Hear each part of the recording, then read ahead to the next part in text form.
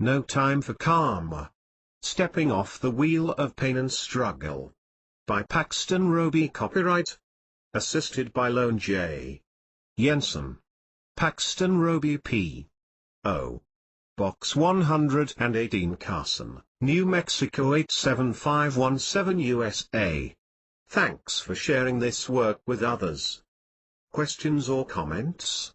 info@paxtonroby.com. Author's preface. I heard Ram Dass speak in Oklahoma City some months back.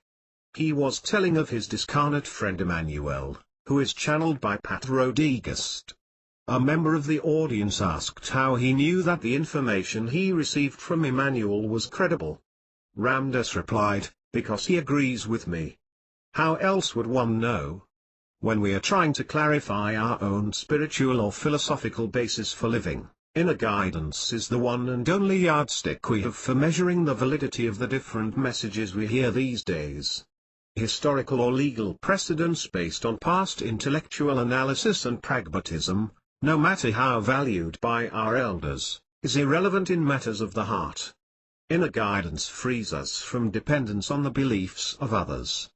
Inner guidance allows us to release our dependence on the accepted norm. Inner guidance is what empowers us as individuals. No segment of society is yet ready to become so free and so empowered as to begin out picturing the characteristics of the Christ. There are no peer group precedents for becoming enlightened. One must discover a new source of precedents, values and beliefs if one is to be, in the world but not of the world. Well, that new source is now and has always been available to any spiritual seeker. The Guru leads us to that source when he extols us to enter meditation, to be still and know that I am God. On our planet today, amazingly, there are tens of thousands of individuals who are ready to voluntarily release the teachings of the authority figures who raised them. They are ready to embrace the spiritual methods and truths which will allow them to do miracles in their lives and on their planet. They are ready to integrate higher awareness into their everyday lives. Higher awareness is non-verbal, therefore the stories contained here in our distortions. They have been parsed, limited, cut back, humanized, and heavily paraphrased when compared to the insights which birthed them. If this book has any value, it will be to intrigue you, to seduce you into pondering your presence on earth. Maybe even to the point of verbalizing your own stories. Never peddle your own stories as truth. But, if you will make them up and share them with your fellow humans, the consensus that we all eventually reach will be one of amazing freedom, peace and joy, enlightenment. Don't underestimate the power of your own words. There is such a difference between how we hear the spoken word and how we read the written word. Nearly always I have preferred to listen to the tape of a speaker rather than read their transcribed words. I am one of those people who thinks the movie is better than the book. The inflection and energy of the speaker is very much a part of the content of the message to me. There are others, I know, for whom the animation or energy of the speaker distracts from or overrides the message. For those folks, the written word allows them to create their own inflection and emphasis in a way that personalizes the message for them specifically. Speaking is my way of clarifying concepts, so I tend to take many liberties during my storytelling which allow me to understand those ideas that I receive intuitively. I always try to simplify esoteric concepts, sometimes to the point of absurdity. I believe that ultimate truth is the simplest thing in reality. When we have half-truths and try to make sense of them by analyzing them with our limited intellects, spirituality becomes very complex. So I make up stories about how this school system that we call Earth functions. I paraphrase the master teachers and the esoteric teachings freely. In this book, I have also paraphrased the Bible and A Course in Miracles. I believe that even if I did know the truth, I couldn't speak it. There is an old Chinese proverb which says, "He who knows does not speak and he who speaks does not know." I try to keep that in mind as I speak. So please look with kindness and generosity on my made-up stories and don't take anything too literally. This is my truth, not yours. You will just have to make up your own stories to fit your truth. Acknowledgements. By listening to speakers, attending workshops, reading books, and listening to tapes, I have been able to piece together a vocabulary that makes it possible to express spiritual concepts, at least sufficiently to create a little intrigue in unlimited ideas. A few of those who have helped to give me the words to express my myths are Richard Bach, Johann Blodgett, Jack Boland, Eric Butterworth, Ken Carey, Ram Dass, Wayne Dyer, Foster McClellan, Harry McKnight, Raymond Moody, Syke Bolson, Harold Sherman, Patricia Sun, Jose Silva, Gary Simmons, and Bill Williams. When a few years ago, I began to feel that a book was to be written, I rebelled. I don't write books, I said, I talk. I love to talk. When I need clarity about an idea or concept, I talk about it, and as I speak the clarity comes. Talking has often been my meditation, my way of tuning into the unseen realms. And, I have become a true believer that, as Donald Shimoda said, in the path of our happiness shall we find the learning for which we have chosen this lifetime. My happiness is talking. I told the universe that if a book was to be written I would like to have a helper.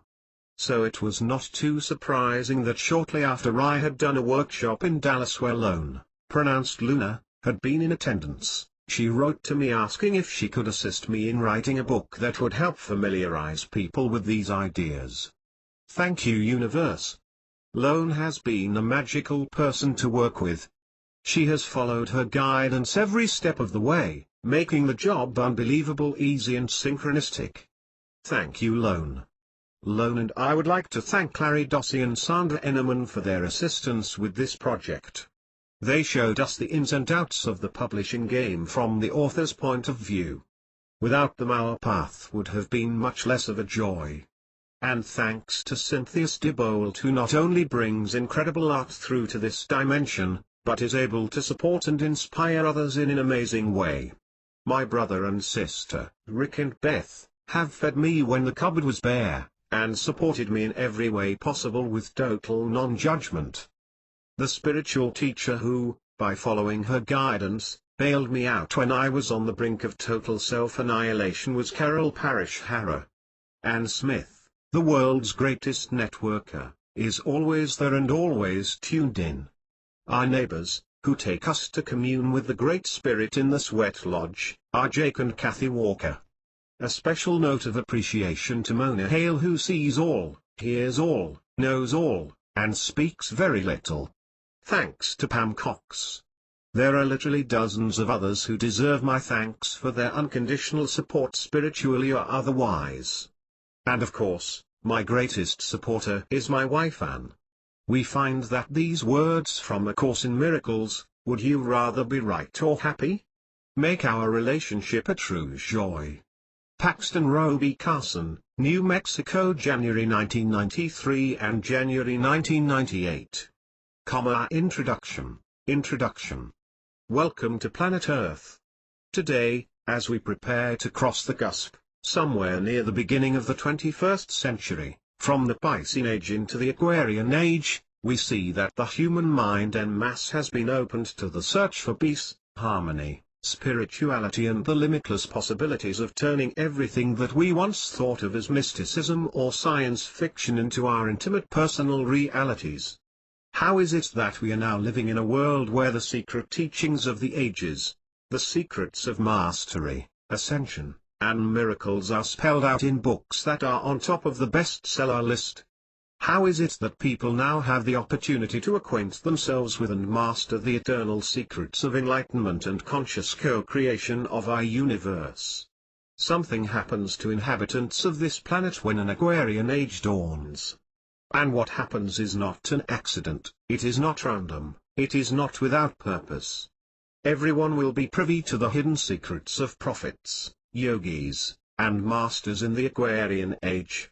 Some will get this information sooner than others will, and they will want to guide the earth into its healing, cleansing and renewal. Each of us who are interested in these subjects came to the planet with a purpose, as emissaries of the cosmic, Save the Earth, committee, if you will. It is revealed to each of us what our function is and the depth and breadth of our mission, our play, our joyful activity, according to our very individualized schedule. Perhaps we gain our insight in little pieces, or perhaps instantaneously through a near-death experience or other high-impact life-altering blow. No matter what our individual contribution to healing the planet is, however, there are some fundamental concepts of what reality is and how it functions that must be understood if we are to walk on water and transcend other supposed laws of nature. That is the subject of this book.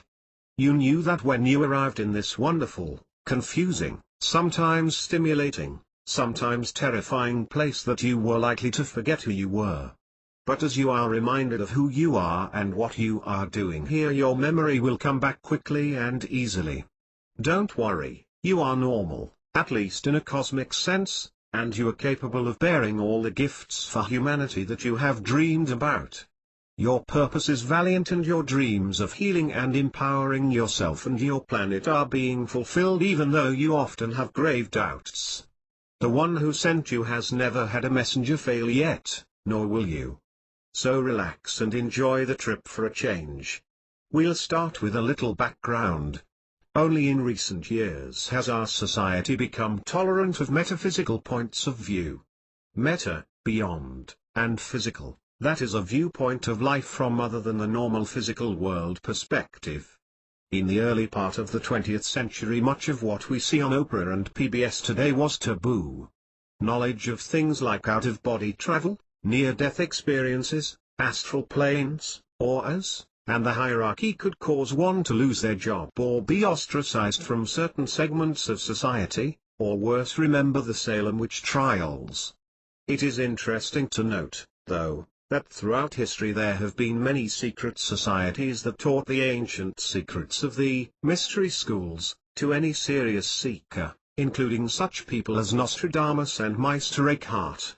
Each person arrives at their sense of cosmic purpose, that which you most love to do, through a unique series of events and experiences. You have had many of these events and experiences, as have I. And you, like myself, probably tend to discount or rationalize some of them. But in retrospect it is obvious each tiny insight and awakening was critically positioned and timed to get us moving in our chosen direction. In this introduction I want to share a few of my own special moments for several reasons. One is that while each of us has a unique series of revelations, both subtle and blatant, there is a thread of commonality in the whole awakening process. This commonality allows us to identify with our purpose as one that is normal instead of unreal. Hearing each other's stories ultimately increases our sense of security and our ability to be unconditional in our acceptance of another's path.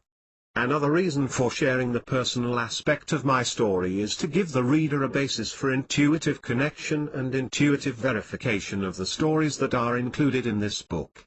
As these stories remind you, as they did me, of the secrets of the universe, they obviously go beyond what is scientifically verifiable about the now known universe. Hence the need for intuitive veracity.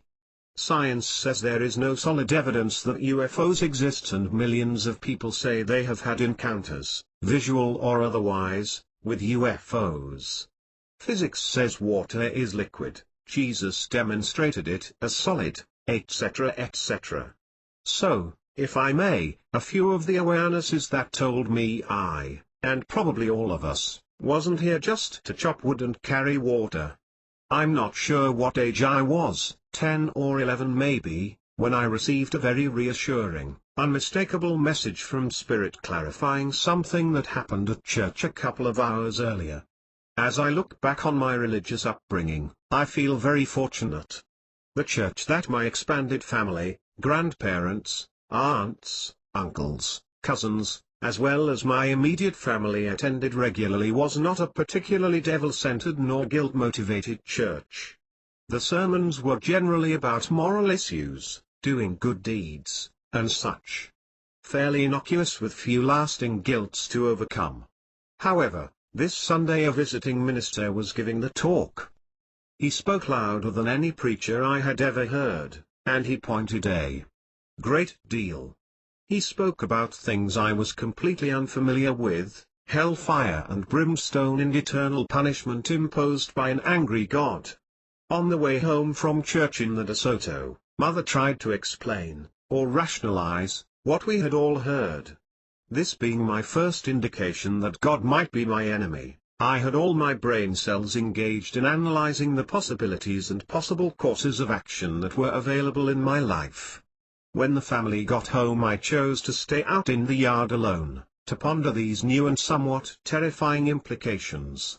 I remember exactly where I was when the voice spoke inside my head. I was passing between the old brick incinerator and the chain-link fence, 20 yards or so from the kitchen window. That doesn't apply to you. There is nothing you could do to make God mad at you. You will always be okay. The voice was gentle, not at all like the preacher's. It wasn't emphatic, just matter of fact. But it knew that God was on my side, and so I knew. As I walked toward the kitchen door I knew that for as long as I lived I would never fear God nor what came after death.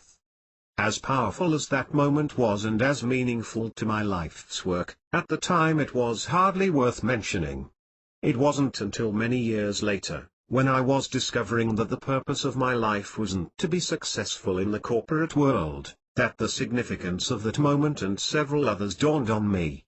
In 1968, the year that my first child was born, I began to be fascinated with psychic phenomena. Not for any spiritual reasons but just because it was intriguing. The worlds of clairvoyance, out-of-body travel, telepathy, future reading, past life reading, healing, teleportation, etc. were constantly under my scrutiny. I read, observed and workshopped with awe about every paranormal person I could find. I was fortunate to get to spend time with and converse at length with a large number of psychic functioners and parapsychologists over the years.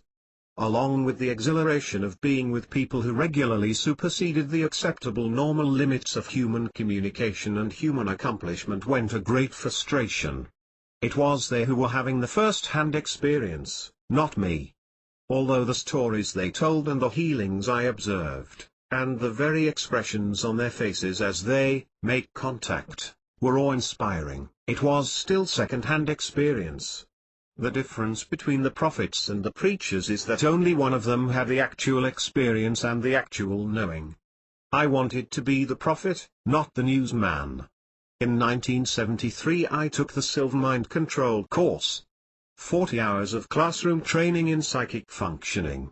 I discovered that not only could I remember how to function psychically and clairvoyantly with just 1 week's training, but everybody could.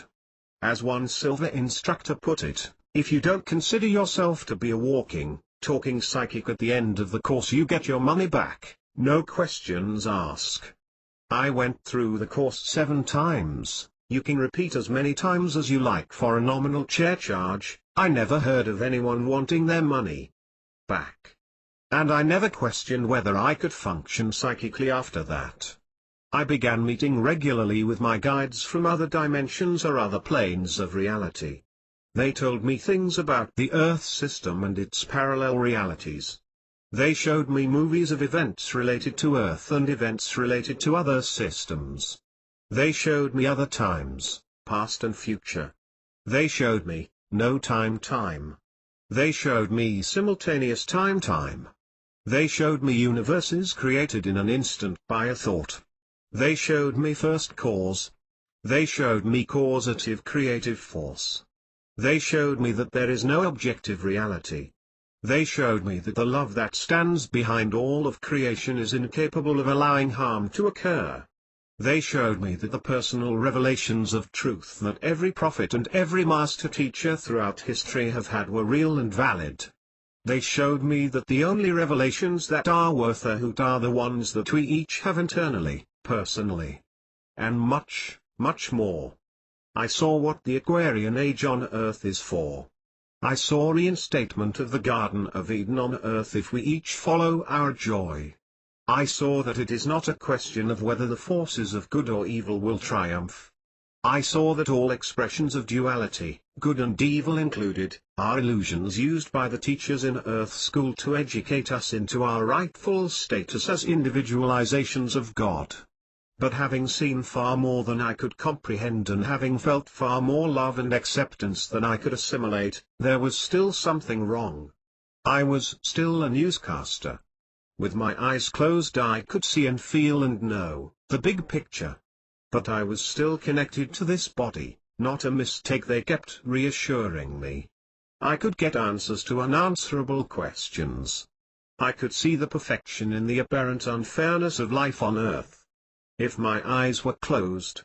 But when I was back in the real world, of making a living and handling my relationships, the big picture faded quickly. Lack of worldly needs, arguments and injustice have a way of shifting our focus away from our lofty cosmic mission on planet Earth to a self-centered disempowered perspective very quickly. Then quite without warning something startling happened. My life began to work. Impeccably it began to work.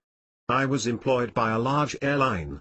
I was an engineer and the fleet leader for the Boeing 707 fleet. Kind of gives my age away, doesn't it? My responsibilities included fleet performance. Any flight delays or cancellations caused by maintenance or engineering problems were my responsibility. It's a very competitive, stressful job. Now, for no apparent reason, it became a stress-free job. Literally, for a 5-month period, I did no work. Everything got taken care of and I took care of nothing. For that 5-month period the 707 fleet was not only the top-performing fleet in that airline, but among all U.S. airlines. I came to the office, I drank coffee, I chatted a lot, and I had fun every day. All the pressure was off. Not only were things great at work, they were great in all aspects of my life. For 5 months harmony prevailed at home, my car ran perfectly, my health was great, it was peace, pleasantry, and heaven everywhere I turned. In addition to my life going quite nicely, thank you, other people's lives got better when they spent time with me. Often people who had colds would talk to me for a few minutes, about anything, and leave with no colds. My secretary took notice of these phenomena and began to bring people to me simply to shoot the breeze for a while. I didn't catch on to her motives until one day she explained. The woman who she had placed in the chair next to my desk a couple of weeks back was now in remission. No sign of the cancer, the doctors said. A woman that I knew from a spiritual study group commented on my newfound state of peacefulness. She said, "You're so peaceful all the time, you must meditate constantly." Without thinking I replied, "No, I don't meditate at all, I and meditation." And it was how I felt. I had made it. My spiritual seeking had ended. I had found what everyone is looking for. I was living proof that a state of enlightenment is possible to obtain while in a body. I had no more to learn. I was complete. Finished. Fini. Then the balloon burst. Dreams have always been very useful and meaningful to me. Now I had a doozy of a dream. It was vivid and in intricate detail. Briefly, I was told that the condition of my life for the last 5 months was not created by me. It was created for me by them. I was told that within this lifetime I could gain enough understanding to manifest that kind of life on my own, without their help. I had merely been given something to shoot for. They were going on vacation, I was told. It would be up to me to learn how to take control of my life to the extent that I could demonstrate the natural universal state of being, all the pressure off, peace, bliss, harmony, joy, to people living in this unnatural Earth School state of being, anxiety, doubt, guilt, helplessness. Not only did I have a good shot at obtaining this state of awakened living while still on this planet, but I might be able to get proficient enough at it that I could facilitate a few other folks' awakened state also. Actually, I am informed There are many tens of thousands of cosmic emissaries on the planet who probably will obtain this same all the pressure is off state of living within the next few years. We teach the planet to take the pressure off by learning to take the pressure off of ourselves. We teach the planet to be at peace by learning the meaning of inner peace. We heal the planet by healing ourselves. You can't fight for peace, they say. That's an oxymoron. Well, it was heaven to hell in the span of one short dream. Everything came tumbling down. It all went to hell in a handbasket. But what an education! Every control issue I have ever had was revealed to me. Every resistance. Every attachment. Every time I gave my power away to another person to make me happy or make me depressed, they demonstrated the power I gave them. Every block that I have had to accepting love, peace and happiness has been shown to me right in my face. Becoming a master is a self-guided trip. The ascension is a trip upstairs built by each of us. There is no vicarious atonement. There is only the decision to take back our position in the kingdom. There must be the willingness to return to the natural state of being in the universe and forsake this unnatural game of separation, struggle, one-upmanship, and defending our positions. The master teachers have always known they couldn't do it for us. They could only be examples that we could follow. Now it's our turn. We are here to make life work, for ourselves and, because we are telepathically linked to all life on Earth, for all those who will choose of their own free will to look at our examples. Our job is to remember every little cosmic thought that has been hiding in the back closet of our subconscious minds. Our job is to get happy. By what authority? A short time ago, after giving a workshop, I was asked by a woman, "What is God?" It was getting late and folks were ready to head home, so I said, "I don't really know." Later, as I was thinking about that gathering of seekers, I felt I had done the woman a disservice. While it is true that a complete understanding of God or three-dimensional reality, let alone fourth and fifth dimensional reality, is way beyond my grasp, there might have been an answer that would be more helpful to her at this point on her journey. Religious or philosophical leaders have often told us what God is. Maybe it is more important to us, at this point in time, to be aware of what God is not. It is difficult for many of us to relate to a God who is a father if we didn't have a particularly loving or supportive father ourselves. It can be difficult to relate to a God who is judging us based on our deeds and thoughts. Even if God is a forgiving God, we aren't convinced that we are worthy of forgiveness. The Bible says God made man in his own image. Many people turn that around and believe that God is made in man's image, or at least has similar characteristics to people we know. God is not lost. God is not struggling. God does not have an ego that gets upset when things don't go his way. God doesn't get angry with people. God doesn't get impatient. God is not male or female or even androgynous. God is principle, meaning not swayed by personalities or egos. God is the principle of unvarying love, creativity, compassion, the source of all that is. Because God is principle, it cannot be offended and cannot possibly deny unlimited joy to all that it has created, including each of us. To try to describe God is to rely on concepts, even clichés, which we don't fully comprehend.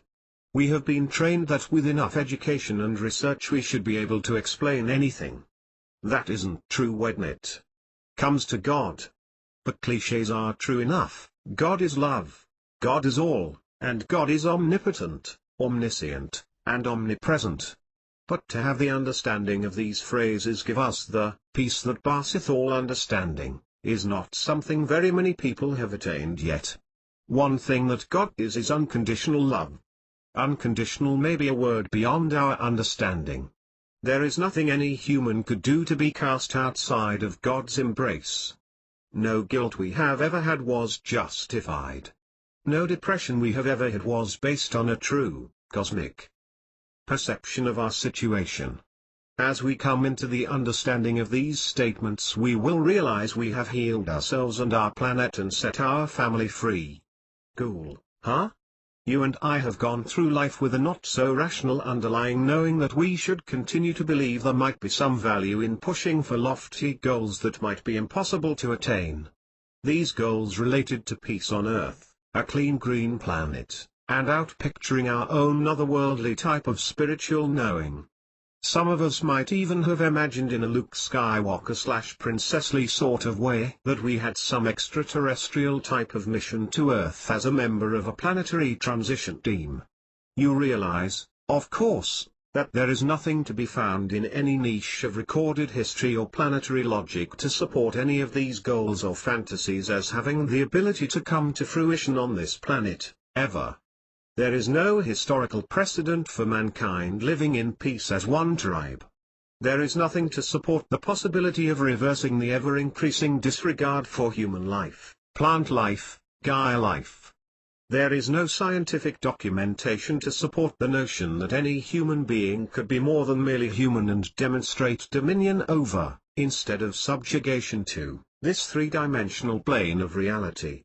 But in spite of the evidence to the contrary, I have seen, and will share with you a vision of the future that confirms that our subtle inner yearnings are not without basis. Indeed, these suppressed altruistic leanings and hard-to-make-out visions of grandeur are about to explode into a movement more powerful than any political, military, or industrial revolution in history. We are entering the Aquarian age. An age that comes around on the astrological calendar only once every 26,000 years. We have no recorded history from 26,000 years ago. But we do have a history of sorts. We have mythology and legend and verbal traditions that speak of the beginning times. These legends speak of the flood and the sinking of Atlantis. They also speak of the Garden of Eden and of times when the gods and goddesses roamed the earth. A time before mankind knew the meaning of good and evil. In this book I want to share with you how I know that your reason for being on Earth is far grander than anything you might have allowed yourself to really believe, or even fantasize. I want to share with you how I know that within 40 years parts of our home planet will be entirely pollution-free. In considerably less than 40 years houses will be constructed without locks on doors. In some places people will feel no need whatsoever to barricade themselves against their fellow man. People are actually going to trust total strangers as much as we trust our most intimate friends. We actually are creating a one family per planet kind of home here. The process has already begun. Slowly, but it is underway. Chapter 1 Earth School. This is Chapter 1 in the book No Time for Karma. The book gives insights into personal freedom, ending struggle, reincarnation, metaphysics, channeling, healing, channeling and more. Before those magic moments came upon us, those intriguing exciting moments of our first encounter with the supernatural, or those terrifying moments of being stripped of every shred of control we thought we had over life, we had a different view of life than we have now. The normal state of living that we all inherit from our upbringing is one of trying to stay afloat. Occasionally we are floating on a raft in the summer sun, but more likely we are treading water like hell, exhausted, just wanting the coach to call time out. The typical inhabitant of this planet observes a myriad of events, seemingly unrelated, seemingly random, uncoordinated, unpredictable and accidental. Because the next moment, or next day, is unforeseeable, one must always be on guard. And no matter how good or well-trained a person is at playing the odds, life regularly puts booby traps in our path, forcing us to withdraw and regroup, or give up and check out. So precarious is our path that the smart ones wear seat belts and buy insurance. Folks on this planet rarely have the time or the inclination to pursue knowledge of things unrelated to getting ahead, survival, or manipulation of the world around them. Our valued institutions, universities, and corporations that our society pays homage to have no curriculum related to anything impractical such as eternality or miracles. Sooner or later, however, and apparently unrelated to our normal lives, the universe begins to break through our myopic view of life and starts revealing to us another worldview. Only after thousands of lifetimes on this planet, and perhaps more than that in other schools, do we start to perceive a connection between cause and effect. We gain increased awareness that the visible reality isn't the only reality. We come to understand that there are some questions that the intellect simply can't answer, at least in its present state of development. The intuition begins to play a larger part in our decision-making process. Ultimately it is revealed to every seeker after understanding that the earth is a school, similar to every other school that we are familiar with. No Time for Karma, Chapter 1 page 2. It has teachers and students, a school board, janitors, those who repeat the third grade endlessly until a merciful teacher passes them out of pure compassion, and those who skip grades. It also has graduation, and graduation ceremonies when we proudly don our caps and gowns and march to the strings of pomp and circumstance into another realm of cosmic reality. In each succeeding life, after we have crossed the critical point of awakening to the point of never again being completely satisfied with what earth life has to offer, we are educated more and more in the big picture. Until, one day, we can see and totally embrace the usefulness, fairness, and amazing expediency of this earth school. The true masters reach a level of understanding which compassionately understands that although those who rely on the five physical senses for information are certain in the belief that life is filled with harm, injustice, pain and struggle, there are other senses to see with and other interpretations to be made. Many years ago, as I was going through one of the many phases of my life, this one my Buddha phase, I was reading several books on Buddha's life. In one book was a story that really gave me something to chew on. It seems that Buddha had a disciple, a teenage boy, who devoutly came to spend a little time with the master each day. One day the boy's village went to war with a neighboring village. The boy was drafted to defend his home. The battle raged hot and heavy. Dead animals and dead and wounded friends lay around. Blood and death were the order of the day. The disciple became terrified, immobilized with fear. In his desperation he cried out, "Buddha, save me!" Buddha, hearing the plea in his heart, appeared on the edge of the battlefield. Buddha in all his radiance began to walk across the war zone. His countenance was of his usual peace and beauty. He arrived at the side of his friend, a smile on his face, calm in his being, and held the boy until his composure returned. In the context of my understanding of the realities of life, I had no choice but to declare Buddha an insensitive, compassionless monster. My understanding said that battles were real, that harm was being done, lives were being lost and pain was being experienced. If Buddha had at least as much insight as I had, then surely he would have been upset. He certainly would have used his influence as a local authority figure to stop the war, to convince these people that they were going against the will of God. But he didn't. As a matter of fact, he never resisted evil in any form.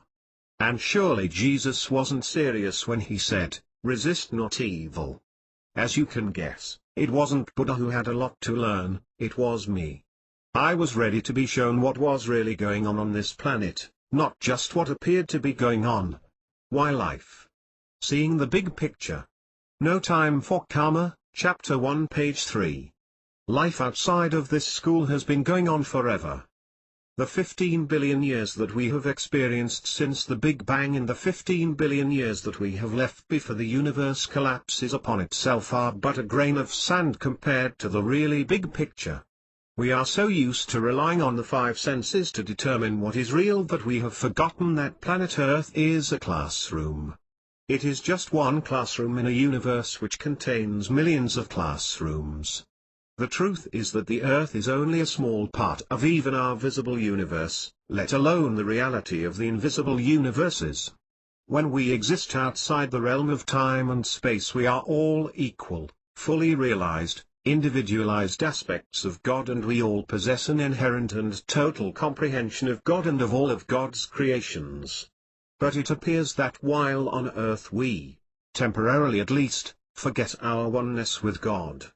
Isn't it interesting to notice though, that we often subtly acknowledge a deep-seated belief that all knowledge lies somewhere within us. How often do we make some reference to our high self, or spirit as having the answer we need? And where do we go to find this high self, or spirit? We go within or into the silence.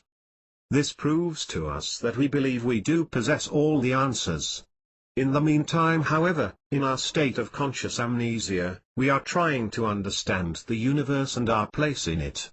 We use every means at our disposal to get a handle on our relationships, our lack of prosperity, and the crisis that seems to be enfolding our planet. To help us build a philosophical or metaphysical model which might shed some light on what we see as reality, I shall use explanatory parables. One that is very useful to me is one in which I view spiritual growth as being like an elementary school experience. The English language is not a spiritual language, having been created to foster economic trade and commerce. Therefore it contains no words to describe the kinds of things that we wish to discuss. If we don't have exact words, we have to use metaphors, letting each person interpret the words in a way that is meaningful for them. So let's play out this school analogy to the hilt. Earth, a fast-track school. When we stop to look at what the Earth has to teach, we discover that it is a rather elementary school. People are merely trying to learn to feel good about themselves and to love one another. Who knows how many grades we go through before we can hold the image of one family per Earth. In terms of linear time, we are not quite sure how long it takes to complete this Earth school, because we have not yet reached 50% graduation of all the souls that have entered the system. But, on average, we can estimate that it takes 100 million years of No Time for Karma, Chapter 1 page 4. Evolution to graduate. Some of us have declared with pride that we were old souls. But, when we look at the system as a school, that simply means that we are slow learners. We cannot truly comprehend that this system is just, and that it is functioning perfectly, until we come to view the planet as a schoolhouse with a grand lesson plan. This school has specially trained teachers and it is following a well-defined schedule. Every person on Earth is in a grade which corresponds to their personal level of spiritual understanding. And just as in the public schools of this world, every hour of the school day is planned and structured for the student's learning experience. Actually, as implausible as this may seem, there is no event in any person's life school day that is random or accidental. There is time set aside for study, exams, recess, and vacation. There is even a time in our lives for changing from one grade to another, because this is a system in which everyone evolves.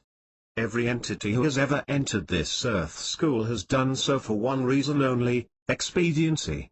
This school offers a very rapid path to awakening, usually through the process of pain and struggle. People learn more in one 80-year lifetime on Earth than they could in 10,000 years in one of the universe's softer, more pleasant schools. Softness can be an impediment for impatient learners. What do most people say when everything in their life is working and they feel wonderful? I'll take it from here, God. Everything is under control. I think I'll be a couch potato. When do they ask the universe for help, on the other hand? When do they say, I think I need to figure out how this system works?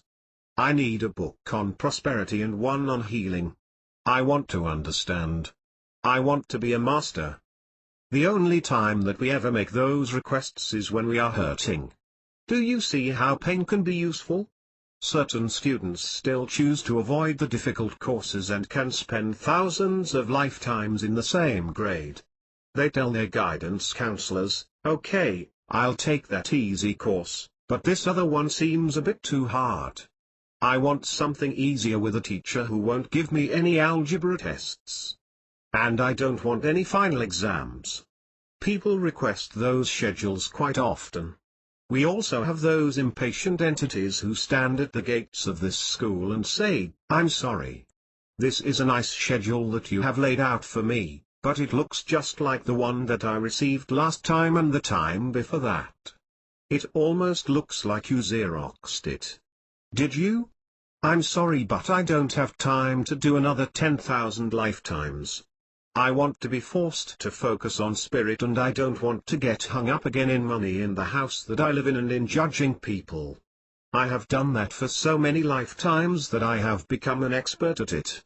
I become the president of the country club every time. I already know I can do that. Can I please, just this one time, if it is all right with you, could I have cancer? Could I have a child who has leukemia? I want to be forced to say why God? Why God? I don't want to drag it out any longer. Is there any way that I could? No Time for Karma, Chapter 1, page 5. Possibly complete the whole curriculum in 3 lifetimes?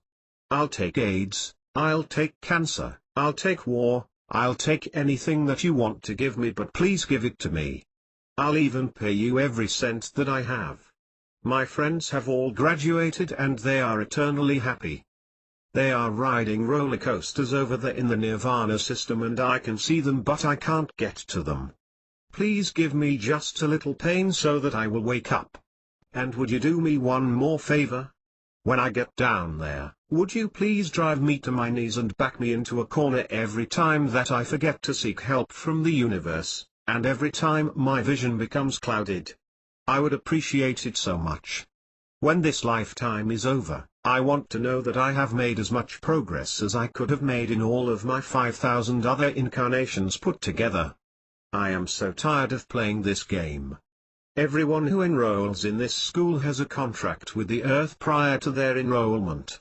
The fact that they forget which lessons it entailed after they are in body is irrelevant. We all select our teachers and our time frames and our influences.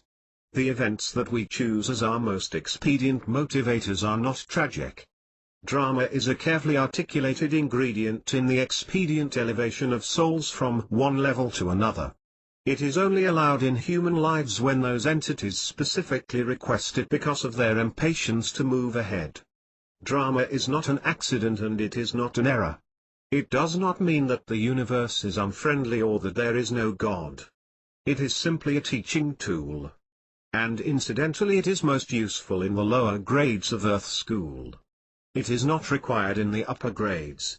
To understand that to a fully awakened being, drama appears to be an abnormality in the universe and an irregularity in the vibration of the normal Christ energy. Leukemia, rape, cancer, murder, pollution, child abuse and war are not the natural states of being in this universe, and, although they can be very useful, there comes a time when enough is enough. That time is the Aquarian age. It is the only one of the 12 ages where successful, expedient growth and learning can be done in an environment that has no pain and struggle. The greatest show on Earth. If we are normal human beings, we believe three-dimensional time-space is all that exists, or at least it is what we focus on 99% of the time. In order for the school to be effective, one has to believe that it is real. We would not learn anything on planet Earth if we knew that it was an illusion. We would not pay attention in class or do our homework, and therefore we do not find out that it is an audiovisual training film until we reach the end of the 12th grade and the big picture is revealed to us. This is when we discover that the school system was useful but not. No Time for Karma, Chapter 1, page 6. Real. We are all masters of illusion, and in order to graduate we must grasp this concept. Fortunately, our society offers us a practical analogy designed to help us understand the difference between illusion and reality. We have incredible technology that has created movie theaters with huge screens, quadraphonic sound, and several projectors running at once. Now let's look at our theater mentality, which we all have and are all quite familiar with. We go to see movies like Rambo or Under Siege and watch the blood and guts spilling on the screen. We hear the screams with our own ears. We demand perfection in our terror. If people are talking in the audience around us, we get extremely upset because they are breaking the mood. What happens if the projector is not working perfectly, if it is not dark enough, If the sound is not just right, if everything around us has not been created to produce a total physiological response of stark terror with hearts pounding and palms sweating. What happens if we are not completely immersed in this simulation? We want our money back. An individual who had any desire to experience peace would not go to such a movie, but we are not primarily peace lovers. We are adventurers who are most interested in stimulation. That happens to be why we created the Earth and the solar system in the first place. We are only too willing to go into a theater and pay $6 to become terrified. Then we turn around and have the audacity to say that we would never have chosen the dramas in our lives. You can bet that we did choose. We not only chose an incarnation that is identical to the one playing on the screen, but we paid tuition to get into this school, and when anyone tries to point out to us that it is an illusion, we are offended. What happens when we are at the movies and the excitement is peaking? The tanks are coming over the hill and the good guys are in the trenches, and just as the fight is about to start, some guy in the audience stands up and says, "Don't worry, it's an illusion." Do we say, "Oh, yeah, that's true," or do we scream, "Sit down and shut up. Somebody call the usher and get that guy out of here. I don't want to know that it is an illusion because I'm having a good time"? What do we do when that same guy walks up to us after we wreck our car and reminds us that it is all an illusion? But life is just like the movie. If our technology has the capability to make us believe for 2 solid hours that what we are experiencing is real, what does universal technology have?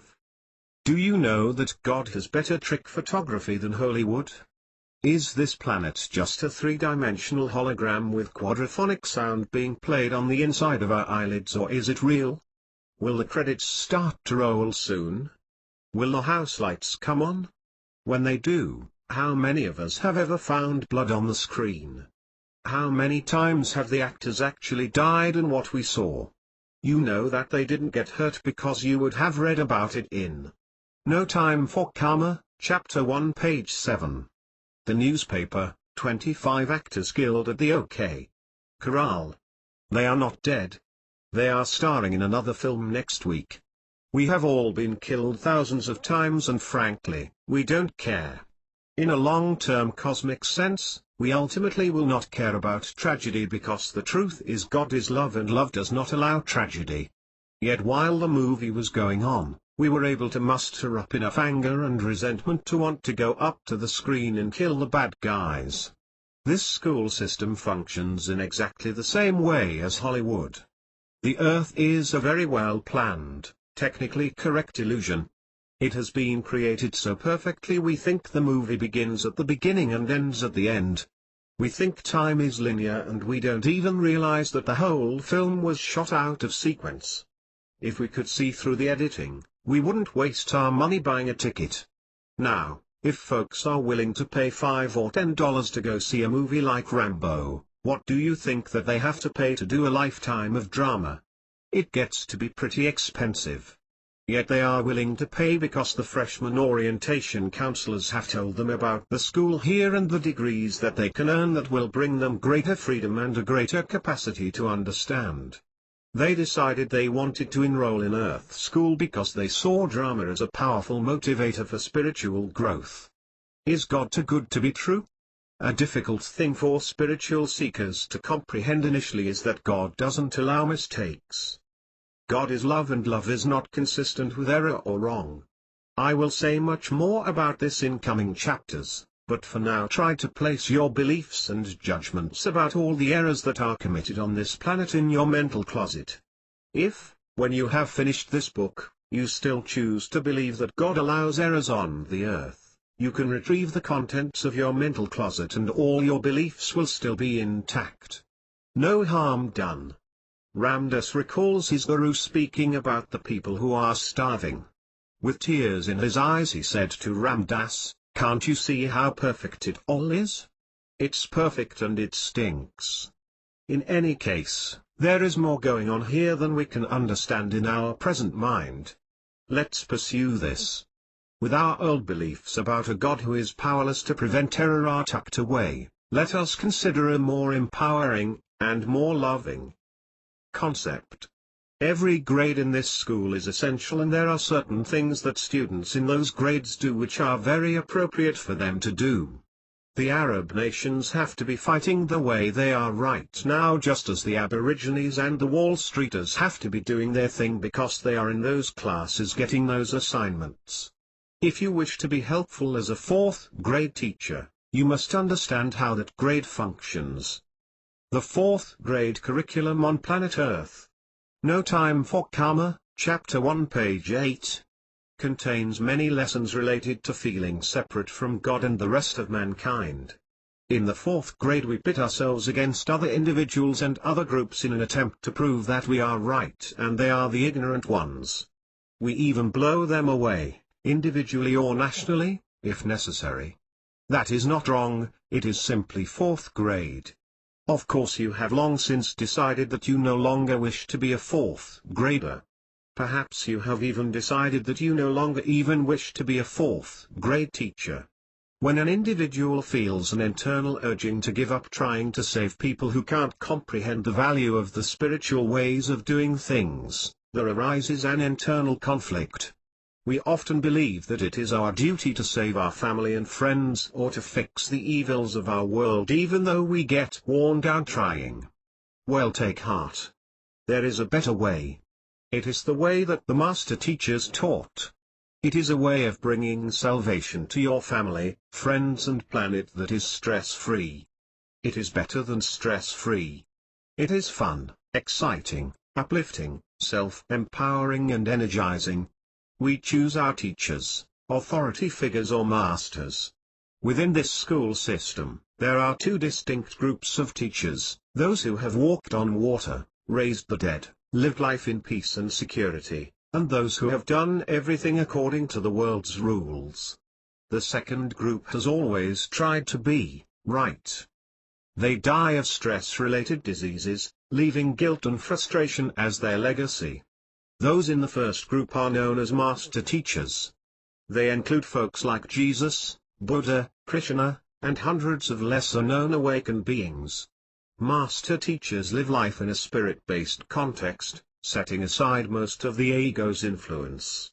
The second group tends to rely on its intellect-owned, good judgment, when making decisions instead of relying on spirit. I call the second group authority figures. You are familiar with them. They raised you, taught you, trained you, molded you and otherwise imposed their correct belief system on you. Human beings have a habit of excluding from their definition of reality everything that does not lie within the field of their perception. Daily life so fully occupies our attention that, after a few years of being responsible adults, we lose the ability to perceive and focus upon that which is not obvious. When we were small children we had not yet been taught the foolishness of having unlimited realities. All things are possible to young minds. Limitation, heaviness, restriction, responsibility, guilt, ought tos and shoulds, and the cold hard realities of life are learned traits. These uncomfortable beliefs are taught to every person on earth by well-meaning authority figures. No Time for Karma, Chapter 1, page 9. The authority figures have the perspective of the mature responsible adult who has been educated in this world. That means that the things that are real and true to them are things that can be observed through the 5 senses. Intelligent beings on this planet are observant. They take in information through the eyes, ears, etc. and store that information in their mental data banks. The information can be obtained from direct experience or vicariously, through books, etc. Then when action is required in their lives they sort the stored data until the most advantageous solution can be determined. Hence, all solutions are, de facto, repetitions of the past. By repeated application of the process, some individuals get rather good at being authority figures. And slowly, very slowly it seems, the Earth makes progress. We haven't ended war yet or done away with man's inhumanity to man, but it does appear that from time to time some improvements get a foothold. The authority figures in our lives have learned about life in the school of hard knocks and slasher in the schools of the intellectuals. These authority figures teach us the facts of life. They teach us how hard it is to get ahead in life. They teach us to watch out for old number one and to either be defensive or aggressive depending on what the situation demands. We have been taught about the work ethic and about the inequalities and injustices of the economic, political, social and business systems that are beyond our control. We learned how to get ahead, be problem solvers and critical thinkers.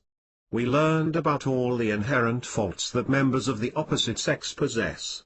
If one assumes that what the five senses perceive is reality, then this intelligent approach to life is rational. But if that assumption is correct, then there can be no omnipotent, loving God. The existence of an omnipotent, loving God on the one hand and war, leukemia, child abuse and starvation on the other hand are mutually exclusive. If we are trying to decide whether to follow the authority figures of the world or the master teachers, we might want to note some of the bad press that authority figures get. I'm not just talking about congressmen now. Authority figures have long been known for their opinionated personalities, their type A behavior, heart attacks and other stress-related diseases. They have even been known to jump off of buildings when the economy or other situations, beyond their control, didn't meet their expectations. Why have we believed the authority figures? Why has every person who is reading these words bought into, at some time or other, the limited beliefs stated above? Why have the teachings of the master teachers always been the opposite of the authority figures who raised us? In contrast to our upbringing and our education, the master teachers told us that we should become as little children, that we should take no thought for tomorrow, that we should be as trusting as the lilies of the field. The master teachers didn't say to defend our country or our jobs or our way of life. A Course in Miracles tells us to neither attack nor defend. No Time for Karma, Chapter 1 page 10. And never to justify our positions to another person. It says that rather than maintaining a state of vigilance about our interactions with other people or other nations, we should maintain a state of inner peace in each moment. The perspective of the master teachers is not based on the supposedly objective reality of the five senses. The master teachers make irrational statements such as, "Nothing I see means anything," and, "I see only the past." Truly confounding to the authority figures are statements like, "In my defenselessness lies my safety," and, "Resist not evil." The master teachers say that if we will not devote any of our energy to the appearances of evil and injustice on the earth, then we will eventually end up accomplishing the very same objectives that the more advanced of the authority figures have held. Objectives such as healing ourselves and our planet, peace on earth, and the recreation of a green, ecologically perfect Garden of Eden. However, the master teachers point out that there is no way to be successful at creating peace through the use of resistance, correction. They point out that it is absolutely futile to try to heal anything outside of ourselves before healing ourselves. There is nothing outside of ourselves, they say. Every statement a master teacher makes flies in the face of the rational thinking of the authority figures. Our Western educational system has placed ultimate value on the intellect's ability to analyze and rationalize and improve our planet by making corrections to the inadequacies of the various socio-economic systems. A Course in Miracles says simply that all analysis is of the ego. It says that all correction belongs to Holy Spirit, not mankind. Should we worry about our loved ones and our planet, or should we always have peace of mind? Which is more helpful? Should we fix the wrongs and injustices or just leave it to Holy Spirit? Activists or pacifists? Or are those folks correct who say that God works through us so that when we are attempting to correct the evils of the world we are really doing God's work, maybe outpicturing God's righteous indignation on God's behalf? Who is right? The authority figures or the master teachers? The answer may surprise you. They both are. Well, actually there is no right or wrong, but we'll get to that later. The difference is one of perspective. This book explores the validity of the master teacher's words. This book looks at the possibility that only the path of the Masters can accomplish for us and our planet the healing that we so much long for. The path of the authority figure is very useful to the growth of the soul, but it is painfully slow. This path is called karma. The path taught by the master teachers is self-empowering, enlightening, fun, and best of all, expedient. If you are tired of relationships that aren't fun, physical and monetary limitations that aren't fun, then you may be ready to declare that you have no time for karma. To dump the karmic way and move directly to joy, fun, excitement, and inner peace, we must follow the advice of King Solomon, with all thy getting, get understanding. No Time for Karma, Chapter 1, page 11. The Structure of Earth School. Let's understand why life on Earth exists. Let's understand that Earth is a school. Let's understand the big picture of never-ending life, and we will have sufficient knowledge to create heaven on Earth. Imagine all the pressure being off, no more struggle, no more no-win situations. Everything you have ever desired is yours when you obtain understanding of how this system works, when you opt to no longer believe the teachings of the authority figures, when you choose to be in the world but not of the world. We can all become master teachers. On the scale of planetary evolution, 90% of the individuals incarnated on the Earth today are in the lower grades, and spiritually they are all wandering around in the dark.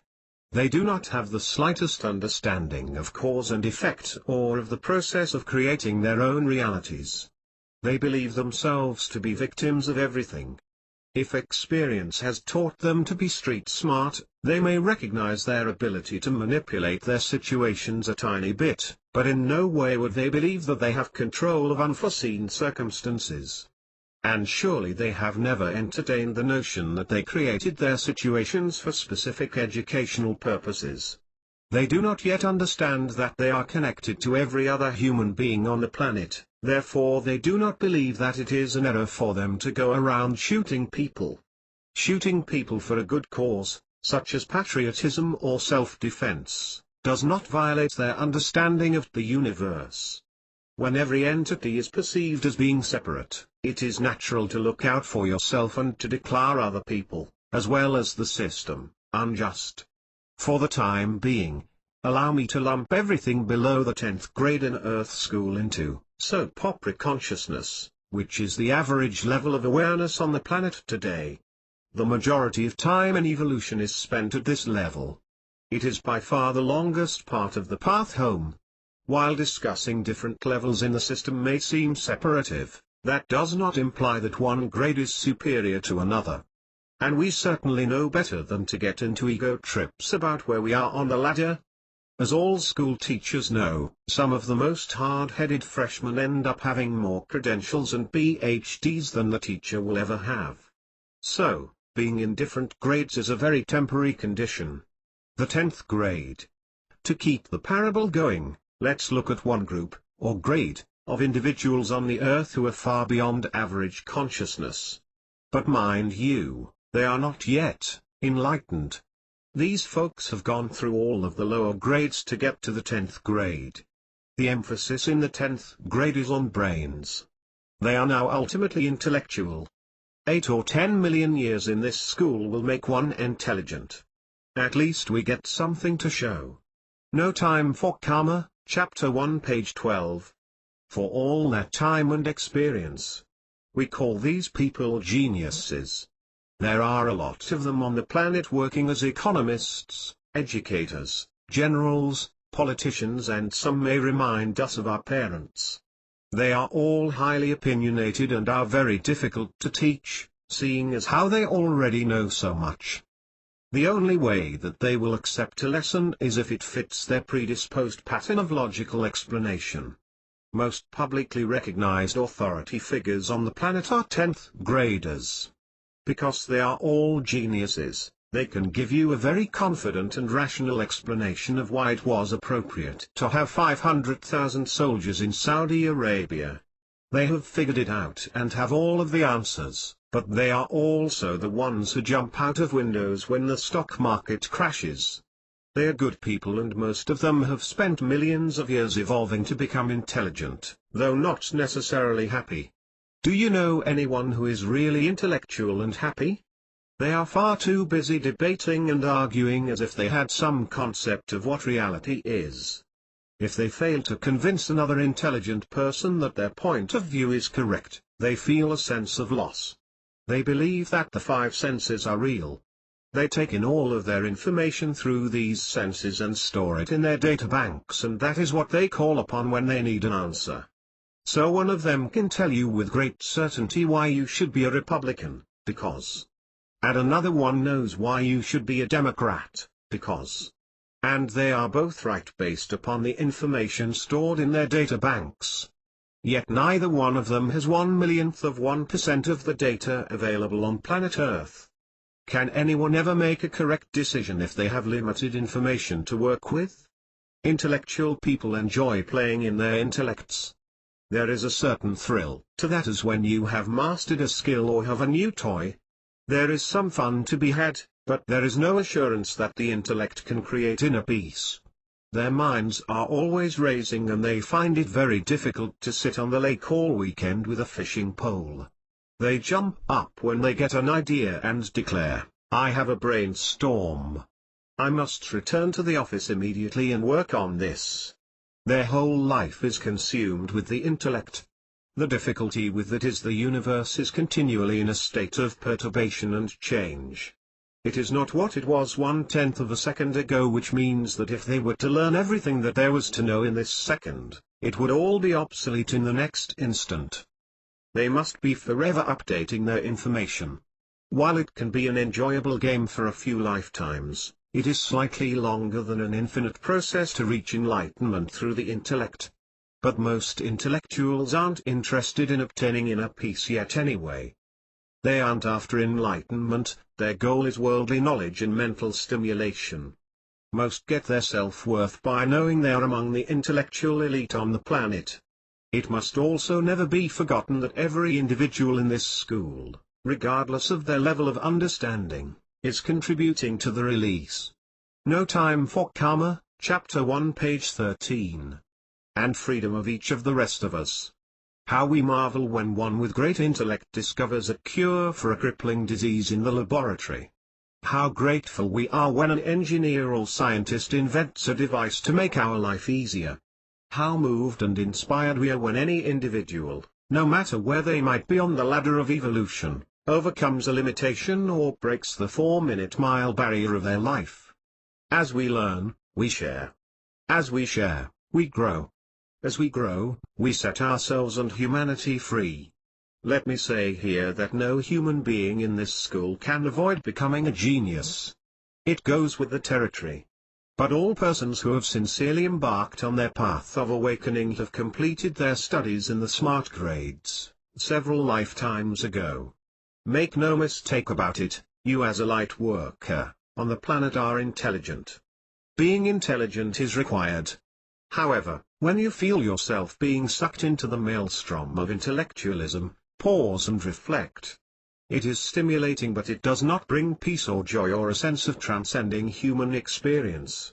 Intellectualism normally focuses on planetary dilemmas and completely ignores the commandment to, "Let thine eye be single, fixed on God." At this point in your service to mankind, that would create an uncomfortable delay in achieving your inner peace and outpicturing your healing abilities. It is fair to say that 10th graders have done 9/10ths of their path in terms of linear time, even though they have only completed half of the objectives that they will accomplish in this world of duality. They have developed their left brains and are using half of their capacity to function in life. They absolutely believe that the intellect is king and that they will eventually become learned enough to discover true understanding under some microscope or in the caucus room. Persons who have been working in the 10th grade eventually notice that their priorities are shifting. At some point they notice that people just won't do what they are told. Even though they know what is right and what is wrong, they are always paddling upstream trying to get the rest of the world to do things their way. After exhaustive lifetimes of trying to fix people, they finally decide it can't be done. In giving up the fight they unknowingly allow the universe to carry them into the next grade. The 11th grade. The next grade that they will enroll in is compassion. They will come back to this plane of reality and find themselves in direct opposition to the intellectuals and the politicians who are making rational decisions. That's the way karma works, you know. We often come back opposed to the way we were before, cosmic guilt, I guess. They will now be working on the other half of their being, trying to create this thing that we call balance. So, 11th graders are developing their intuitive side, and they No Time for Karma, Chapter 1 page 14. Live their whole lives based upon what feels right. They are sensitive individuals who often shun practicality in order to help someone or something. This sometimes causes them to fall under great criticism from the logical side of the world. 11th graders are the ones who do silly things like absolutely refusing to go to war. They were the flower children in the 1960s who lived in school buses and believed that they could do some good by carrying flowers around and painting rainbows on walls. It was a completely illogical generation that boggled the minds of the highly opinionated intellectuals of the day who said, if they would only be a little responsible and get a job. Getting jobs is not a high priority for 11th graders. But their fathers were usually still in the 10th grade and spoke with great frustration when they said, if you would just do it my way and go to Harvard and get a job working for a big corporation. They would answer, Dad, I don't have time for college, I have to go picket by the river where people are dumping garbage. 11th graders are therefore the ones with the great causes. They want to end war on the planet, fix things like pollution, solve problems like the homeless, discover a holistic cure for cancer and feed the hungry in Africa. It is a radically different perspective from the intellectual community who said, let them go to school and they will figure out how to earn a living. That is indeed very logical, but it is not particularly compassionate. 11th graders have just shifted from left brain to right brain and they are going to do irrational things. They say, I am going to save the salamander, and that is not rational. I am going to save the rainforest, which is not rational either. They function from what they feel for people. It is an irrational state of being that usually persists for a few lifetimes. 11th graders are doing more to create a planetary family awareness than has ever been done by a group of people on the Earth. 11th graders are making great strides in creating an awareness of the need for international cooperation and planetary helpfulness. But in the process they get worn down. Their relationships get stressed. They have too little time for meditation and inner peace. Busy, busy, busy. Look at all of the environmentalists that we have on the planet and all of the people who are trying to save everything. The majority of the New Age community will tell you that they are the epitome of Earth enlightenment. They will insist that they love their work, that they really are happy, and that it is not their fault that the money is short or the body aches. They love to play with crystals and do their healing work and sit at the feet of Swami Hosits, but they are so focused on the tragedy that enfolds this earth that they have no peace and little joy. They live in a great deal of fear that the earth will pollute itself to death and the rainforests will disappear. They fear that all of the dolphins will go away and the temperature will rise and cause the ice caps to melt. No Time for Karma, Chapter 1 page 15. As each of us grew up and became aware that there was more to life than meets the eye, we were drawn to those entities who were compassionate because they embodied the highest consciousness that we could find on the planet. We said, I must be one of them. I need to join their group. I am going to be anti-nuke. And truly 11th graders are the cream of the crop of earthlings. So you and I have recently acted out our 10th grade habits, done a 10th grade review, and we are really good at our 11th grade behavior. But there is more to learn before the master's degrees are awarded. What did all of the master teachers say? If we would enter the kingdom of heaven we would resist not evil. Do you know how many things we are allowed to be against and still attain enlightenment? The same number as our favorite master teacher was against, 0. They have all been for love and for the light. They are not anxious and they are not fearful like our 11th graders. Compassion is not the end of the road. Having compassion is not the same as being awake. The truth is that the earth is a school and it is working perfectly. There is nothing here in need of fixing. If a person finds himself on the earth in a body, then that person, no matter how compassionate and intelligent, is not yet enlightened. That person is in a grade. And that grade is not a mistake, it is perfect for that person at that time. All grades eventually lead to graduation, and that is what we want, that is enlightenment. Cosmic law states that if you are to give healing you must be healed, and if you are to give peace you must be peaceful. If you are to give joy to the world, you must be joyful. You cannot give a gift you do not possess. 11th graders cannot allow themselves to be happy when other human beings are hurting. There are many individuals who have been working here for millions of years to go through 11 of 12 grades. Those who use Schoolhouse Earth as their primary path of growth, usually do not skip any grades. Therefore every entity that you see in the cross-section of humanity is passing from one grade to another, and for those 11th graders who have learned that neither the intellect nor blind compassion will get them home, we have yet another grade. The 12th grade. By the time a student reaches the 12th grade he has done nearly all of his awakening and processing. He is a genius because he has done the intellectual's path, and while it might have been fun to recognize his intelligence, he now knows that it will not get him into heaven. Then he developed his intuitive side and became balanced. That was supposed to make him feel good. He may have thought that he would be on easy street when he attained balance, but now he finds himself wondering why. No Time for Karma, Chapter 1, page 16. He still has junk in his life and why he still sees so much error on the planet. Now he is ready for the next step. The next step is discovering for himself what makes a graduate of the earth. You can tell when 11th graders are ready to transition because they are willing to give up. I have worked my whole life to try and stop war and it still goes on. I quit. Surrendering is the only way that we ever get anywhere in this system.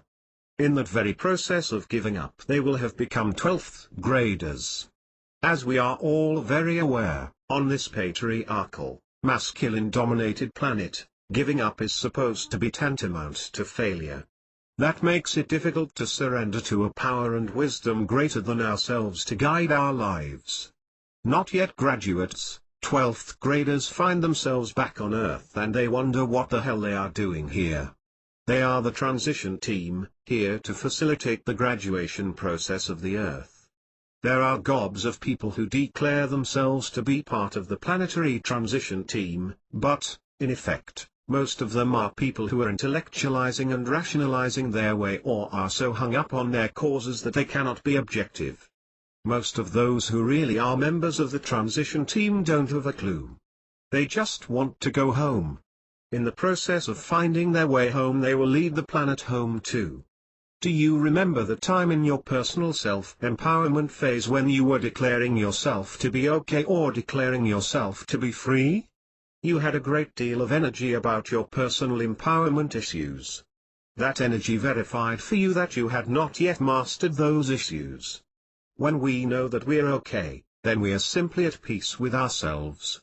We must be in such a state of objectivity, inner peace, if we are to facilitate the graduation process. When we are really in the midst of a growth experience, we may have the theory of peace down in our head, but we still have a cage that can be rattled, and graduates cannot have cages. 12th graders are doing their lives of integration. They reach back to the beginning of their incarnational experiences and integrate the worthy and beneficial aspects of those experiences in conscious form. This does not mean that they are required to remember the details of the life in which they were the priest or the monk or the martyr or the days that they walked in sandaled feet by the Mediterranean. Even though they have done all that, the details are usually irrelevant. It is the awareness that they attained and the feelings that they absorbed that come back to them as useful tools in the 12th grade. These lives of integration tend to be very confusing. Each life of integration is a hodgepodge of experiences. Sometimes we fall back into being intellectual. Sometimes we fall back into soap opera. We often fall back, briefly, into doing all of the steps that we did along the way. Habits we have had for millions of years are hard to break. So we will have a No Time for Karma, Chapter 1 page 17. Few moments of brilliance in which we insist that we know all of the answers and we are going to fix everybody. We probably had not quite polished off that unpleasant habit of fixing people back there in the 10th grade. The 12th grader will also occasionally go home and watch a soap opera on television. The difference is that they are not hung up on them. This is where the statement, "Thou shalt have no other gods before me," came from. If our intellect or our soap opera is our God dominates our thinking, we are in one of life's wonderful dead ends. When students have reached the 12th grade, they have attained sufficient awareness to catch themselves when they are falling backwards. They are starting to live consciously. They believe less and less in living random lives. They begin to see purpose in life. They start to acknowledge their own divinity. Now they do remember that one affirmation can solve more problems than all of the solutions that the 10th and 11th graders could come up with combined. Now they give up karmic lessons and begin to be, just be, their God-man self. They see that the intellect is good because the intuition cannot get them across the street in traffic. Their intellect does that quite well on the other hand, and they could not live on the earth without it.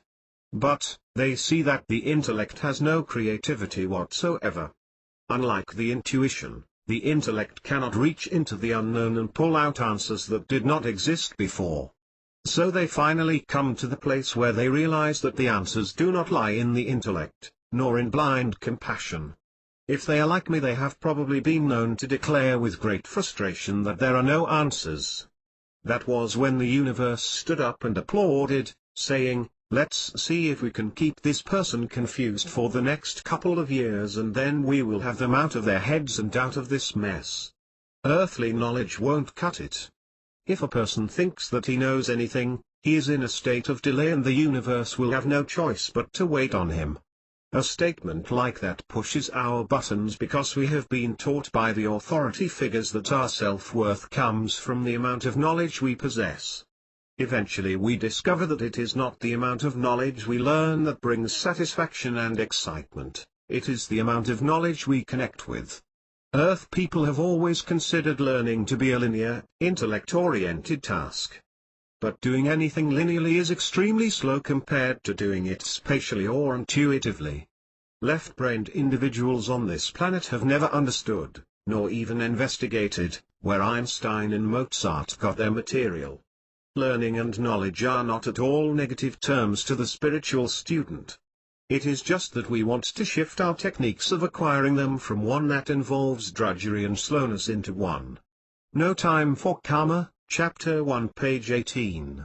That is expedient and stress-free. The master teachers have always said that the way to acquire total understanding was to know that at this moment we do not possess any knowledge compared to the amount we will gain if we will stop professing that we know something. The first thing that any guru worth his or her salt tells the new disciple is, sit down and shut up.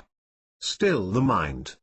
Be still and know that I am God. The I am, refers to the meditator, not an old man in the sky. A statement from A Course in Miracles comes to mind, a healed mind does not plan.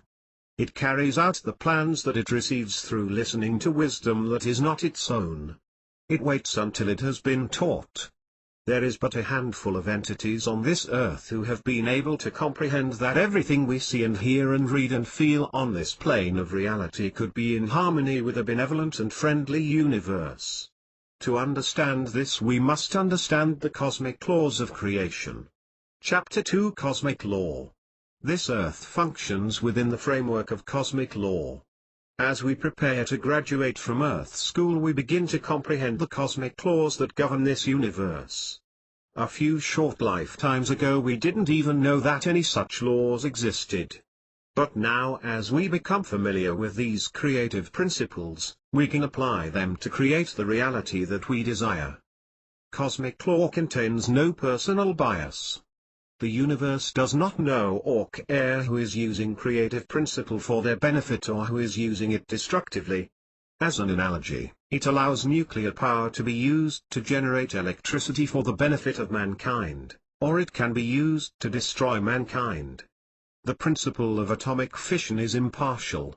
It is the intent and level of understanding of the minds that use the power of the atom that makes the difference. But the power of the mind which possesses understanding is much greater than the power of the atom. It can raise the dead, walk on water, and exist in a universe where all the pressure is off. I speak of cosmic law as principle, not to make it seem to be devoid of love and compassion, but because, as we will see later, true love and compassion are based on unshakable principle themselves. The universe and its rules must be seen as impersonal principle if we are to become self-empowered beings and if we are to avoid being in a codependent relationship with God. If God is principle rather than personality, then it is useless to ask God to grant us favors.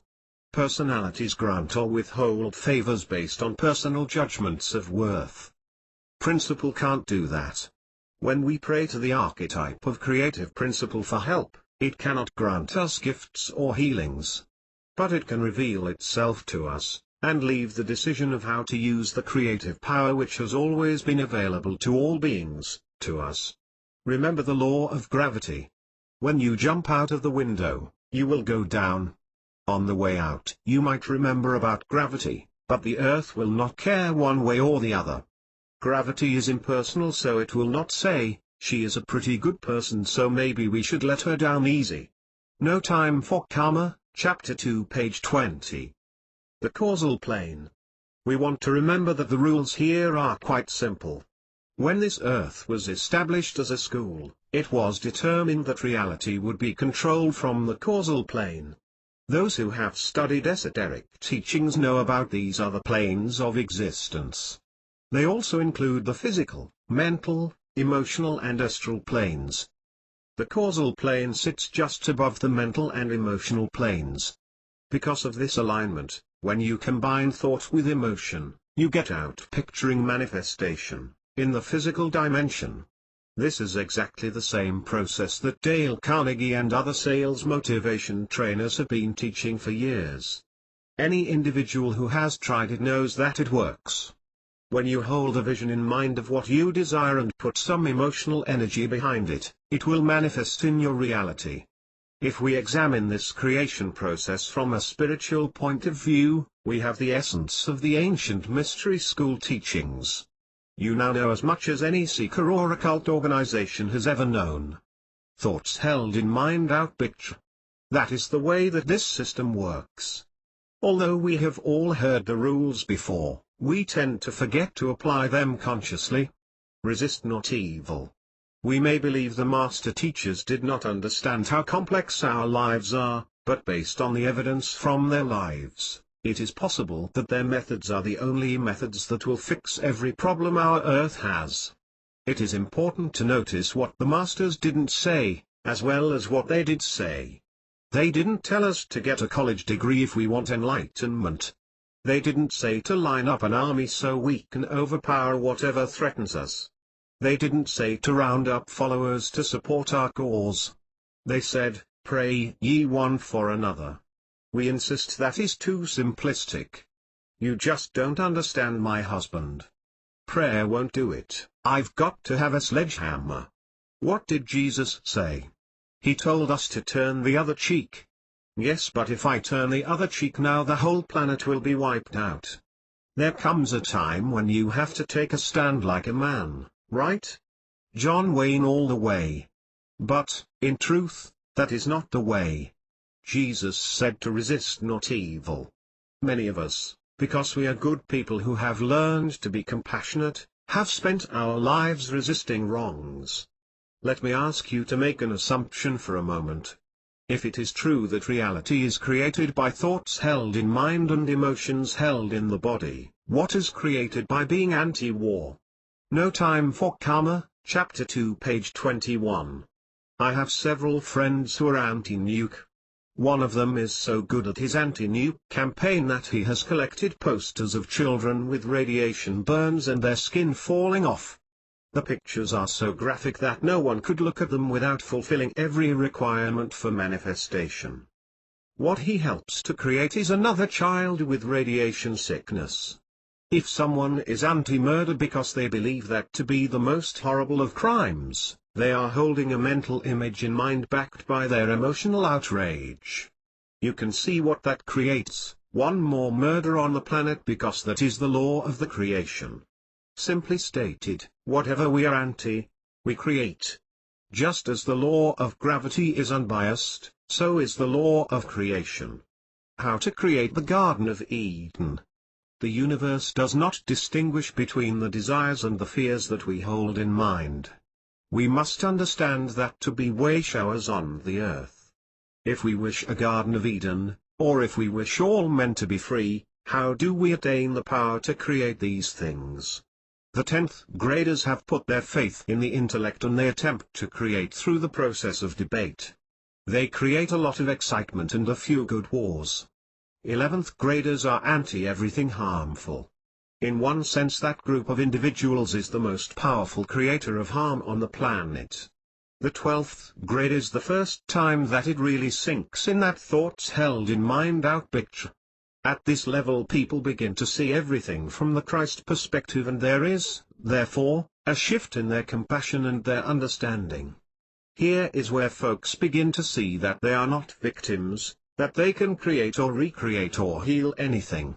If we wish the earth to be green, should we be anti-brown earth? Not one bit. The average mind cannot comprehend the difference here. But those who are beginning to put the spiritual two and two together can see the cause-effect relationship. It is easy to see the difference between those who are effective in creating the Garden of Eden and those who dedicate themselves to their causes without making much progress for mankind. It will be amazingly powerful as the environmentalists shift from being anti-pollution to being in favor of clean everything. The mind is a more powerful creator of physical reality than any creative cause that resides in the physical plane. The power that we have to create on the earth is phenomenal. There have been some incredible advancements in the understanding of the laws of this plane, including bumper stickers that now say, "Visualize peace." When we can shift from being anti the negative to being pro the positive, we become a true savior of the planet. Nitpicking, you say? It is the crux. No Time for Karma, Chapter 2, page 22. Of understanding cause and effect. Stopping war creates hell. Visualizing peace creates heaven. Consciousness creates reality. Always go directly to what you want to create. You are 1/5 billionth of the creative force on the planet, and whatever the 5 billion hold in mind is the outpicturing on the planet. Why are dictatorships falling? Why are people putting glass bottles in one sack and aluminum cans in another? Why did the Berlin Wall come down? Are these events occurring because the intellectuals debated everyone into it? Definitely not. Meditation has done more to heal this earth than all of the intellectuals and those who function from blind compassion put together. Meditation is dwelling on the causal plane. Isn't it interesting that all of the gurus have taught their students to relax the body? Let's do some deep breathing here and a little yoga to get the physical plane out of the way. They did not say, "Let's get excited and go do it." They said, "Relax, peace, be still. Let thine eye be single fixed on God. Now hold in mind what you desire your earth to be. Visualize what you do want, not what you are against. Cosmic law is unbiased and it does not care what you visualize. It will never say, "Well, that was a bad thought, so I don't think I'll manifest it." When we can get several million people to participate in a world healing meditation on December 31st, that is when the Berlin Wall crumbles. No one has found another reason as to why it came down.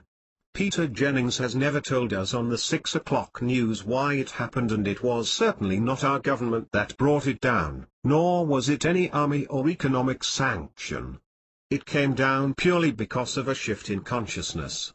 Did the millions of meditators know what they were doing? Did they comprehend the power of the mind to create? Hardly at all. They had no idea of the synergistic effects of their combined thoughts. But it felt good. They gathered and they prayed. They have ensured that peace will reign on this earth and that harmony is here to stay. For the rest of their year they may go about trying to fix things that are wrong, but it will not matter, because for one day, they all pulled in the same direction and it shifted the energy of the earth. It has inched its way towards peace. How many individuals does it take to create transition on the earth? How much of your day do you have to spend visualizing to create world peace and clean air? The master teachers said that if we have faith as a grain of mustard seed, 1% of the time will do it. The random thoughts of the world's population do little harm to us or our planet. If we have 5 billion individuals engaged in random thought, one-half thinking. No Time for Karma, Chapter 2, page 23. This and the other half thinking that, half saying do it my way and everyone will be served, the other half saying no, do it my way. Which way are they pulling? We have everyone going in different directions and nothing moves. But if you add to the 5 billion people all pulling in different directions a handful of entities who are willing to work in harmony and hold a directed thought in mind to pull in the same direction, before they know it the whole crowd has been drawn across the river. That is cosmic law. We always must seek for the cause of all change within the realm of consciousness. We would prefer for the cause of change to be something tangible and dramatic that could be put on national television so we could tell everyone what to do to save the planet. It will not work that way because our belief systems create our reality. Behavior is not creative. One of the things that we are going to come to understand is that behavior is irrelevant. Our greatest programming from the moment that we are born on this planet revolves around behavior. Our guilt exists because authority figures told us our behavior had harmed other people. We had our hands slapped when we did something wrong. When we were old enough to understand language, the first word we learned was, no. Don't do this, don't do that, don't. And yet no master teacher has ever said that our behavior made a bit of difference. They comprehended that doing is not the creative force on this planet. Even after we know about using consciousness to create our realities, we occasionally get desperate because we cannot see how our thoughts are outpicturing, how they are bringing about the changes we desire. So out of frustration we fall back into doing. That way of creating has always failed to create permanent happiness and it will always fail. We have been trained that the 5 senses give us the only true picture of reality, so it is easy for us to see a building under construction and believe that creation is underway. If that were true, Jesus would have had to construct the water as solid before he walked on it. Consciousness is the reality on this plane. Doing is the natural result that follows. There has never been a building built that was not first a thought in some architect's mind. Jesus never built a bridge and Sai Baba never stopped a war, but they are creating transition on the planet. We always want to come back to creating in the way the great spiritual teachers have taught. Now don't hear me say that doing is bad or irrelevant. Doing is required on this planet. Doing is our nature. Doing is a part of our exploring, our No Time for Karma, Chapter 2, page 24. Playfulness, our dance of life. But doing is not cause. We need the wisdom to be able to distinguish cause from effect. We need to know how to create our universe through consciousness so we can dance through our doing. Trust, the most feared word in the metaphysical movement. Those of us who have studied the process of affirmations and denials that unity, science of mind, Christian Science and some motivational groups offer, understand that because our belief system creates reality, the only thing that ever needs altering is the belief system. If we see an error in the world, It is our beliefs that need fixing and not the error. I love to read Emmett Fox because he speaks very clearly about that process. He even stated in one of his works that our belief system is so powerful that if we believe a $10 bill is truly ours, we could put it down at 42nd Street and Broadway in New York City and return in 2 weeks to find it there. I decided that I would learn this lesson for myself. One thing that had always troubled me was the energy required to protect property and the concept of locks and keys. I decided to try Emmett Fox's theory. I declared that I would stop locking my car because it was mine and therefore no one else could take it. Well, in a very short time my car was stolen. The universe was going to help me learn this lesson. Since I had already made the decision to live consciously, I did not become angry or upset when I discovered that my car was missing. Instead I sat down quietly and tried to figure out what had gone wrong by asking myself what I had been thinking and creating. I soon realized that I had become a bit egotistical in my declaration of not needing to lock my property. I must have told 6 different people that my property was protected by God, all of whom I now had to face. I needed to borrow the telephone of one of them to call the police. Within a few hours of figuring out where I had gone wrong, the police telephoned to say that my car had been found and it was returned to me. A few evenings later, I came home from work close to midnight. Just as I was pulling into my driveway I had a flat tire. I was so tired that I decided to wait until morning to change the tire, but as I got up the next day I discovered that the car was again missing. When I had returned home the evening before, the gas gauge was on empty. So the car thieves had run out of gas a few blocks from my home where the police found the car. But in order for them to steal it, they had to change the tire for me. The car was stolen 3 times in all before I had uncovered the No Time for Karma, Chapter 2 page 25. Errors in my belief system, but each time it was returned to me in as good or better condition than before it was taken. Spiritual honesty. As we increase our awareness we develop a sort of spiritual honesty.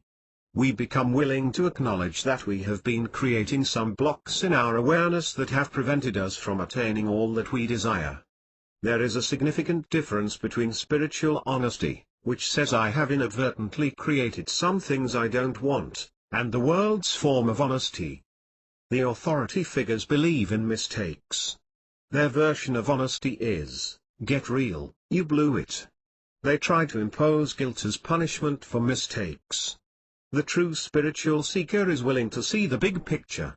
He is willing to believe that he has never made a mistake, that all past beliefs and experiences are the foundation on which he builds cosmic consciousness.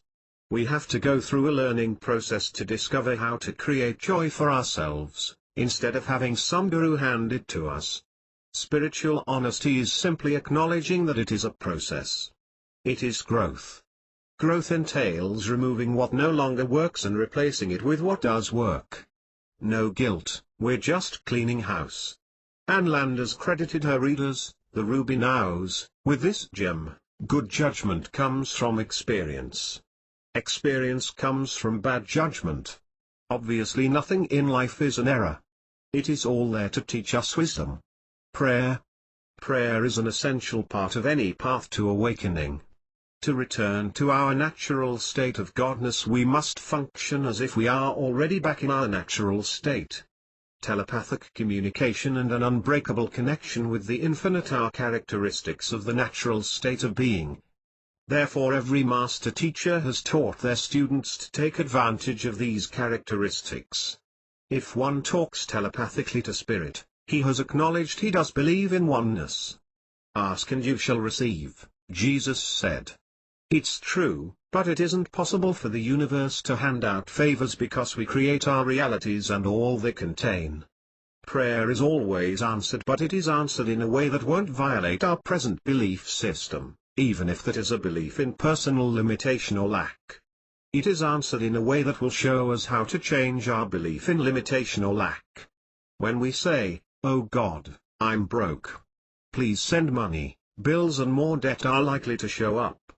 The universe is saying, We are not. No Time for Karma, Chapter 2 page 26. Responsible for you not having any money. We cannot give you anything because we have never withheld anything from you. But because you have asked and because thoughts held in mind outpicture, we are going to show you exactly which thoughts you have been holding that have created your poverty.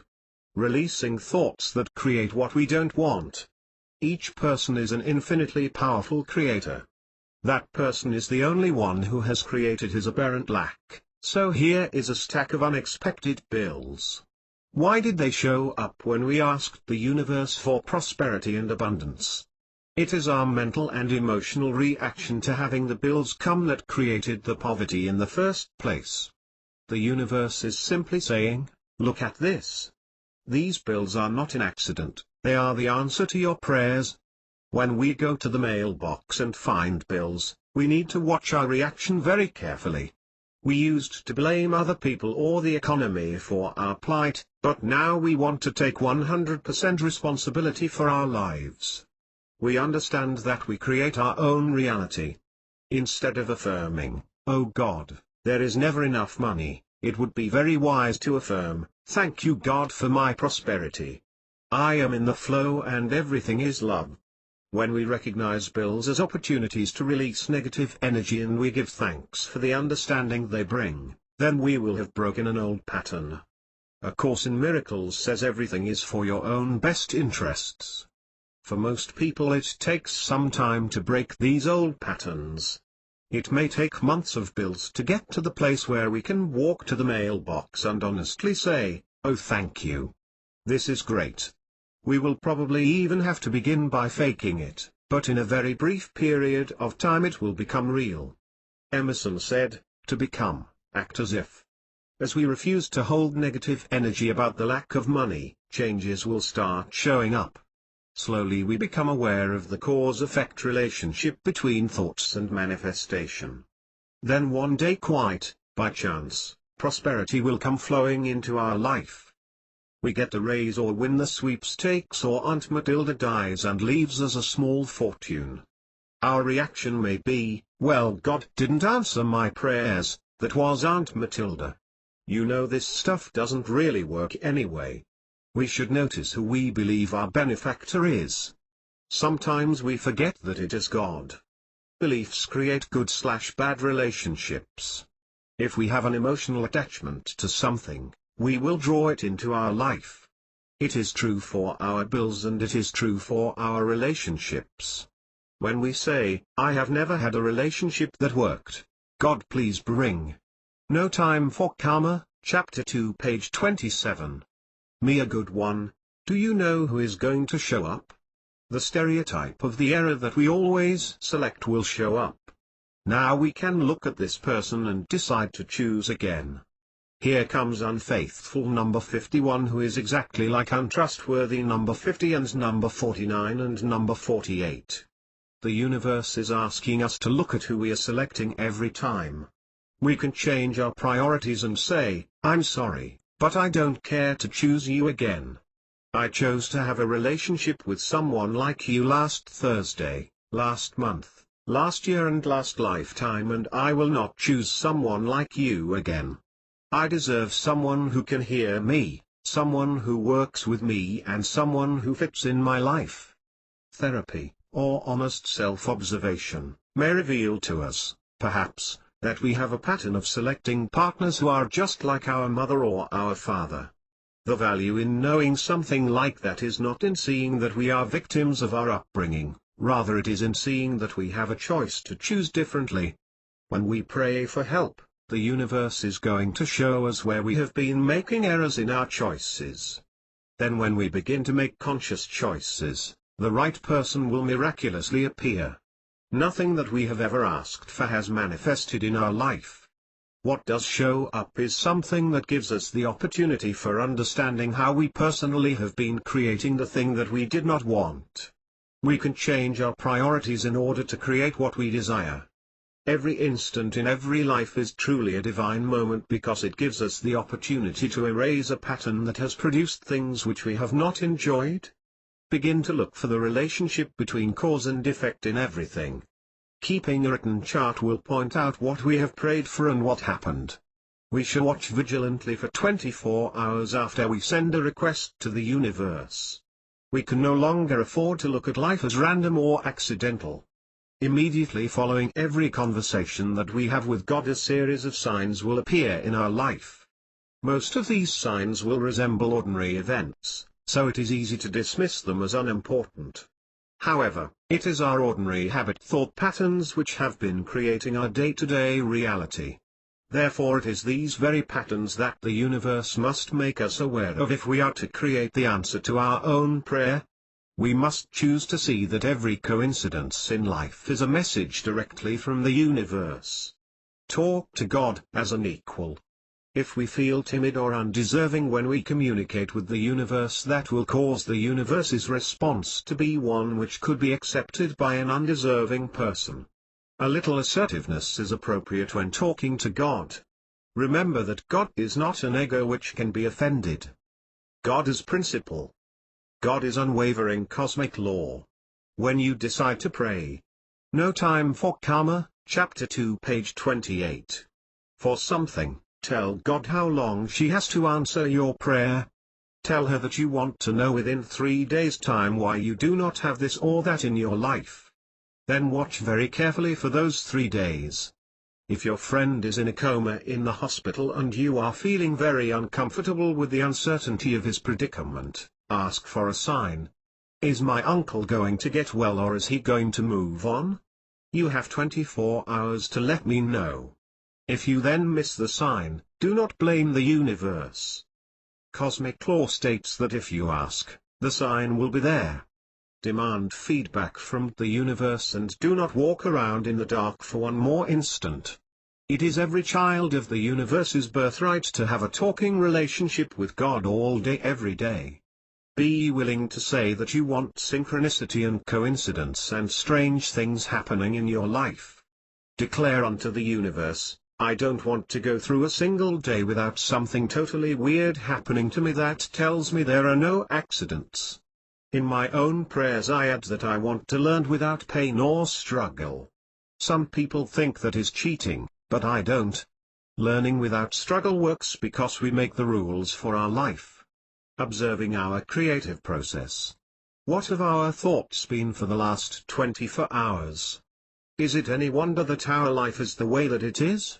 We must make a choice to focus our attention away from our problems, dilemmas, dramas, what so-and-so did to us and how bad it all is, and refocus on what we desire to experience instead. Thoughts held in mind out picture. It cannot get any easier than that. We hesitate to believe that we can create our life exactly as we would like it to be because we fear that we might create the wrong thing. That is logical. We have created discomfort and struggle thousands of times and we are gun-shy. In the past, however, when we tried to fix our lives, we didn't possess a knowledge of how Earth School worked or of the cosmic laws which govern creation. We were usually trying to change people or situations out there. Now we know that kind of approach is destined to create discomfort sooner or later. As we learn that the only way to change out there, is by becoming cognizant of what has been going on in our minds and hearts, we begin to experiment with the power of creation. We know that absolutely no situation is unchangeable. Nothing in this universe is carved in stone. Change your mind and you change the world, is cosmic law. This system is perfect. It is governed by love, and we are allowed an infinite number of revisions to our lives. The source of miracles is a changed mind.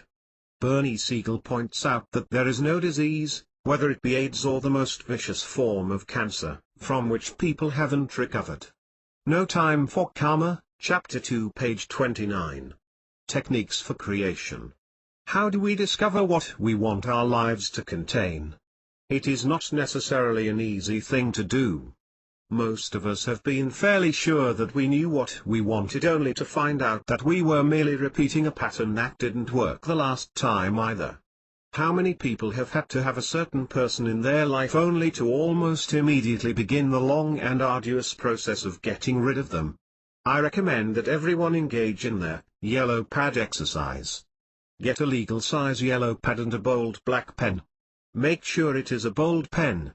We don't want any timidness to creep into our creation. Write down everything that you love, enjoy, like, desire, admire or otherwise have warm and positive feelings about. Leave nothing off of your list. If you haven't filled at least 25 pages, you haven't been really trying. It is not easy to create a truthful list which has integrity. We have all been programmed by society that we shouldn't want too much. There is a tendency to weed out the less valid items somewhere between the thought and the paper. Remember, no weeding allowed. Another difficulty in creating an honest list is the tendency to include the things that ought to be there. Ought tos and shoulds are your mother's or father's contribution to your mind's data bank, not yours. Remember, no ought tos. Evaluate every item as it goes on your pad. Is this my desire? If I could have anything I want, would this be on my list? Is this something that all persons of my gender were taught that they should want, or is it really my own desire? What kinds of things are appropriate for this kind of list? You make the rules. You decide. Things pertaining to your personal environment, where you want to live, what you like to do, how you like to spend your time, how you like to be treated, etc. etc. etc. etc. Do you remember the popular song a few years ago that was sung by Tom T. Paul, I Love? Here is just a tiny portion of my own list. I love windows to look out of, grass between my toes, beer in a frosty mug, and butterflies. I love to talk to people about far-out things, field of dreams, driving in the desert by myself, and angle food cake. I love to listen to talks about the new physics, living the simple life, girls, and Mexican food. I love the freedom that money represents, meditation, silence, and my wife. I love to fly airplanes, flowers, the respect of others, unlimited vision, and life. I love harmony, laughter, elegant dinners, and watching my planet heal. I love looking in the eyes of another human being when they get it. I love hugs, doing life slowly, rivers, and mountains. I love peace of mind, the feel of velvet, making love, computers, and you. Your list has two functions. The first is to help you make choices in your life. Look your list over carefully and you will learn a great deal about yourself. Does your present job contain many or few of the things on No Time for Karma, Chapter 2, page 30? Your list? Does your present relationship reinforce and encompass the items and personal characteristics on your list? What kind of job or relationship could you imagine yourself getting into that would contain a majority of the items on your list? The second function of your yellow pad is to help you invoke cosmic law on your own behalf. That which you hold in mind outpicture as. Put your list on the bathroom mirror or the refrigerator door, or Xerox it and put it in several places. The more often you remind yourself of what you love, the faster that will become the only experience in your life. Sometimes when people discover that the positive use of thought really works, they think that they have to create everything good in their lives. Well gosh, I have to create a good liver today. So they sit down and send light to the liver. It will work of course, but tomorrow there will be the stomach and after that it will be pancreas day. It is mentally exhausting to keep the body in shape one organ at a time. And then there is the area of prosperity. Oh dear, I have to make enough money for the house and the car and the food and I can't forget to do my treasure mapping and visualize the money flowing in. It would be utterly exhausting. Why not realize that the universe is on your side? The Father knows what things you have need of before you even ask. It is His good pleasure to give you the kingdom. It is not up to you to earn it or create it alone. Just do it the way that Jesus suggested. Let thine eye be single fixed on God, and the universe will do the rest. In this statement, the word God means good, your, I love, list. At some point you may desire to go through the process of creating a specific thing, situation or healing to prove to yourself that consciousness does create reality. For most people this is an essential step. At some point or another you may want to manifest the new car by visualizing it and feeling it as yours.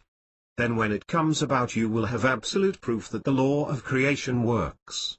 But do you want to do that with every teaspoon and Hershey bar and piece of furniture that you desire? That would be so much stuff to create and it would get very boring. It's more fun just to get on a roll, get in the flow of life. Removing personal blocks. Self-improvement is big business these days.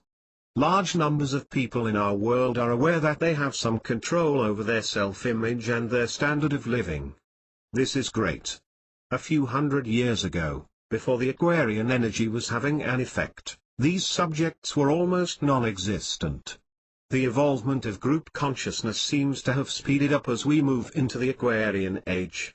Those persons who are the pattern makers for the advances in awareness that the human race is making, must stay ahead of the planetary group. The group is trying to grasp the idea that they could. No Time for Karma, Chapter 2 page 31. Have some, any, control over their lives. They have been trained that control of their lives belongs to the economy, politicians, jobs, family members and their environment. In helping the group to become aware that their blocks are internal, the popular psychology teaches them to locate blocks and to work through the blocks. This is very effective for 10th and 11th graders, the most evolved of the group. 12th graders and drop-ins, on the other hand, want nothing to do with working their way through blocks. Working our way through blocks bears great resemblance to paying karmic debts, an effective but painfully slow way to approach enlightenment. Working our way through our blocks was not a technique advocated by any master teacher. A Course in Miracles says that all analysis is of the ego. That means it is an attempt at correction made by the part of us which believes itself to be separate from God. Separate thinking can't find oneness. Once we have acknowledged that a block exists, we can apply all of the wonderful Eastern teachings of detachment and surrender. This tells the universe that we accept their help in clearing it. Let's not try to fix ourselves. That is the old way and it will create considerable pain and take a lot of time. Our only responsibility is to identify our problems as specifically as possible. I fear this bill collector. I'm not sure why or where it came from but I fear it. Then turn to the universe for help. Pray for an answer and be observant. Watch for the universe's reply. Feeling responsible for finding our own answers creates delay and discomfort. The universe is friendly. We are not alone or separate from spirit. It is not our job to solve our problems. A Course in Miracles says that all correction belongs to Holy Spirit. This doesn't just mean that the responsibility for fixing Uncle Harry's drinking problem belongs to Holy Spirit. It means that the correction of our blocks and phobias is Holy Spirit's job. Our job is to be vigilant, to watch for signs, to listen for God's voice. Now I know that those of you who have counseling backgrounds are saying to yourself that this is naive and simplistic. And in a sense it is. After an individual has acknowledged a fear or a block, it is not necessarily all peaches and cream from the on out. The block still has to be processed. However, there is an easy way and a hard way for the processing to take place. When we believe that we can work our way through a block by relying on our intellects and our earthly training, we are surely on an ego trip. The most effective counselors work very intuitively, not just by the book.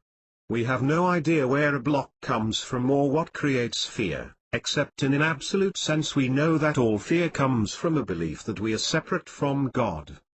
We can look in this life for authority figures who were wrong or for abuse that was unjust, but the representatives of the wrong or unjust are merely symbols of past life dramas, all of which are inaccessible to us in our normal state of awareness, not to mention that the dramas were illusions. No Time for Karma, Chapter 2 page 32. Obviously we don't tell someone who is hurting that it is all an illusion. But our approach as a psychologically oriented generation has been to allow ourselves to be persuaded that we possessed real knowledge. And therefore we were authorized or even credentialed to heal, repair, each other. The truth in an absolute sense is that nothing is broken, so nothing is in need of repair. It is in need of acceptance. We are in need of accepting each other and ourselves as children of God, as the Christ. As an example, there are many books, and even a couple of stories on TV which deal with persons having mysterious pain or illness. When these persons were hypnotically regressed to a past life situation where the source of the pain was discovered, the problem went away. The hypnotist did not judge the patient, nor did he offer suggestions as to how to deal with the problem medically or otherwise. He just listened. A healing occurred.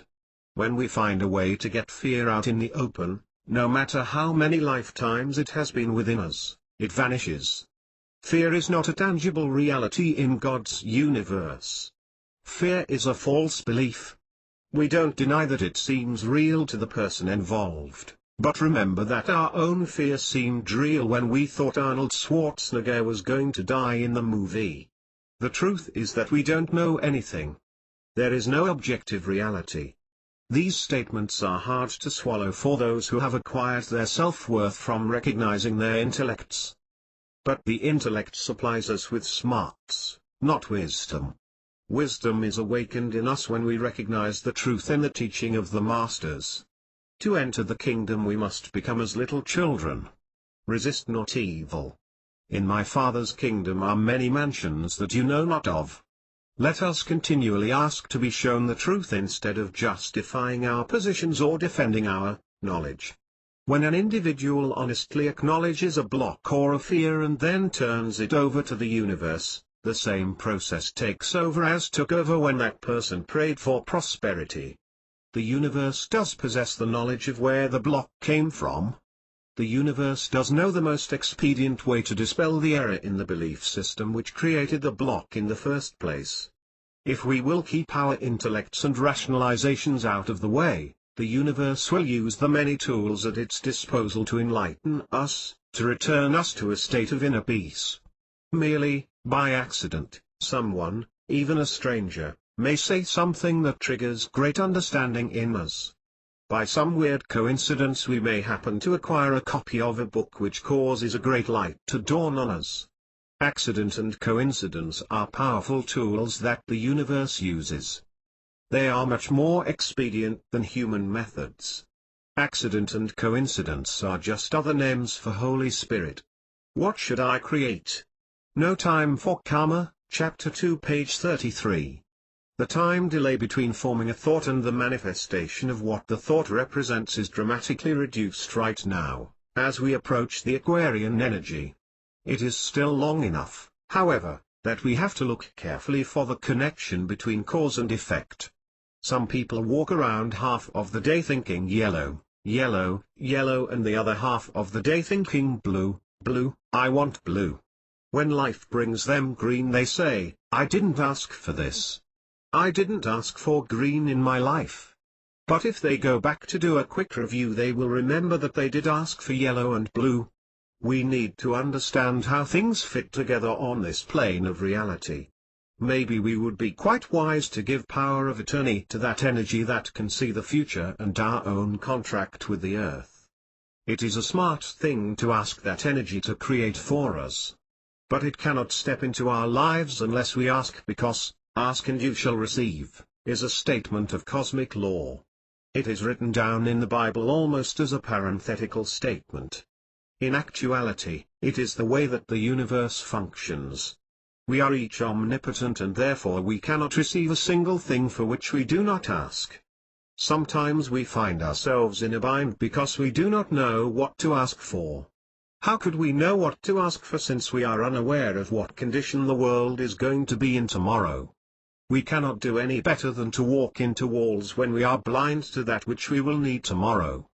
At one point in our development mankind is taught to turn it over to spirit by saying, Thy will be done.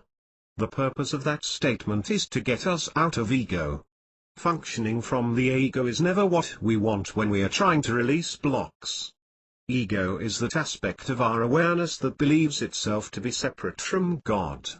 It will always lead us astray. It is not a matter of being right or wrong or good or bad, but simply that the ego functions from incomplete information. The ego can only take in information through the five senses, and it tries to make a decision based upon the knowledge at hand. It draws upon what is published in the newspapers and books and our past experiences, which is always less than 0.1% of the information that exists. It is a really silly way to try to make a decision, believing that we are separate and therefore have to gather information and act upon it.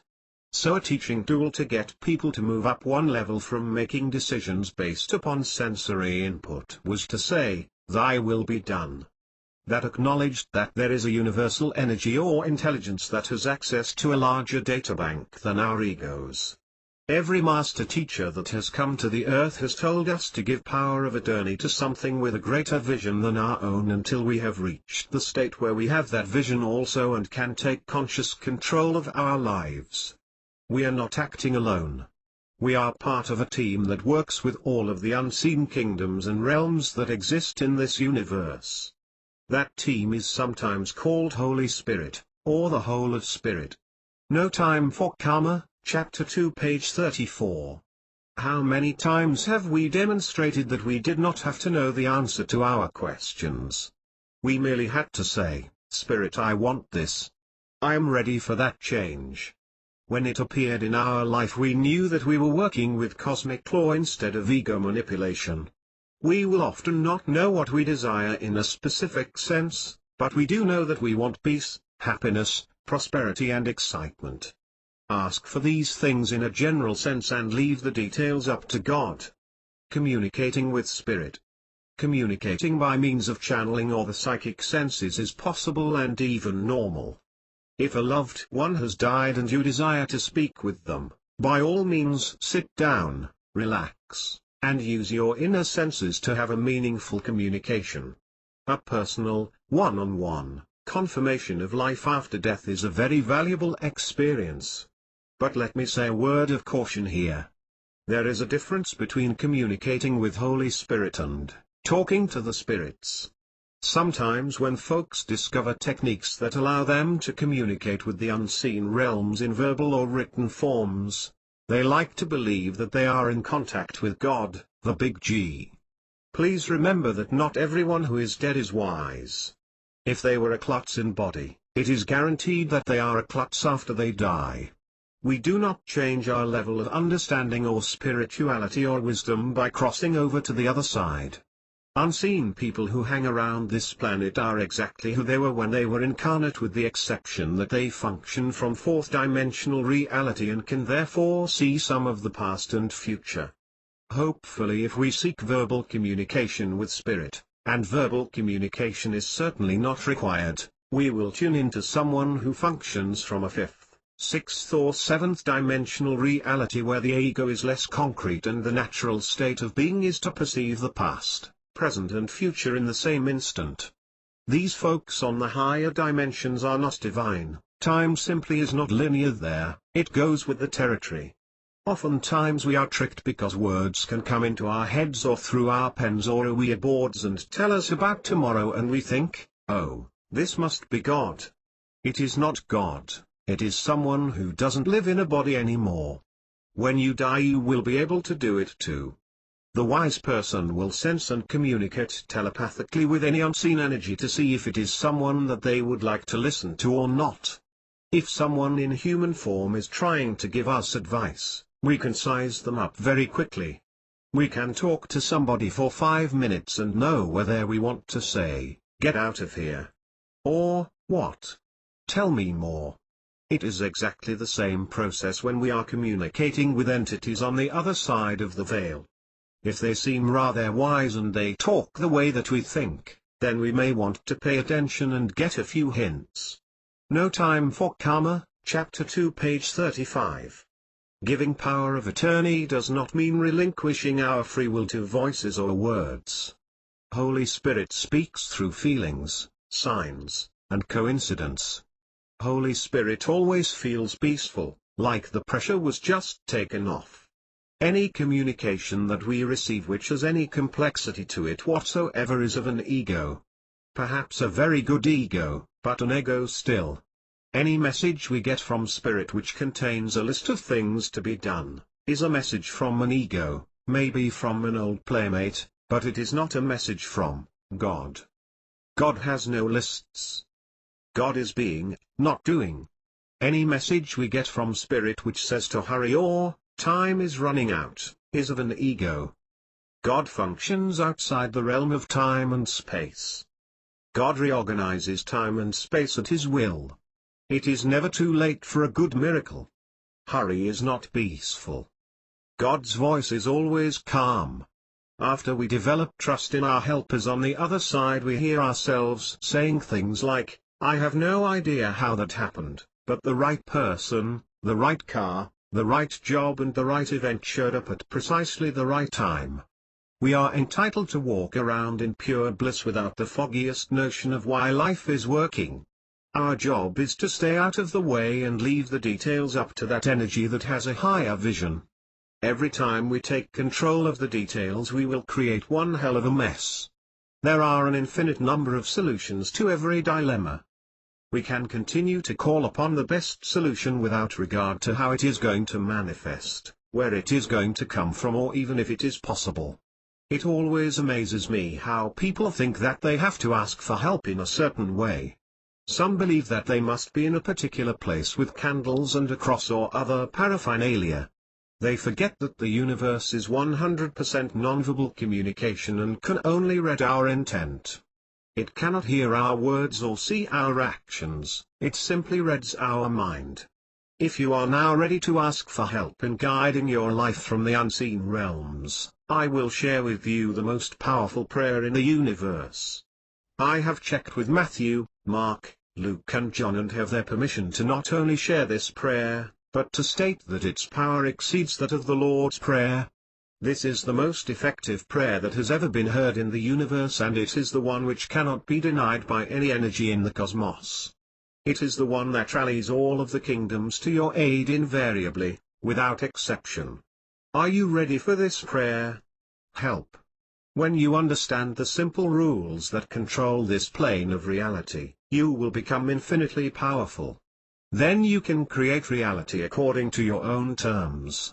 We must all learn to do that because we have made a contract with the Earth as a group. Our contract states that there will be 10 million self-realized entities on this Earth within the next 50 years, so that the combined telepathic energy of those 10 million would so penetrate this plane of existence and every mind in it, that everyone who chooses to stay for the Aquarian age will graduate before the next age rolls around. We do not want any stragglers. No time for karma, Chapter 2 page 36. If you choose to become self-empowered and see the Christ within yourself in this lifetime, you will have ensured that hundreds of millions of individuals who stay on the earth to do their schooling can graduate as well. That means that we have a lot of work to do.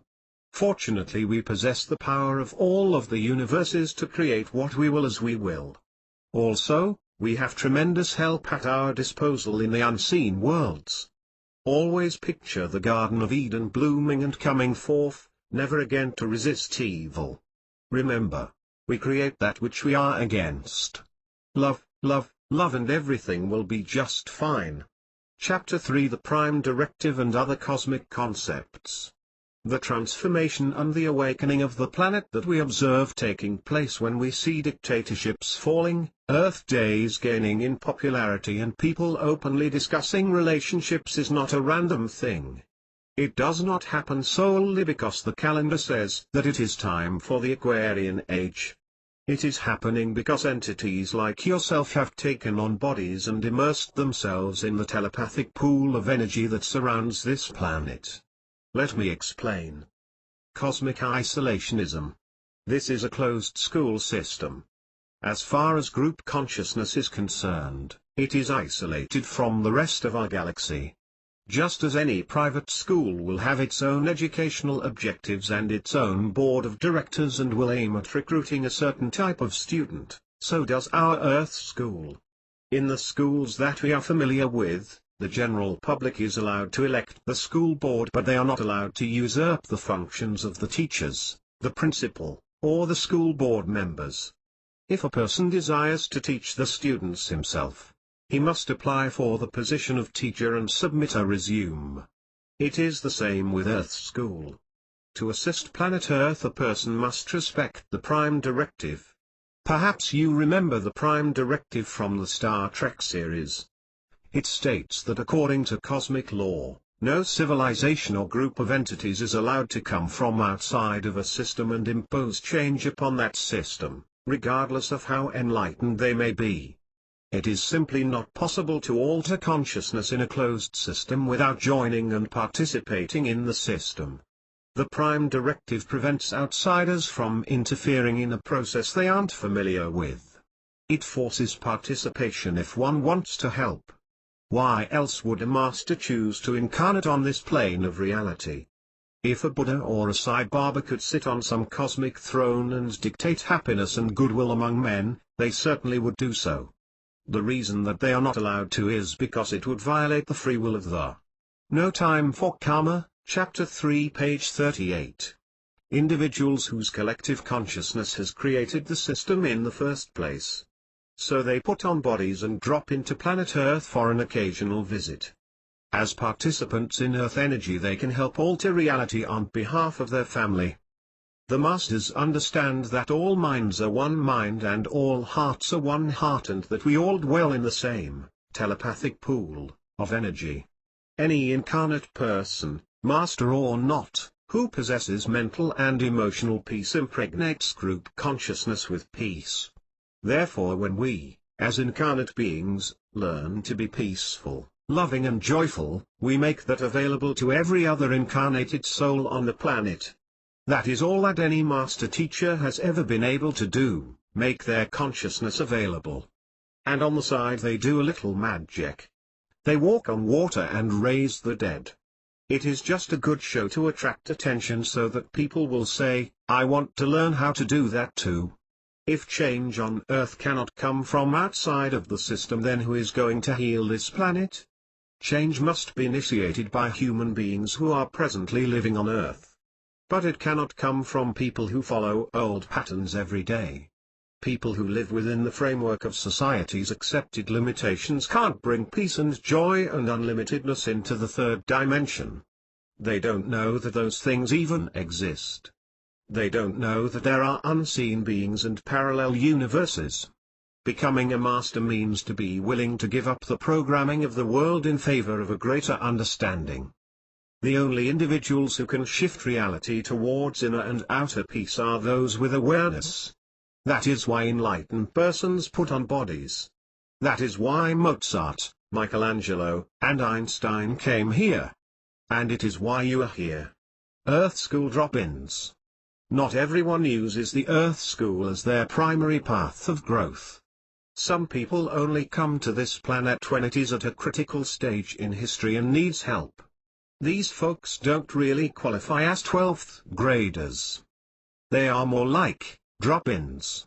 When things get really sticky, this group says, uh-oh, they're stuck again.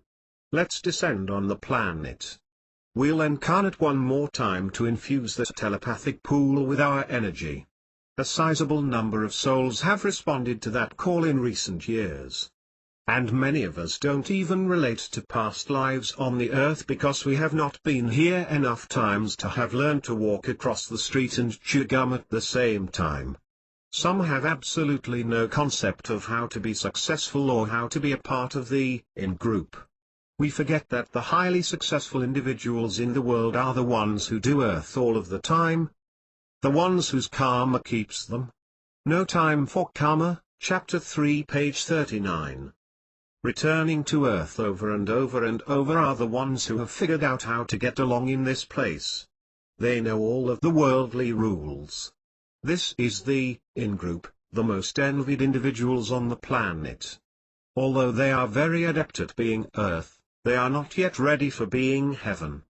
Those who incarnated to be spiritual teachers, 12th graders and drop-ins, on the other hand, are ready to step forth and walk hand in hand with every ascended master who has ever touched this earth. Heaviness does not negate our value.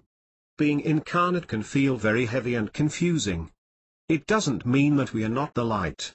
We often have a tendency to belittle ourselves by asking, who me? I can't even make my life work. How could I be a way-shower on this planet? That tendency to engage in self-put-down is part of the oppression and confusion that has reigned over group consciousness for ages and ages. We are ready to stop belittling ourselves. We came here with a mission. Before incarnation there was a radiance about each of us. Our chakras were balanced and open.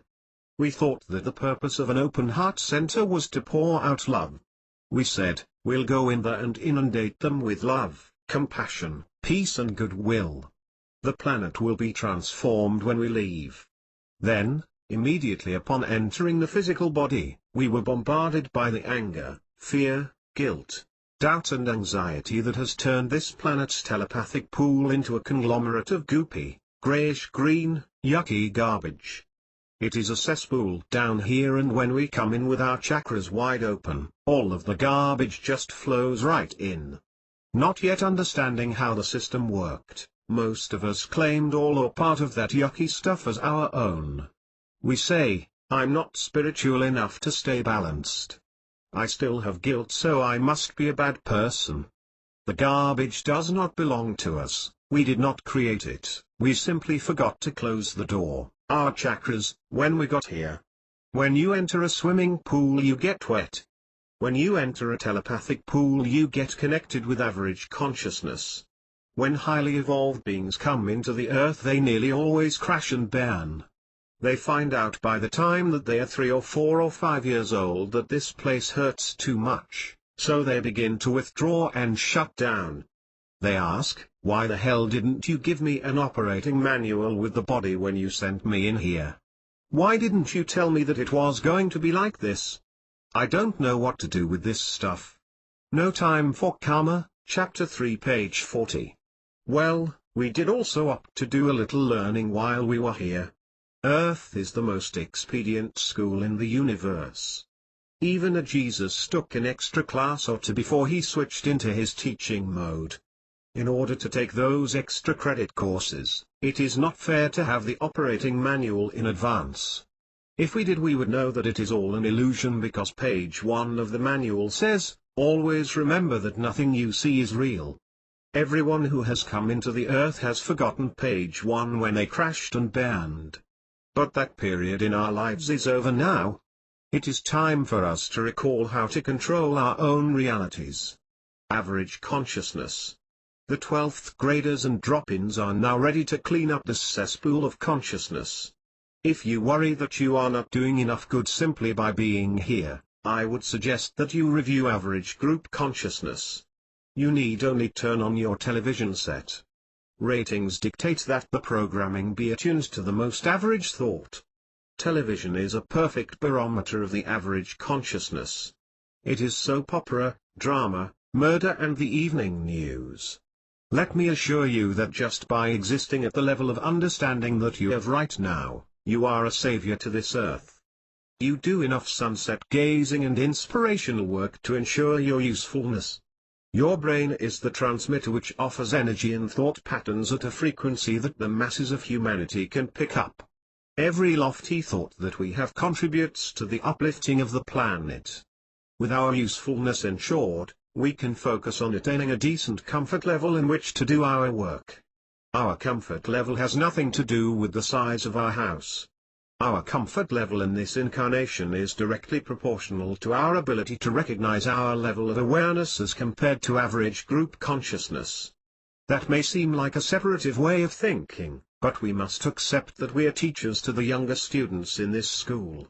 If we were to survey the various classes, we would see that there is a desperate mass of humanity begging us to be true to ourselves and to share our intuitive wisdom.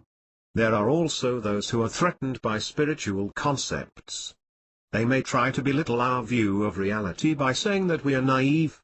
When those criticisms come, we always have the choice to believe them or not. The critics speak out of their own fear and uncertainty. We know that their words come from their insecurity, because if they were awake and thought someone were mistaken, they would merely flood them with light. Enlightened beings do not attack, nor do they defend. The fact that people react to any situation by expressing fear clearly indicates that. No Time for Karma, Chapter 3, page 41. They are here to be students. They can't yet remember experiencing unconditional love. There is also the majority of humanity who are not our students directly. Although the master teachers did come for everybody, and each of us also came to help everyone, including those who still believe in loss, tragedy and struggle, we did not necessarily come to speak to them face to face.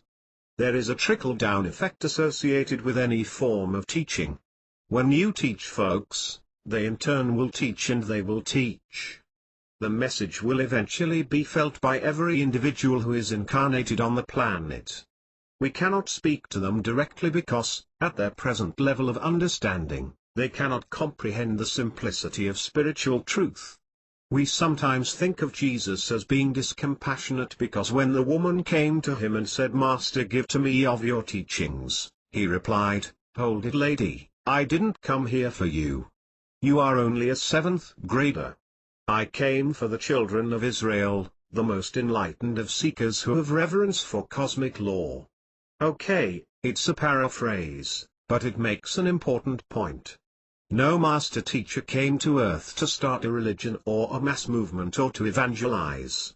We too must choose who we can communicate with and who does not have the reference points to hear words which are devoid of fear. The importance of support groups. There are many people on the planet now who are crying out for teachers. Teachers today have plenty of opportunity to share knowledge and understanding with those who are seekers, just as Jesus did.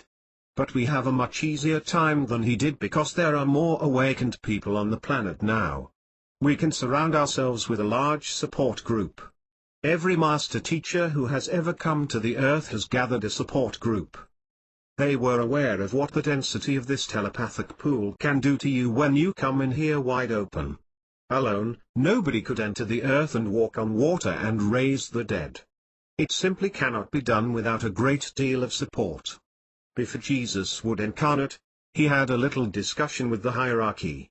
They said to him, "Hey, Jesus, you have to go in there. It's the pissing age, and every time that age arrives a graduate of Earth School volunteers to incarnate and restate the spiritual teachings. That way all of the students in the 10th, 11th and 12th grade can learn what it takes to graduate by the time the Aquarian age rolls around." Jesus finally agreed to be born in Bethlehem for 2 reasons. First, he needed to enter the earth so he could continue his mastership training. Do a No Time for Karma, Chapter 3, page 42. Little postgraduate work, and, second, humanity needed him to be here to hold in mind a picture of what the planet could become. Finding a support group for him was not easy.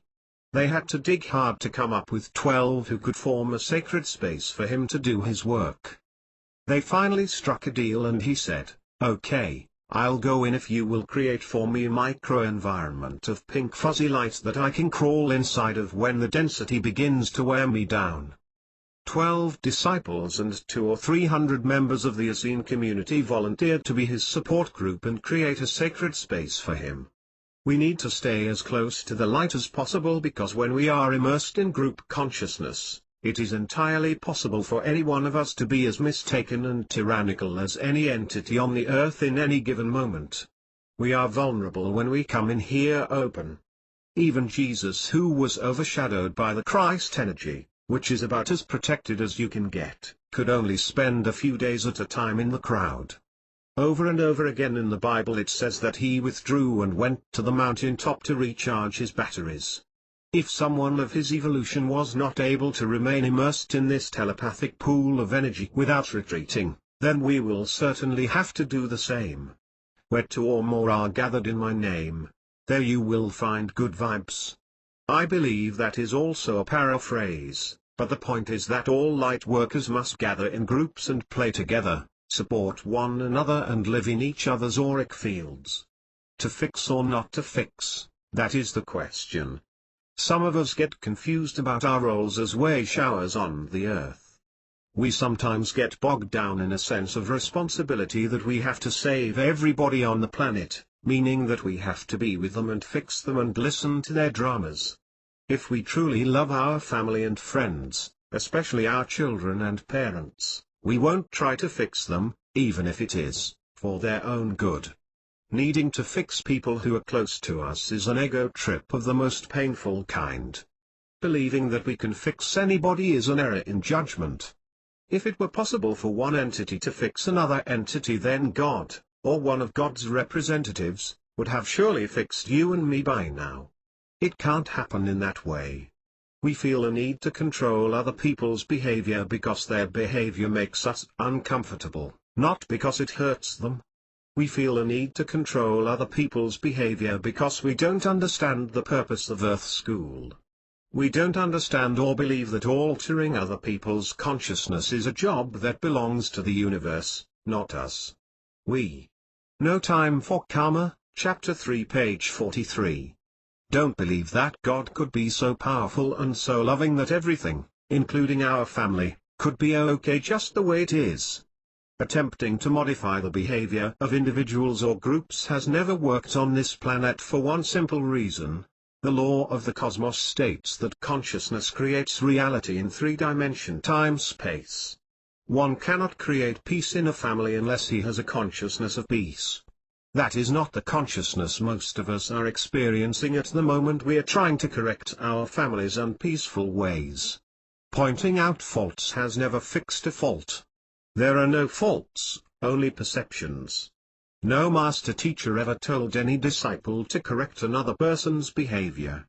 Master teachers told us to pray for each other, and prayer is a non-contact sport. A Course in Miracles says that all correction belongs to Holy Spirit. It also says that when we perceive an error, it is our perception that needs fixing, not the situation we are perceiving. So when we believe someone is in error, we send them light. Hopefully we have learned to never again correct them or commiserate with them. Parables. It can be a miserable job to be a messiah. When masters or master trainees go out into the world to do teaching and healing, they usually find that the people with problems are not interested in altering their belief systems which created the problems in the first place. They want a miracle in their life, or they want someone else fixed. There has never been more than a handful of people on the earth who were ready to learn cosmic law from the master teachers. The masters knew that there was no way to share with people what they understood about the universe. They could not possibly tell the truth, so they made up stories. In religion we call them parables. The fact that it is a parable means that it is not literally true. Isn't it interesting how hung up we are on honesty in our lives? Jesus never worried about telling the truth. How many times did he say, "And the kingdom of heaven is like"? He knew that it was not like that at all, but he was trying to say something useful. He could not come to the earth and say, "Now look folks, 7 dimensions above this plane in alternate reality Z of universe 927J, we have a phenomenological event occurring." It is not possible to explain spiritual concepts in any language that has ever existed on the planet. We do not have the reference points to comprehend the infinite number of realities that. No Time for Karma, Chapter 3, page 44. House 3-dimension time-space. We can, however, say something that is useful. How can we even conceive of multiple levels of existence? Let's begin by imagining a 2-dimensional reality, which does exist by the way. Imagine that folks are going to school there. They comprehend length and width, but they have no concept of depth. Their entire existence takes place on a plane that is thinner than an onion skin. Now imagine that you beam into their plane of reality from our dimension, which they will probably refer to as heaven. You as their savior are going to explain to them that there is a 3rd-dimensional reality of which they are but a small subset. How are you going to do that? You can draw lines that form boxes and rectangles and triangles and circles, but these people have no reference points to conceive of a cube with depth and volume. They cannot possibly envision this third-dimensional concept. Perhaps they could get a notion of the cube if you were to draw a square and then move their plane of reality just a little bit upward and draw another square and then another and another, etc. If these beings could then imagine that all time was simultaneous and that all of the squares you just drew existed in the same instant, you would have succeeded in giving them a concept of the cube. Now imagine that a fourth-dimensional being has come to the earth to explain to us about his plane of reality. He would ask us to recall when we were at home this morning and a little later when we were in our car and then when we were at the office and then after that when we were having lunch and then when we went to the movies after which we were home again making love and then we went to sleep.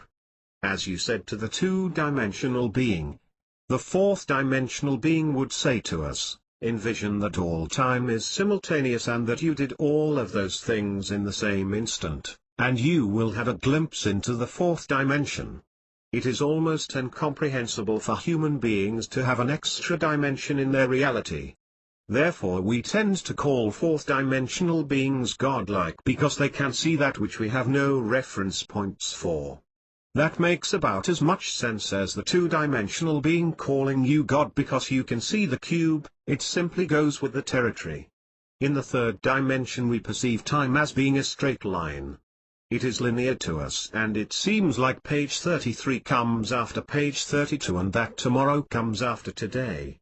Well, in the fourth dimension time appears to be a circle and fourth-dimensional folks have the option to go either way around that circle.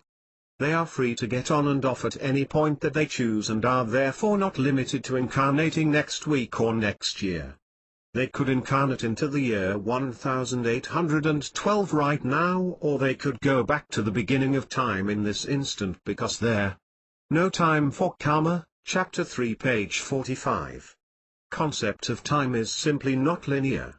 If we could inquire of a fifth-dimensional being, we would be told that time looks like a point instead of a circle, and that it is all simultaneous. But in truth, from the perspective of God, there is no time or space. These are concepts that were created for Earth School. All of the master teachers have played with these concepts to help us push back the limits of the mind. The masters have always told good stories about time and no time and other dimensions. The esoteric books that we enjoy, even revere, are stories that somebody made up to get us one step further up the ladder. While these books may be very useful, they are only vaguely related to truth. One of the most absurd stories that has ever been told in the New Age community is the tale of reincarnation. It is a total fabrication. We think that we have really understood something when we comprehend the concept of reincarnation. Oh yeah, I've got it. You're born and you die and you're born again.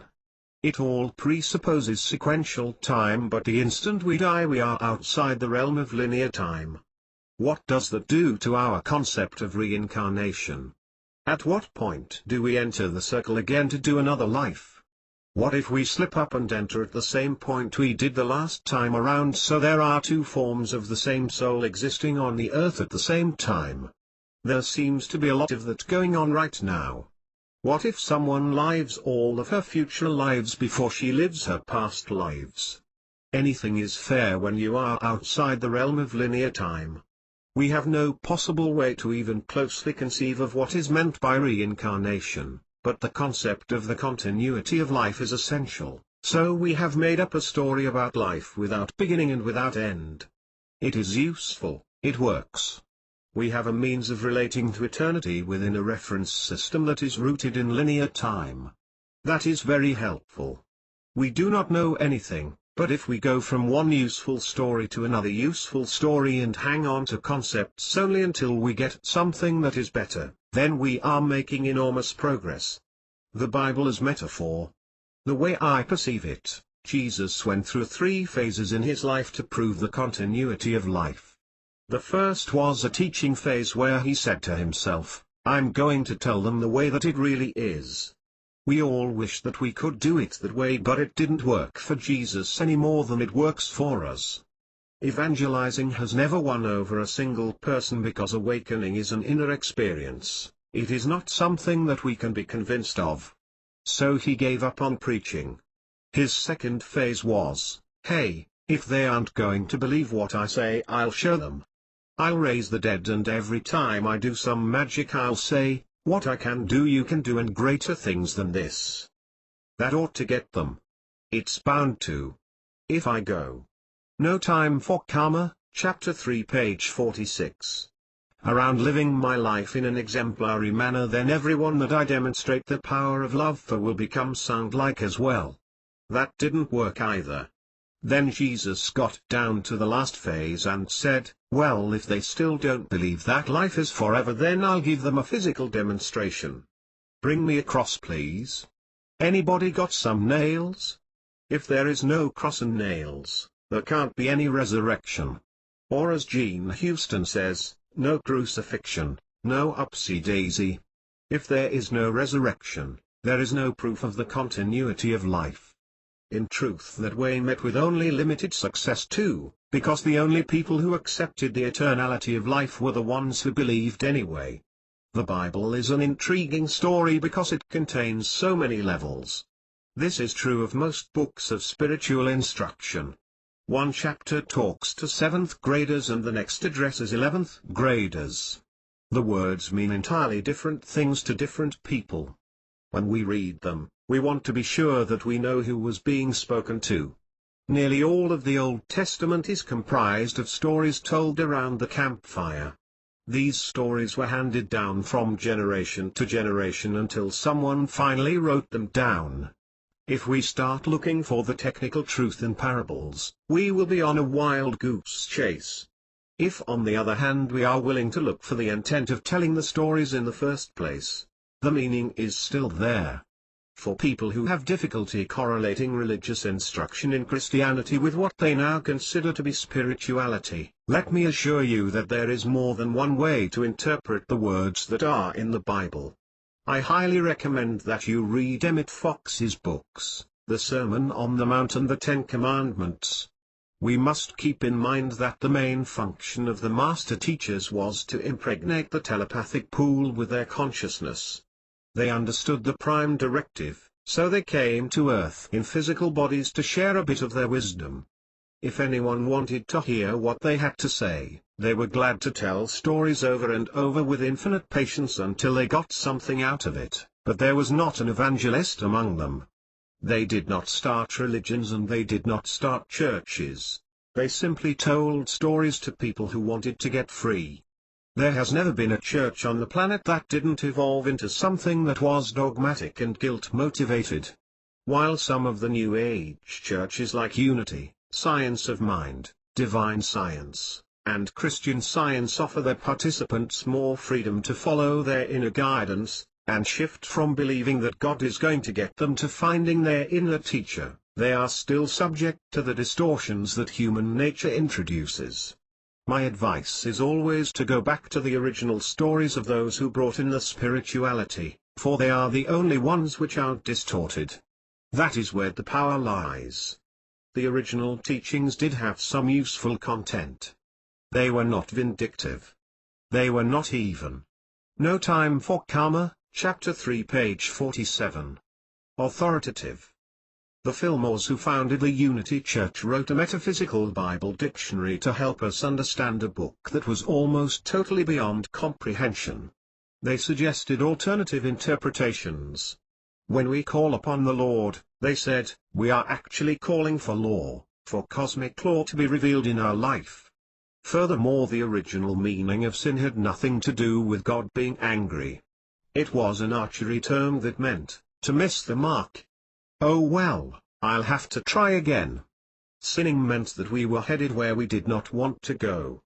Likewise, repentance implied that a person should turn around and go in the other direction, meaning what he was doing in the present moment was probably not going to make him very happy, so he might want to pick another route.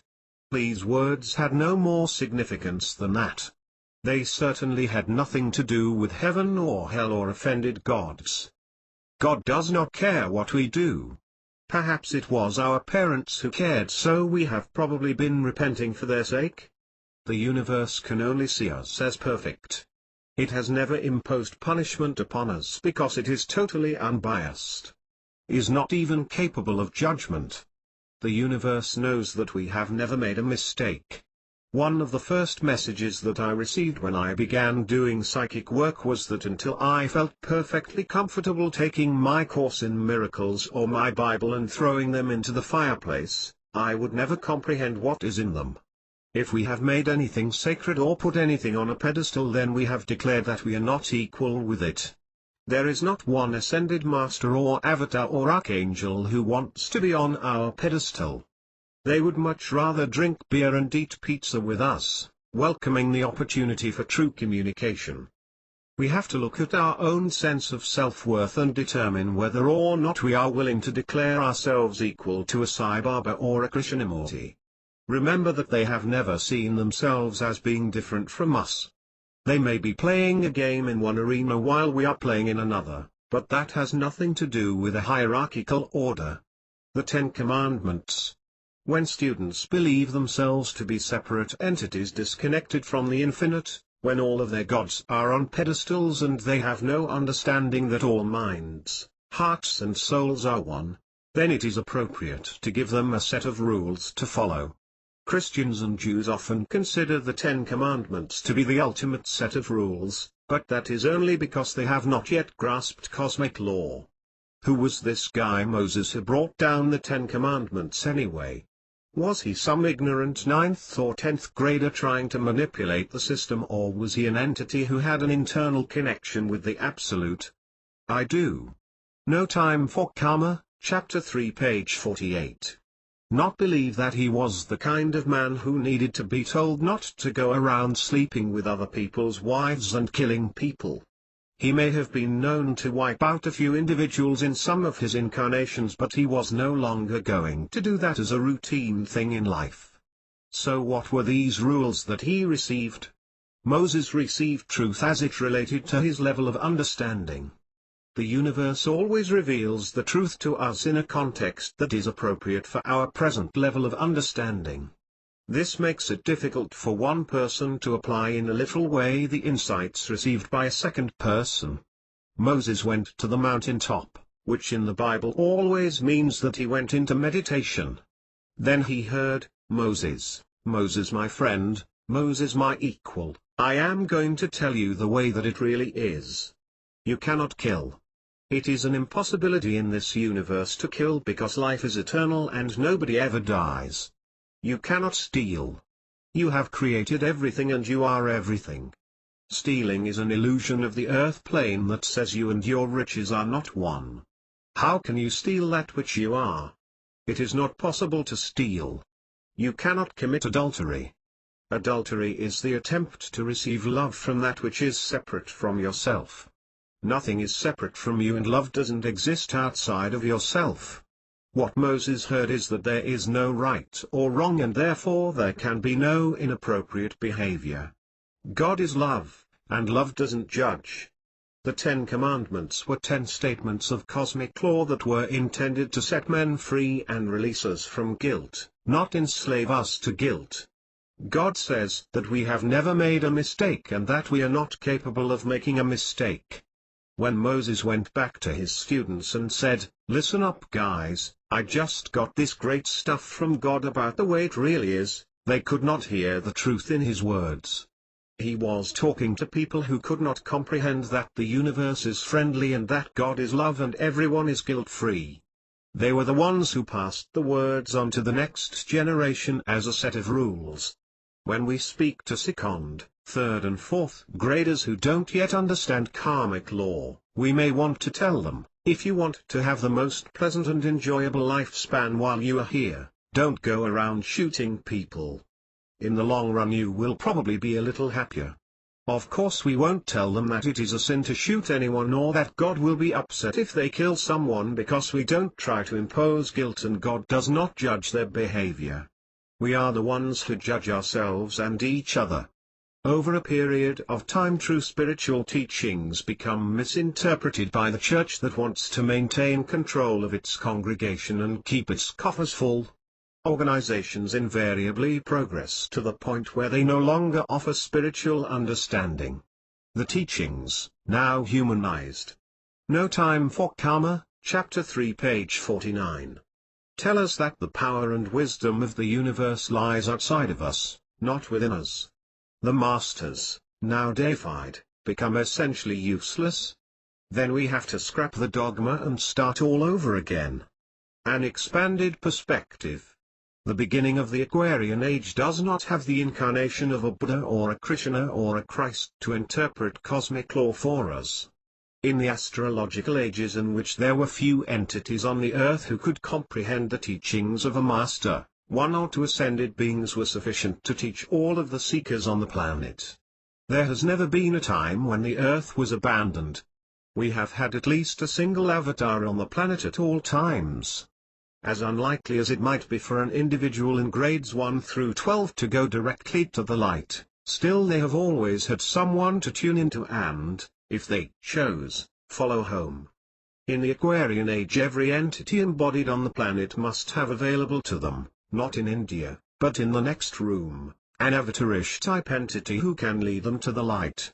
It is time for a few individuals to step forth and shift from following the programming of the world to functioning in purity. Do remove all religious connotations from that word, please. Purity is understanding the simplicity and the perfection of the system. You came to the earth partly for personal growth, but also because the prime directive prohibited you from assisting your loved ones, your classmates, unless you took physical form. Now you must live as if you were exempt from a limitation. I love a story told of Yogananda, a guru who came to the West to be a spiritual ambassador by creating an acceptance for the Eastern teachings. In doing so, he accepted a number of invitations to speak at various places. One evening he attended a diplomatic cocktail party with a few of his students so that he would have an opportunity to mingle with certain members of our government. Yogananda had been teaching his students a lot about purity, which on their level of understanding meant abstinence and refraining from eating or drinking anything that might traditionally be considered impure. So here he is at the cocktail party drinking a martini, feasting on the appetizers and having a marvelous time. His outraged students finally confronted him and said, "You hypocrite! You tell us that we must function in purity. We can't have alcohol or junk food or sex, and we can't do anything fun, while you are here." Yogananda simply walked over to the fireplace, held his hand in the flames and said, "When you can do what I can do, then you can do what I do." No Time for Karma, Chapter 3, page 50. The object of the spiritual life is always to get free. We continue to remove limitations by focusing on the highest that we can comprehend. Anything that dominates our thought processes, whether it is our job, baseball, our spouse, or psychic phenomenon, is delaying our joy if we are not constantly relating our thoughts and experiences to our spiritual growth. Any human being can learn to supersede the laws of the physical dimension by functioning from a higher level of reality. There are certain ways that we can see our world that will help us see the unlimitedness of the universe and therefore the potential unlimitedness of the self. We want to reach for the really big picture and recognize that we are a part of something that is far larger than three-dimension time-space reality or anything else that we have ever seen with our eyes or heard with our ears. We want to use everything that we encounter as a tool for our growth. Any time that we think we know something, we are straying from our path. We can look at the stars and ask ourselves about those civilizations and the universe's function for having them there in the first place. That will bring us back to a humble place of true learning and understanding.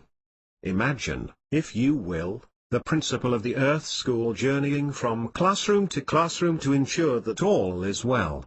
He may stop for a moment to listen to the lecture in each class, check out which textbooks are being used and go out to see that the children are playing in an orderly and constructive manner. The principal never gets involved in teaching the individual lessons because that would be much more work than he has time to do. So he hires a lot of teachers. He employs a school nurse, a gym teacher and a psychologist.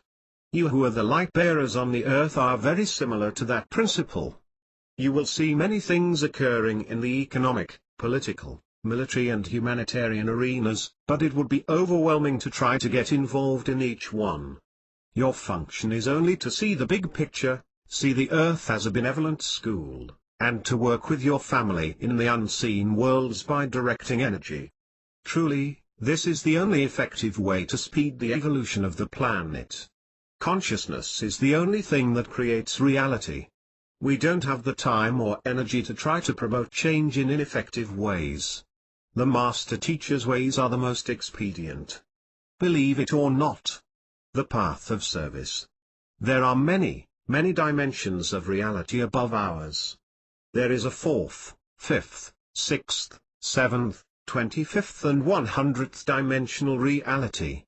They continue to go on for as long as we know. We have not yet found God, very God Most High. But there really is a cherubim.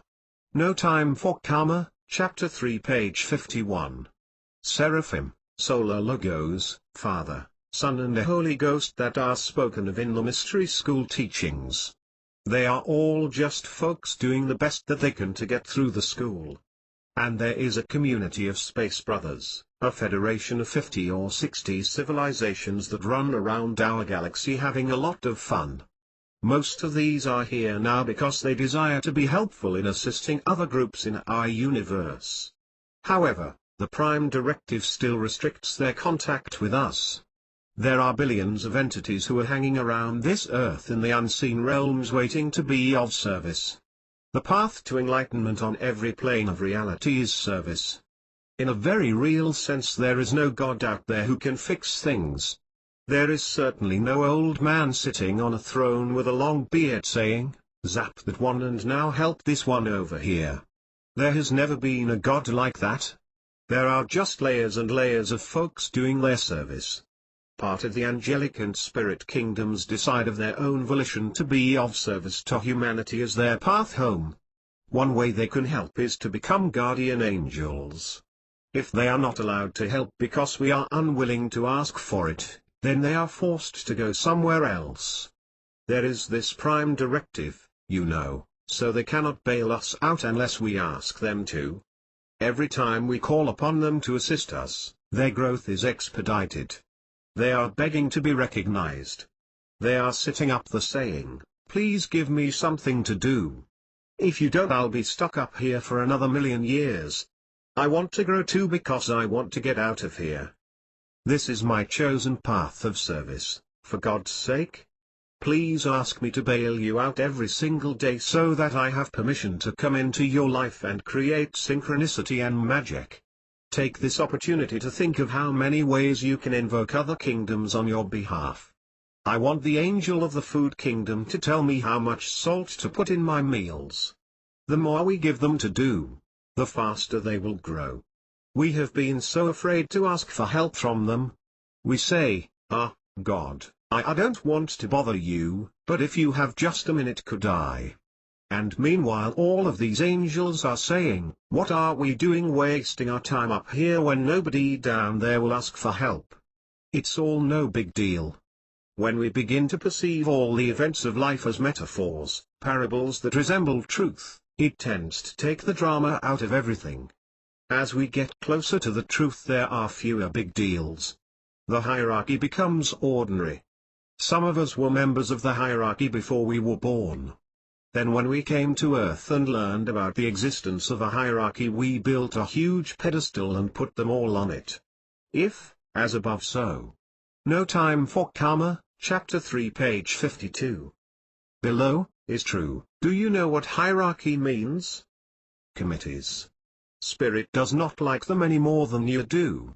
When it comes time to be part of the hierarchy and the department head comes looking for volunteers they squirm and say, it's his turn. It's his turn to be the archangel so-and-so this time because I did it last time. The hierarchy is commonplace. When we understand that, we can begin to create equality between ourselves and the rest of the universe.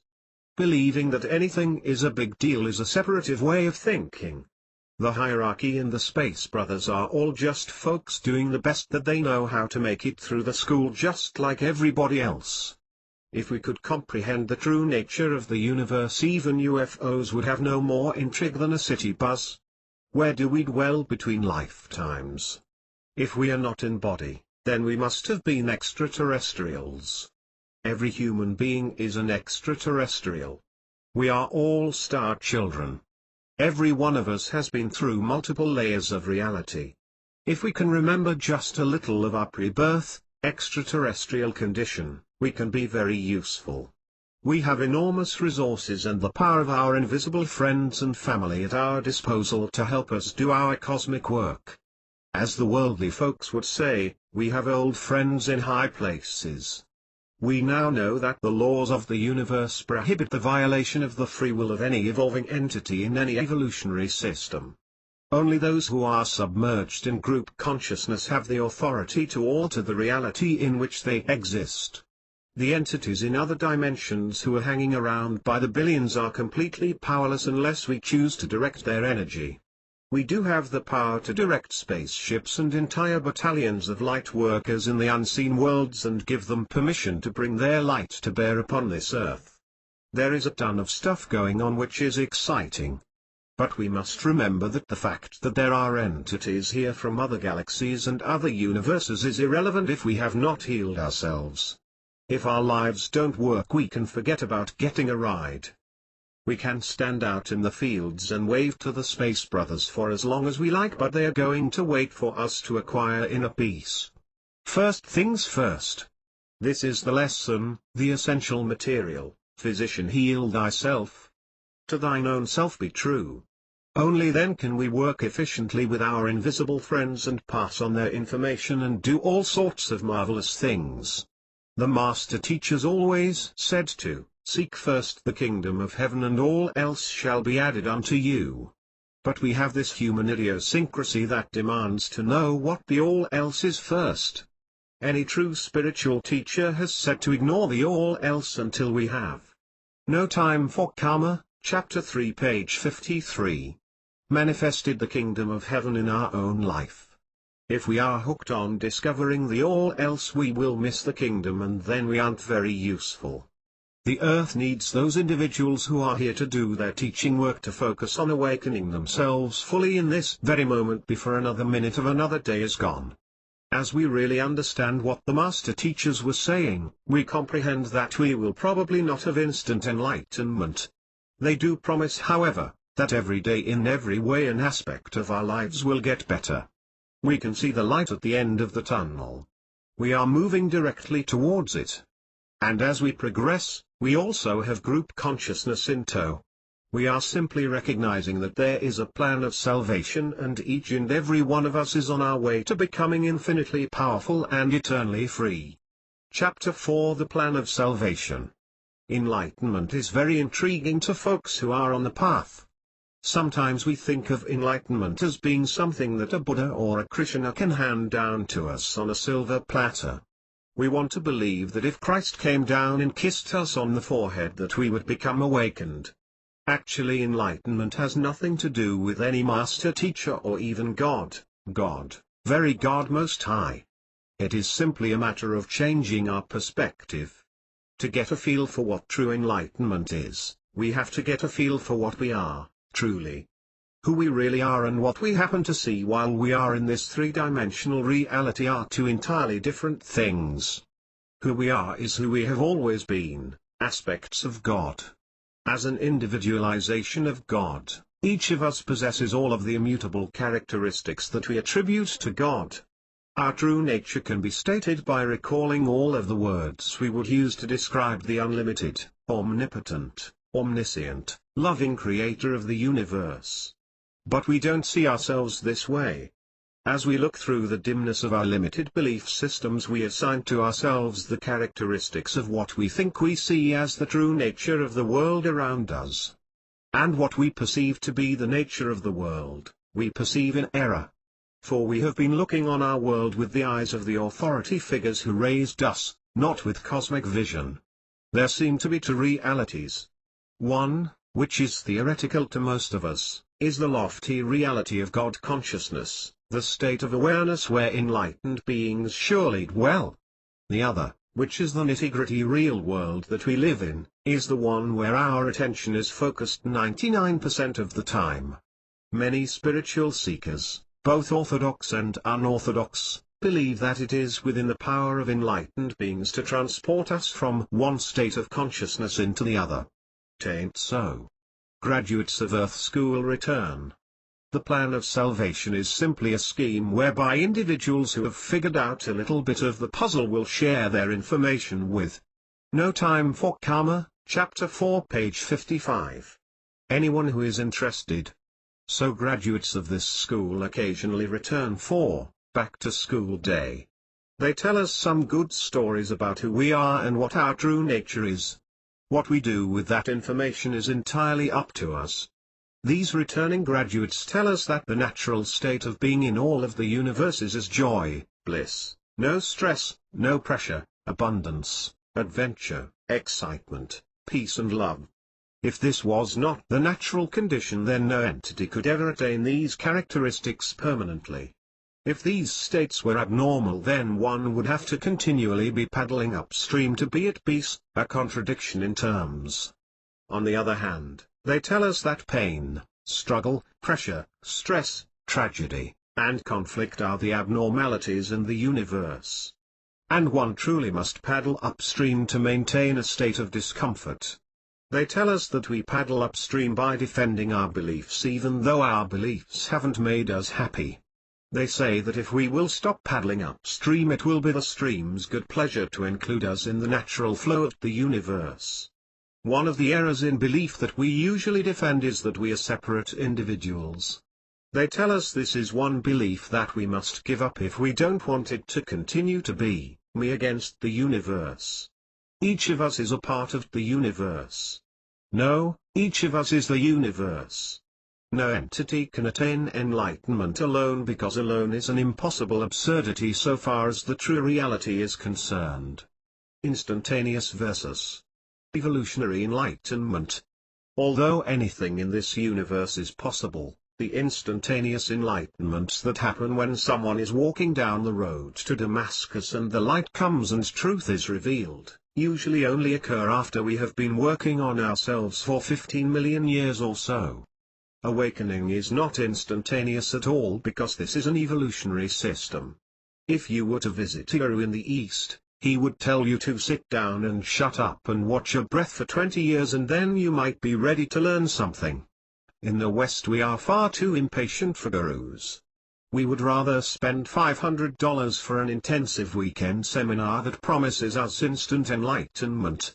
We like to believe that we have completed our prerequisites for instant awakening. Well, the trip back home is nothing more than looking in the mirror and seeing that I am that I am.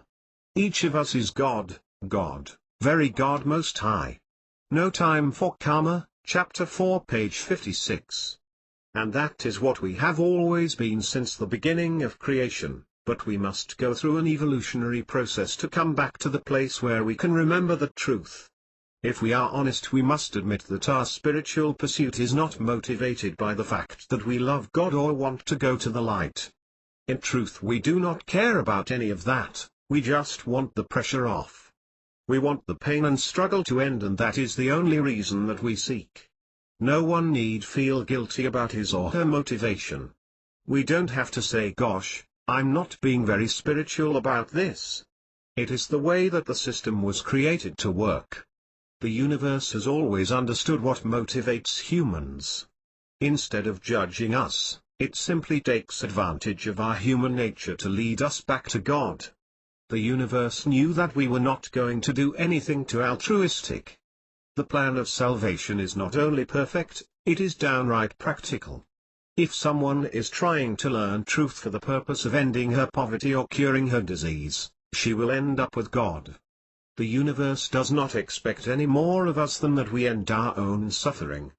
Then we will wake up one day to find that we have remembered our unlimited natural state of being.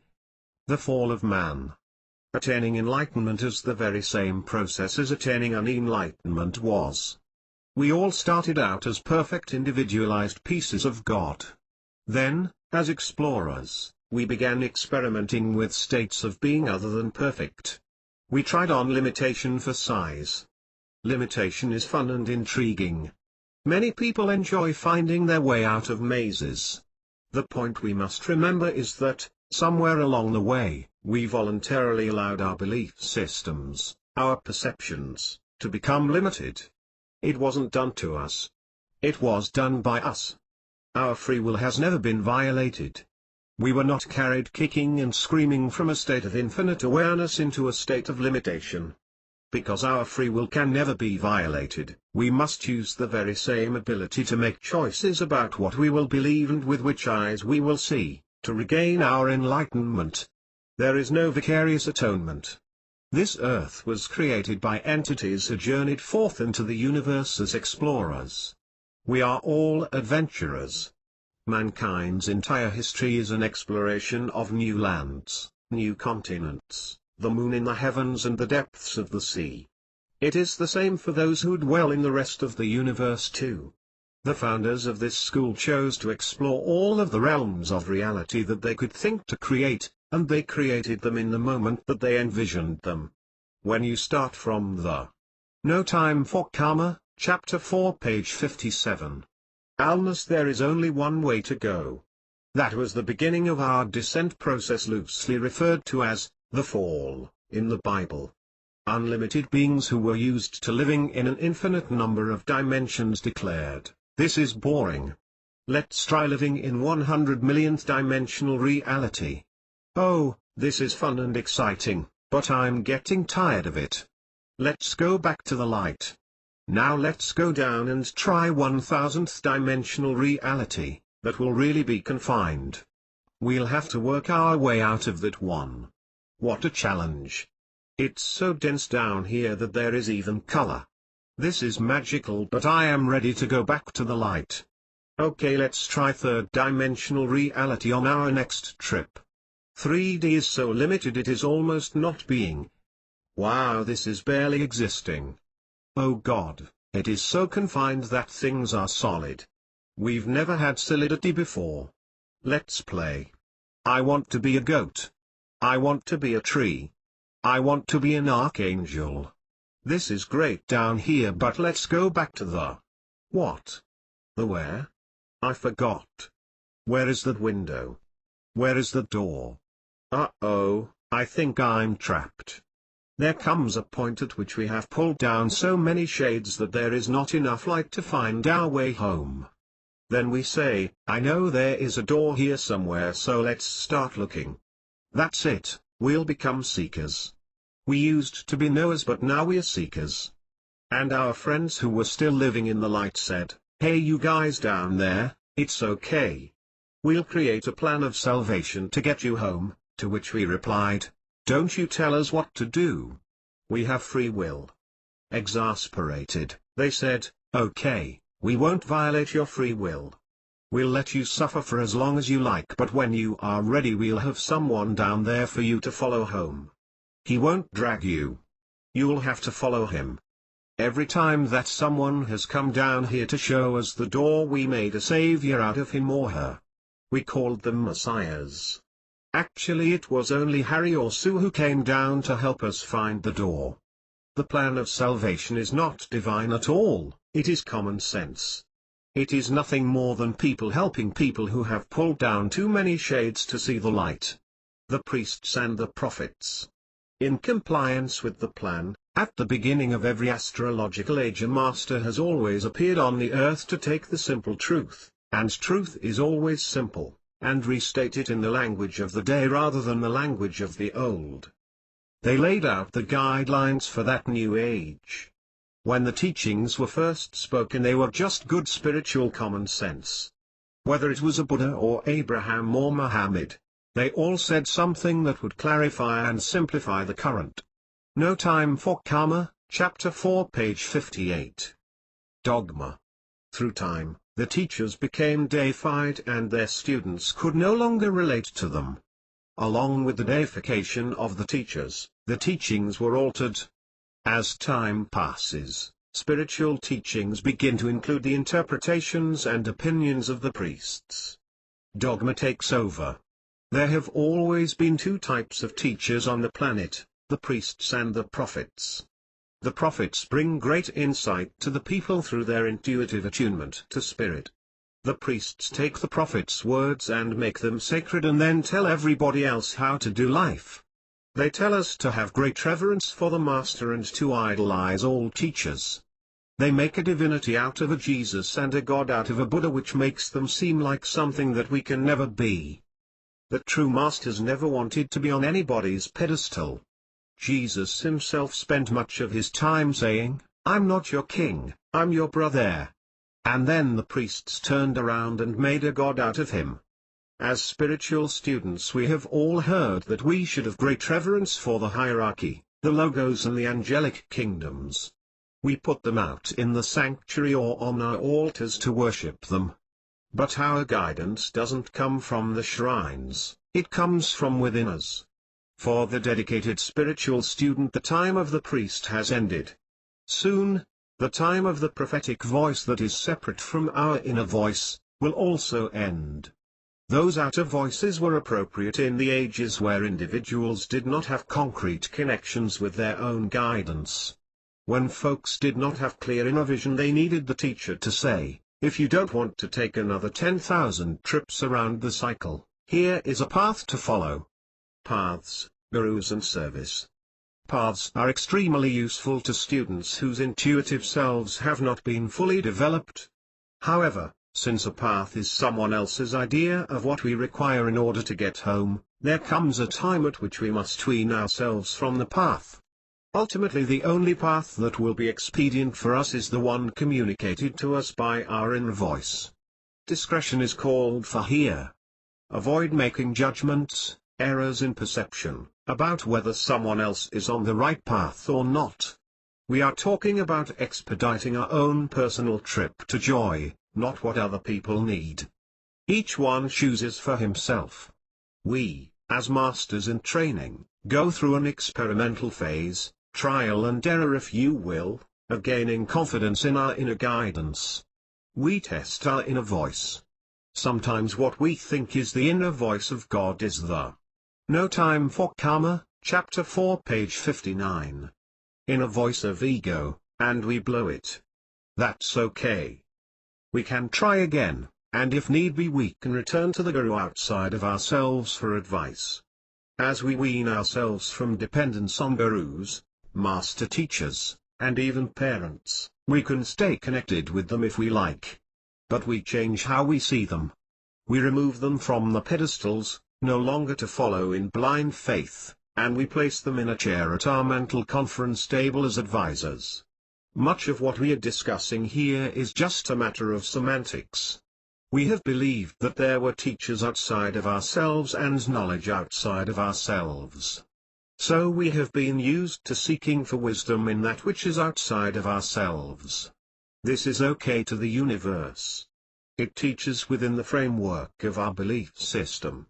But we also know that the only thing we can see outside of ourselves is that which is a part of us. What we see as reality is a mirror. We are just trying some tricks here to help us remember that I am the wisdom I seek. Enlightenment is remembering. There are many forms of gurus. The guru can be a person, living or dead, a book, a philosophy or a tradition. Whatever it is, it has two sides to it. It contains some elements of truth and some elements of human distortion. So whether your guru has been Jesus, the Bible, A Course in Miracles, the Bhagavad Gita, the Native American tradition, nature, the mystery school teachings, or one of the modern channelers of the ancient wisdom, don't take it too seriously. If you place more value on the literal words, or rituals, of the guru than you do on your own inner hunches and insights, you are in for a long, slow, and maybe stressful, trip. Nothing out there is sacred. It is just what it is. If at this point in human development, paths and gurus and teachings had never been invented, it wouldn't matter. The universe would immediately come up with a new trick to get us to discover our true nature. And it would do it without violating our free wills. whether we see ourselves as path walkers, former path walkers, or as observers of path walkers. It is useful in our training as spiritual teachers to explore the paths that have evolved out of the human condition. One of the first things that seekers learn on their paths is that we are related to all of humankind. That alters one's picture of reality dramatically. Out of this understanding, spiritual students sooner or later develop a sense of purpose. Our mission, our path, as it becomes slowly apparent, seems to be to serve other people. The head guru of nearly every path sometimes suggests, or implies, what method of service is appropriate. But, as we continue to unfold and No Time for Karma, Chapter 4, page 60. Experiment with our inner connection with the cosmic, we reveal to ourselves our own unique form of service to humankind. The more that we evolve, the more we recognize that we all have the same goals generally. Our uniqueness is in how we help implement peace and understanding on Earth. One person does it as a computer programmer and another as a mail clerk. Literally, there are no two paths of service that are the same, even though the objective of all of them is to outpicture oneness with God. Somewhere near the end of our journey through time and space, awakening mankind discovers that we are not related to other people at all, we are the other people. Each person, regardless of awareness, is an aspect of God. Each person has all of the attributes and characteristics of God. The goal of the awakening student shifts from fixing people and situations which seem to be in error into becoming a living example of the healing, loving power of the divine principle. When individuals function from a sense of being separate from other people, they equate doing anything for the self as conceit. But when they function with awareness, they understand that there is but one mind, one heart and one soul in all of the universes. So to serve the self is to serve all that is. Not only do we all deserve lots of wonderful things in our lives, we must learn that prosperity and perfect health and inner peace are the natural state of being. You cannot give a gift that you do not possess. All paths end at the beginning. All paths end when the disciple has the audacity to say, I talk with God, I am God. The Bible is a path. The Bible can be looked at as a path that each of us has been following for ages. It starts with the purely karmic way of an eye for an eye. Then Moses, representing one who understands cosmic law, tries to lead the children of Israel, the seekers, out of the wilderness, the stressed life. After many generations of wars, led by the intellectuals, a great master teacher shows up. The teacher states the truth in parables, each must interpret in the context of their own subjective reality. Then comes many years of interpretation of the teacher's words in the letters to the various churches, representing our internal process of trying to reconcile our newly remembered truth with our old internal staid institutions, our habits and beliefs.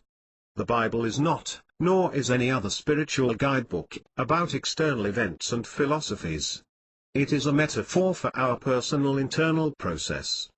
Nothing exists external to ourselves. The last book in the Bible is Revelations. Here is where things are revealed to the seeker directly. There can't be any more books after. No Time for Karma, Chapter 4, page 61. Revelation.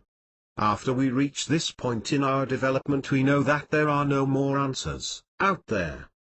The answers must now be revealed internally. The evolution of the soul doesn't end here, just the book. Initiation into mastership means that a person releases all the spiritual crutches and does their demonstration relying strictly on their inner guidance. It can be a fearful step. It has been referred to as the dark night of the soul. Jesus revealed his personal struggle with this step when he cried out, my God, why have you abandoned me?" When a person reaches that critical level of trust where they shift from making decisions based on the input of authority figures or other gurus to relying on inner guidance, hazy though it may be, then they are on the way to becoming self-empowered. It is another paradox because when you discover that you are not separate from anyone or anything, you become self-empowered as an individual. It is time to acknowledge and pay respect to our own path of individual experience. Actually, there are as many plans of salvation as there are human beings, because reality is subjective and unique. No one has ever experienced what another person has experienced. No one can do what you can do, and no one can be who you can be. You cannot follow a path that is not in harmony with who you are. Whatever you chose to do is okay with the universe. Whatever your goal is, it will take you home. If you want to save the planet, you will end up healing yourself. If you want to heal yourself, you will end up saving the planet. The system is perfect. The Western path. When we begin to see life as a series of paradoxes, we are on our way to seeing the big picture. We do not need avatars in the Western world because no one would believe them. If Sai Baba himself walked into our workplace and started talking, it just would not, in all likelihood, have a positive effect on our co-workers. If we want to teach in the Western world, we have to comprehend the Western mind, which demands that a teacher sound intelligent. Therefore it is very appropriate for us to read a lot of books and learn all of the vocabulary so that we will sound like we really have our act together. But we do not actually learn anything from the books. They merely trigger remembrances of that which has always been inside of us. If it had truly been new information, it would have taken 10,000 lifetimes to understand. There is no possible way to learn spiritual truth in 1 month of reading, if it is new to us. The ease with which we absorb new ideas is absolute. No Time for Karma, Chapter 4, page 62. Proof that all we do is reconnect to information that we temporarily lost access to. Any understanding that a person gets is always intuitive. If words made people comprehend truth, then everybody would gain the same understanding from a spiritual talk. But no two people ever hear the same meaning. Awakening is the process of remembering what we knew 1,000,000 years ago, or before time began. So another paradox is that while the only understanding that we will ever have comes from our inner being, we would never make it without the books, tapes, sunsets and music that we all need as continual reminders while we are immersed in this telepathic pool. The path called A Course in Miracles. One of the statements that exists among millions of statements of truth is A Course in Miracles. For people in the Western world with the Western programming of intellect and technology is king, I believe that the Course is the best modern guide that exists in written form to get us home. The Course in Miracles tells us that where we want to go is to inner peace, and that anything else we have been seeking creates a delay in attaining healing or happiness. The way the human mind has been programmed is to say that it wants peace, happiness and joy, but then it goes out to buy houses and cars which will only bring payments, debt and stress. We all have a tendency to go after things that we do not want, thinking that they will bring us what we do want. Our programming has always said to seek happiness but don't find it. The Course tells us that the intermediate steps that we go after will never satisfy us. The message of all three of the Course books can be summarized in one statement: in every moment of every day, use the power of your will to choose peace. If you can do that, you will be home free. The master teachers have also told us to go directly to God. They said, do not pass go and do not collect $200, just go directly. But we like to hedge our bets. We don't want to abandon the wisest earth teachers yet. We think that it is too big of a step to go directly to God, so we try to embrace just a little bit of cosmic consciousness instead. A Course in Miracles is not a theological book. Theologians argue semantics and the meaning of God. They create universities to take a left-brain approach to spirituality. They do not understand that people can argue forever without finding an answer. Any argument or debate is insisting that one person must be right and either convince his opponent that his point of view is correct or find out what is right so he can support that perspective. Theologians try to be right. Let's seek, instead, a state of cosmic consciousness, and stop trying to use words to prove to.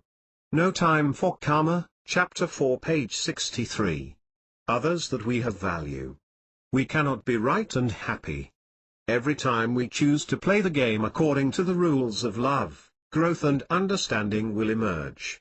The Course attempts to prepare us for a way of thinking which is contrary to the world's way of thinking. As Einstein said, a problem cannot be solved from the same consciousness that created it. We have to be willing to have our thoughts and beliefs scrapped in favor of ones that work. The Course is blunt. It goes right to the heart of the matter in the most expedient manner. It is rejected by those people who have not become sufficiently frustrated with an analytical approach to life to be willing to risk a new approach. Some folks can't get through the table of contents without their analytical minds being offended, because if what is being said is true, then their education and their personal code of life has all been for naught. The table of contents of the workbook starts out with, "Nothing I see means anything. I have given everything I see all the meaning that it has for me. I do not understand anything I see. These thoughts do not mean anything. I am never upset for the reason I think." Other lesson headings are, "I do not perceive my own best interests. I do not know what anything is for. I am not the victim of the world I see. I have invented the world I see. There is nothing to fear. I am entitled to miracles. God's will for me is perfect happiness. In my defenselessness my safety lies." We in the Western world have been well educated to believe that we are responsible for being vigilant and discerning in regards to the world, which is basically to be regarded as hostile. We have been taught to analyze every situation to find the correct course of action. We are cautious. We are cautious in relationships. We are cautious in politics. We are cautious in regards to other nations. We are cautious of power-hungry people. Our training has been appropriate if the one basic premise of Western education is true: we are all separate. No Time for Karma, Chapter 4, page 64. Think for a moment about what your professor of history or economics would say about some of the above statements. They would say that obviously any rational mind would know that in the case of foreign military powers the statement about, "In my defenselessness my safety lies," is just not true. What kind of education would we receive if, "Nothing I see means anything," were true? Not even the stock prices? Not even the gruesome pictures on the evening news? A reversal of our thinking process is required to get off of the wheel of karma. The world's thinking is karmic thinking.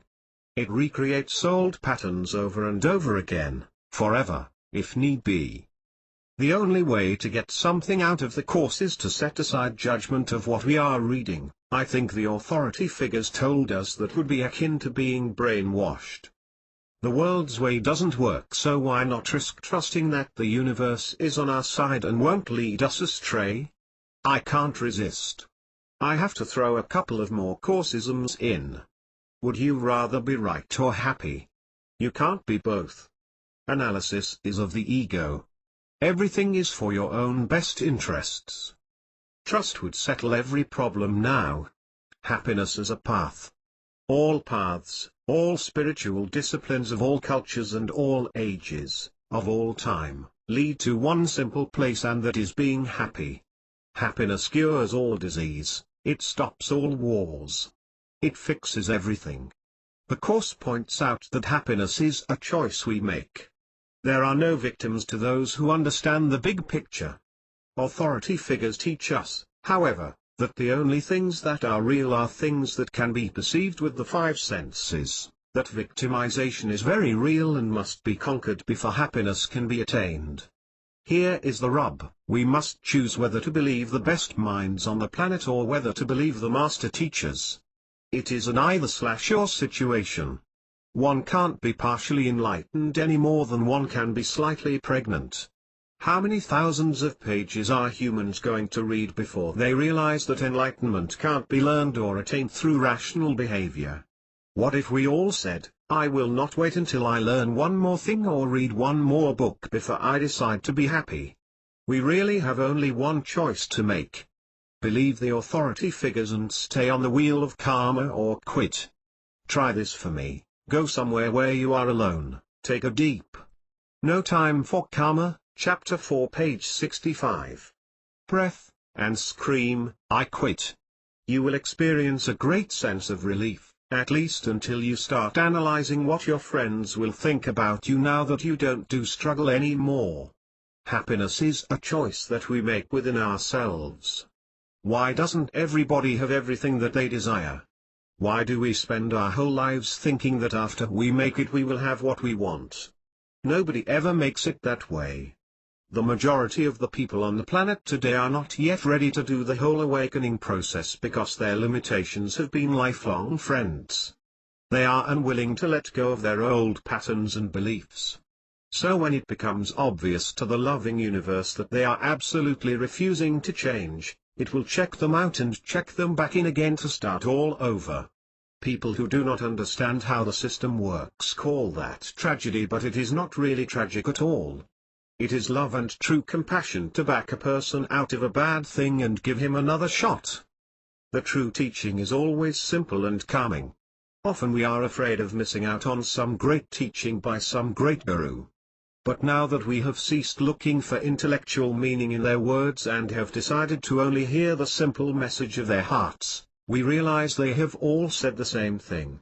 You can go sit at the feet of Sai Baba for the next 6 months and he will tell you one thing: be love. People go all the way to India and sit with thousands of others waiting for this avatar to come out on a balcony and tell them something that they don't know, and all he says is, be love. Up the road somewhere is Merbab, another avatar, and folks flood to see him as well. In all of the time that he has been incarnate on the planet he has only told people to do one thing: be happy. That is all the man has ever said. How simple spirituality is. Any teaching which feels complex is of the ego. Spirit is the epitome of simplicity. People often ask, how can I tell if my inner voice is ego or spirit? Ego loves complexity and intricacies. Spirit functions outside the realm of three-dimensional time-space. Spirit's voice is always soft, unhurried, no pressure.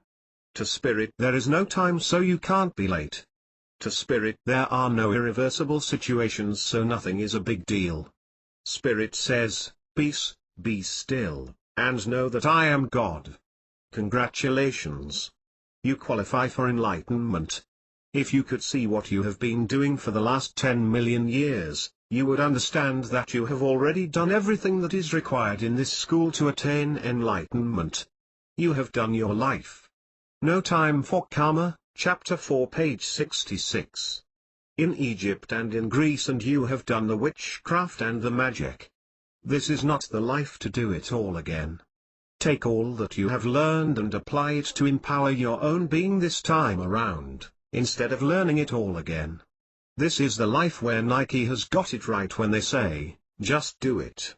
Do not wait until you read one more book or listen to another speaker or sit at the feet of one more guru before you become happy. At this stage in your evolution that will just delay your joy.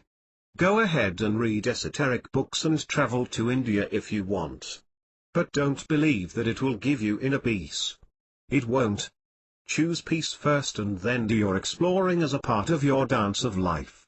Peace isn't to be found outside of ourselves.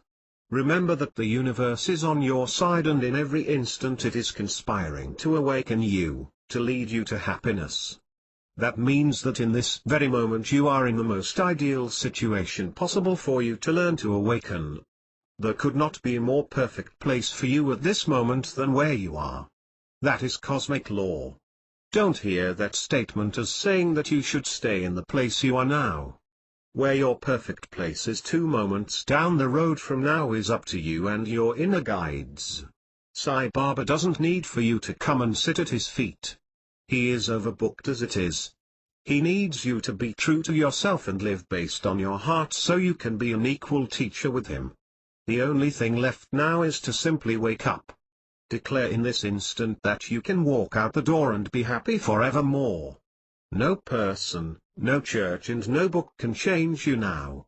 The universe loves you so much that every time you go looking for an answer outside of yourself you are going to find frustration.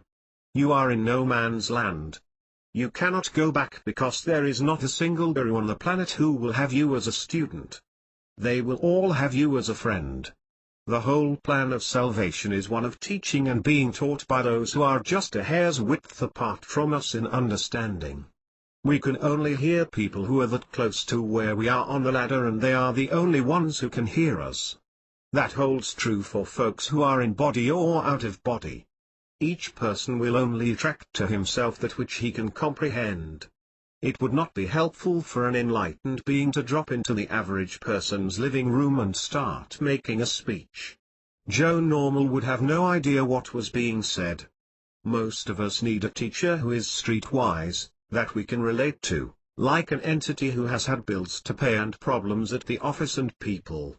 No Time for Karma, Chapter 4, page 67. To argue with. In the practical world of helping each other with our challenges, we have finally discovered that the best drug counselors are former addicts. The leaders in the Alcoholics Anonymous movement are former alcoholics. That's the way it works here.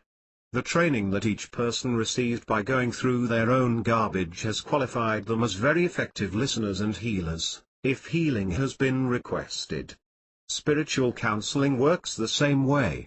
Spiritual students tend to give credence to teachers who came to this planet with a load of garbage and somehow managed to let go and do their personal transformation. It is now up to each individual whether the rest of the planet will be transformed. Some of you may be asking, what do I have to do? What is the schedule? Give me my agenda. The truth of the matter is so simple that it will offend your intellect. All that you have to do is heal yourself, to choose peace in every moment. We are on this earth to be examples of enlightened entities, and there is no mystery to what it means to be enlightened anymore. It used to be this huge enigma. We would read books about people who had light radiating out from the crown of their heads and could do marvelous tricks. But all of the magic in the world is irrelevant if you have not healed yourself. What happens to the earth if each of us learns to be impeccably happy in this lifetime? Do you know that your joy will radiate through group consciousness in the telepathic pool and touch every molecule on this planet? It will penetrate every brain cell of every human being incarnate because you are a part of the telepathic pool on this planet. When you learn how to have fun, the game is over. When you can laugh and play in every moment, you will graduate and look back to wonder what all of that esoteric nonsense that everyone was talking about really meant. You will find the rest of eternity enormously joyful. Your whole divinity and having the light dwell within you simply has to do with learning to be happy. Acknowledge within yourself that you accept joy because you can't learn it and you can't earn it. You must claim it. Happiness is a decision that is made within the individual. When you decide to be joyful, you will come into your own power and begin to do transformation of group consciousness in a very big way. Salvation has always been the ultimate in simplicity.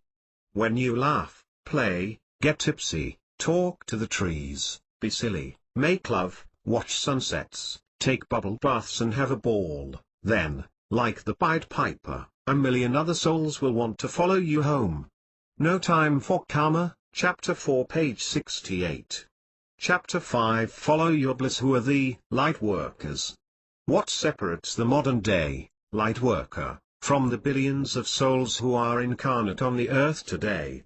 The members of the Planetary transition team have a certain understanding of cosmic principles which is above and beyond the norm of group consciousness. When we move our viewpoint from the tediousness of day-to-day life to a more universal perspective, we uncover some aspects of ourselves which help us clarify our function and our self-worth. Because we don't normally peek into the minds and hearts of the dozens or hundreds of people that we chance to meet each day, we have no idea of what the average level of awareness is in society. We tend to judge people's level of spiritual evolvement by their behavior.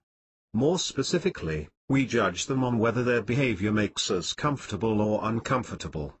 At the same time, we are sure that no one's opinion of us, which is based on how our behavior makes them feel, could come close to doing justice to what we are sure is our own elevated level of awareness. Who a person is, in terms of their usefulness to the awakening earth, cannot be determined by using worldly eyes. For many years I worked with hundreds of folks who were both spiritually aware, and struggling. As an intuitive counselor, I would look into their minds and hearts. I would review their incarnational contract with the earth. I invariably discovered a being inside of each person that was far and away more noble, more empowered and more Christ-like than they gave themselves credit for being. I discovered that a lofty purpose resided inside of each and every person. Yet when I spoke verbally with these people, I heard a myriad of reasons why they could not outpicture the internal vision. The reasons were always worldly reasons, worldly limitations, ideas of limitation received from their background of interaction with authority figures. The more I probed the inner levels of people and the workings of our Earth School, the more apparent it became to me what was required to be. No Time for Karma, Chapter 5, page 70. A light worker on this planet. Light workers remember that they function within the cosmic laws that govern our reality.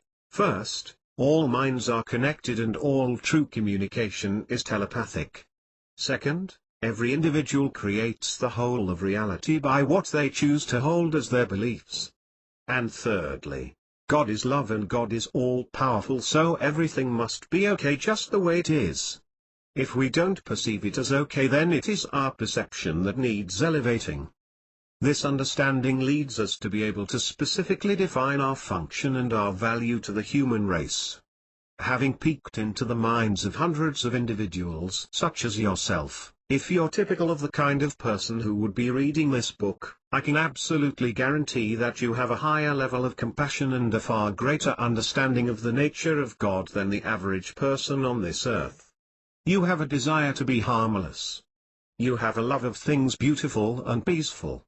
Therefore, since your mind is telepathically connected to every being in every kingdom on this planet, each moment that you hold lofty thoughts, or healing thoughts, or happy thoughts, you are raising the consciousness on Earth. You are healing this planet. You are not being an escapist when you don't feel like dealing with the drama of the day and choose instead to go out in nature where you can be surrounded by peace and beauty. You are following the directions of the master teachers who understood and taught the stilling of the mind and the calming of the soul.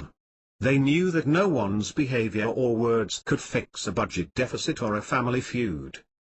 They knew that a single person's mind focused on peace could create an opening in the earthly veil, through which the unseen workers would pour accident, chance and random events to change any situation for the better. This is the time in which we must choose to walk in peace in every moment, be prosperous in every moment and heal in every moment, because that is the only consciousness that we wish to share with the earth.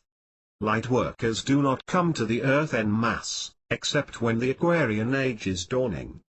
The function of these light workers is to alter group consciousness by working in harmony with cosmic law, the only truly effective way to create change. So the light worker's job is revealed as a simple one of choosing to be happy and following their bliss. Few of us can truly comprehend what life would be like without drama and dilemma.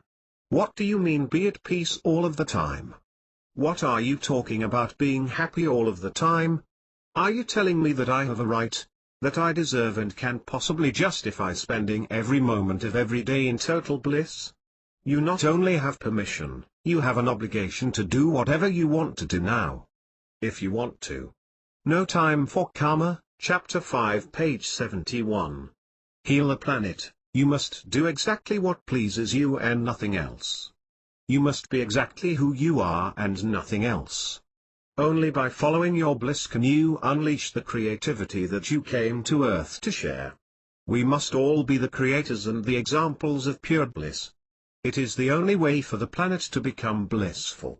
Consider the lilies of the field.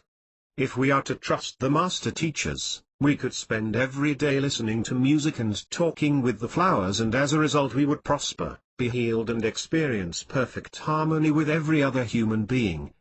There really is not any more to it than that, but the ego maintains a belief that the only thing that stands between us and total annihilation is our ability to manipulate, control and otherwise engage in defensive activity. The ego can't allow itself to believe that God is in charge.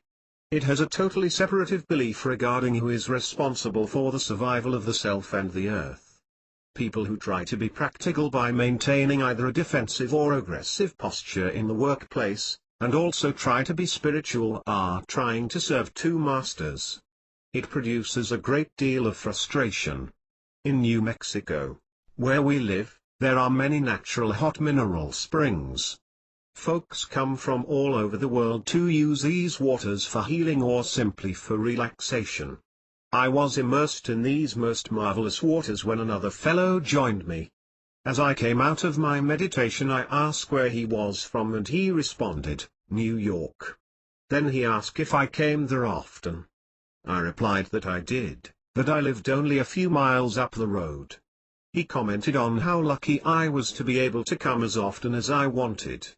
I explained that it wasn't luck, that I had made a decision a few years ago that life was too short not to be doing what I really wanted to do and be living where I really wanted to live.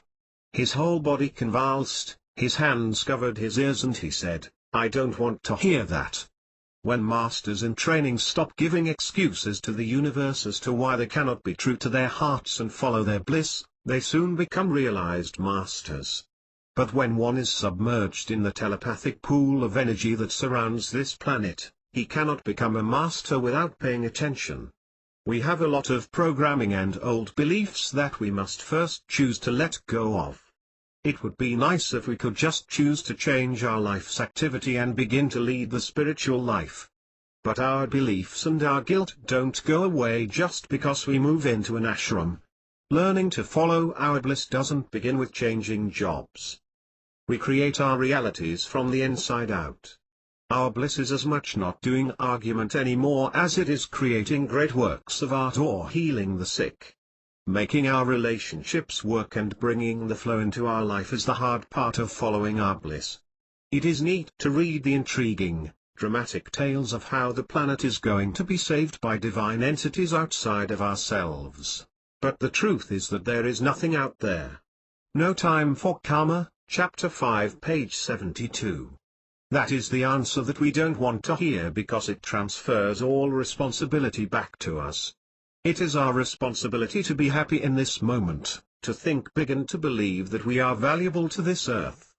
Your mother and your father and the authority figures in your life probably did not tell you that. I bet that there was not a single one of them who said, I think you are going to be the Christ when you grow up. Rather, they will immediately come to mind as saying, what do you mean, be a savior to the earth? You aren't so hot. Why don't you just go sit in the corner? It doesn't matter how old you are or how long your parents have been dead, you will still hear their criticisms when you embark on your path to freedom. Your only reply can be, sorry Mom. I am divine. I don't have time to go sit in the corner because I have agreed to heal this earth and all of her inhabitants. As long as humans are encased in physical bodies, they will have the voices of those authority figures in their heads. It goes with being immersed in group consciousness. It isn't easy, but we don't have to be a victim of old voices. Parents don't authorize blissful offspring. Our parents, peers, and the authority figures in our lives were simply doing the best they knew how. They were students of planet Earth. They were not ascended masters. We can decide in this moment that we are going to follow the teachings of the masters only, and that we will pay no attention to any authority figure on the whole planet, alive today or ever having lived, that did not demonstrate peace and happiness in their own lives. The people that our society makes gods out of are the ones who get cover stories in Time, Newsweek and Sports Illustrated. We choose to emulate people whose lives are wrecks. Most of the role models that we have picked are individuals who keep the hospitals filled and whose relationships don't work. They are stressed over money and their loved ones. They have ulcers and die of cancer, heart attacks or some other stress-related phenomenon. We rarely stop to look at the fact that we have chosen the wrong authority figures. We have rarely considered that we are free to choose new role models. Parents are a tough issue for everyone. In counseling work we discover that all parents were a problem to the child. The family was either dysfunctional or one or both parents were too rigid. The child was raised in a disadvantaged environment or life was too easy. Dad wasn't there or he smothered the kid. What does this prove? Only that Earth is a school, not utopia. We chose our parents, our classes, and our lessons before we paid the entry fee. Since our lessons were our choice, when we quit buying into them is our choice also. If we try to live the life that our parents chose for us, then we will end up exactly like them. Their ideas about the world and the way it functions have nothing to do with objectivity, absoluteness or God. The fact that they controlled us with guilt manipulation is not to be held against them. If it is our intent to become unlimited, expansive and expressive, then we. No Time for Karma, Chapter 5 page 73. Must accept the fact that our authority figures were doing it the only way that existed for their generation. It was the way that they were trained. That was the way things were done in the Piscean Age. It does not mean that we do not love our parents or that we disrespect them. It is just that we are a part of the transitional generation that demands more loving rules so we can become self-empowered. We must stop and look closely at the programming we receive from former generations. We were literally programmed to do what they told us above and beyond what God, either in the form of inner guidance or as the voice of master teachers, says. From the perspective of our parents' generation, we were selfish if we did not please them and if we did not become what they said we should become. Some of us were expected to spend our whole life trying to make them look good and feel good, or we were considered selfish. Now we know the ego calls people selfish as an attempt to control them. However, from a spiritual perspective, selfishness means nurturing, blessing and taking care of the self. We must understand that we and our parents are one because all minds are connected. There is only one God consciousness that permeates everybody and everything. Therefore when we follow our bliss and become creative, self-empowered, and happy, our parents and the rest of the world benefit. Every individual who has ever achieved true greatness and really contributed something to the planet drove their parents nuts because they refused to be programmed and manipulated. They were like Jesus when his mother said, "How dare you run off and sit with the rabbis? Didn't you know that dinner was ready?" He could only reply, "Mom, chill out. I have things to do." That might be another paraphrase, but the truth is that if someone like Van Gogh had spent his life doing what his mother had said, then we would never have seen his art. Every human being who has contributed something creatively to the planet has declared, "Sorry Mom, Dad, but I just don't follow the rules. I live life on my own terms and in my own way, and I love you so much that I am going to be an example for you as to how you too can get free." John Randolph Price calls those who are not motivated by fear soup beings. They are the ones who do not buy insurance, they don't wear seat belts, and they don't stop at red lights at 4 o'clock in the morning when they are the only car in town. Furthermore, when they drive through the light they don't look over their shoulder to see if they are going to get caught. They break patterns all of the time and they never allow any other human being to hold power over them. We are simply delaying our own well-being when we give our power away. We cannot be free until we take our power back and declare that we are not victims. Our parents and our authority figures on the other hand believe themselves to be victims. They attempt to teach us what they believe to. No Time for Karma, Chapter 5 page 74. Be the true conditions of life. Their happiness is subject to the economy, the marketplace, their jobs and their families. We really do not wish to be like them. Light workers choose joy in spite of it all. Most folks on this planet have laid out a class schedule for themselves which allows a great deal of time to learn each lesson. This chapter would not be even slightly comprehensible to them.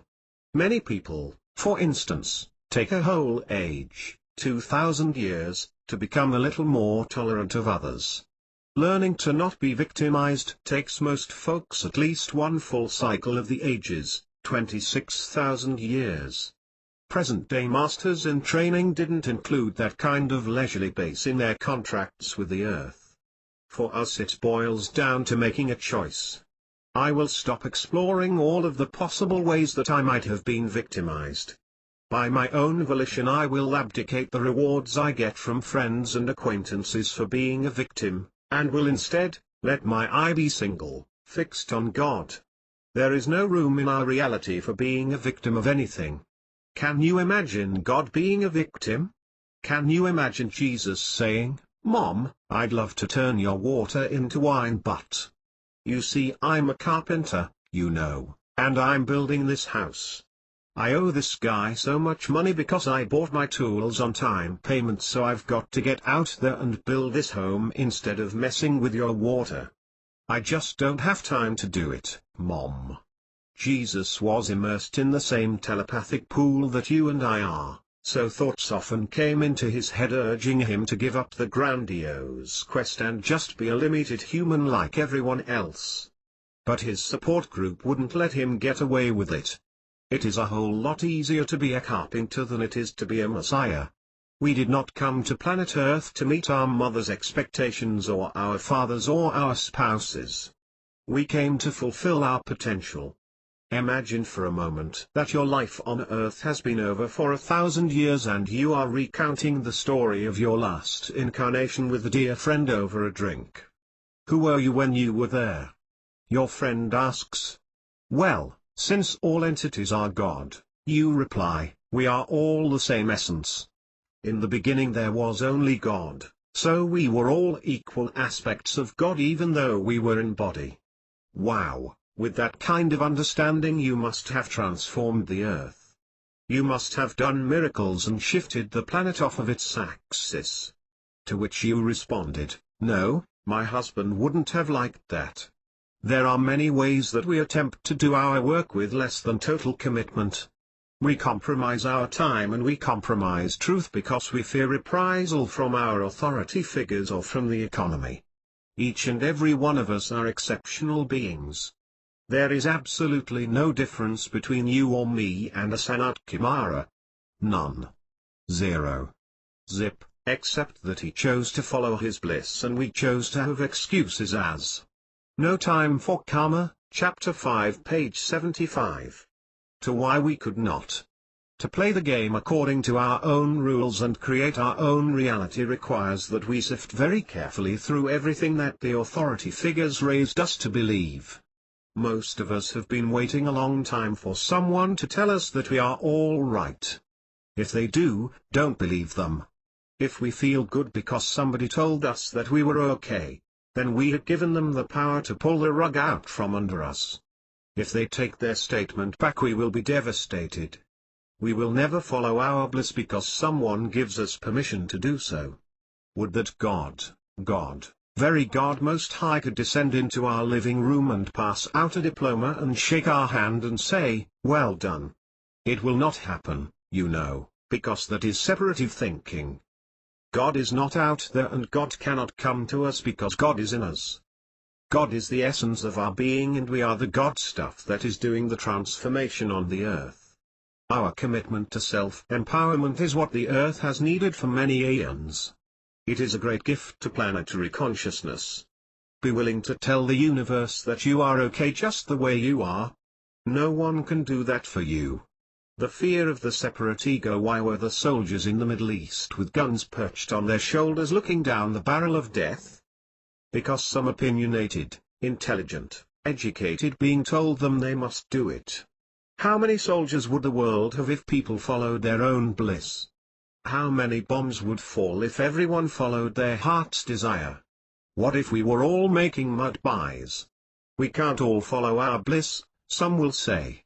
That would be anarchy. Wouldn't we all starve? Do those words sound like they came from a master teacher or a fearful person? People who believe themselves to be separate from you and me and God fear that separation. In their fear they request of society that a set of rules be established to control the use of power. Power, to them, means power over other people. They believe that uncontrolled people are at best anarchistic if not outright dangerous. Even when their desired controls are in place, life is still a game of jostling for position, trying to be top dog. The more advanced of the separate egos don't advocate war to settle the issue of who gets the power, they advocate elections. With elections, hopefully only 49% of the people will be subject to the will of the majority. Elections are only a slightly more civilized form of war. Either way, one group makes decisions on behalf of the other. How do entities who do not believe themselves to be separate from others act? Beings who are not separate do not need to protect themselves from others. They do not need to be told about the advantages of cooperation as opposed to conflict. Beings who are aware of their oneness with all creation are not merely harmless, they are the essence of harmlessness. They are love/compassion/wisdom. No Time for Karma, Chapter 5, page 76. A being who understands his oneness would not vote any more than he would pull the trigger. He has no desire to impress his political will on another person, and he knows that there is no need for centralized protection because no one's will or state of well-being can be compromised. One isn't self-empowered until one realizes his connection with all souls. What helps me helps everyone. What harms others harms me. When there is understanding, no one would attempt harm, so protection isn't required. Self-empowerment is a total state of being. There are no victims. Those who believe in the separate ego believe that the natural state of being for humans is unproductive, lazy, and parasitic. They believe that if people weren't forced to work by economic need, they would only take, never giving. They believe that the nature of man is evil. Evil is live spelled backwards. In a sense they are right. If mankind did awaken enough to become healthy, prosperous, and happy, they would quit their jobs. They would quit doing everything that was not fun. But the nature of man is derived from the nature of God, his source. The nature of God/man is to create. The nature of God/man is to explore. The nature of God/man is omnipotent and omniscient. Awakened man has always refused to make work out of life. He creates. He loves. He dances. And he is fully aware of cosmic law. No child of God can be forced to endure lack because of what another child of God does not choose to do. Prosperity is created by consciousness, not the workforce. Have we forgotten about the natural state of being in this universe?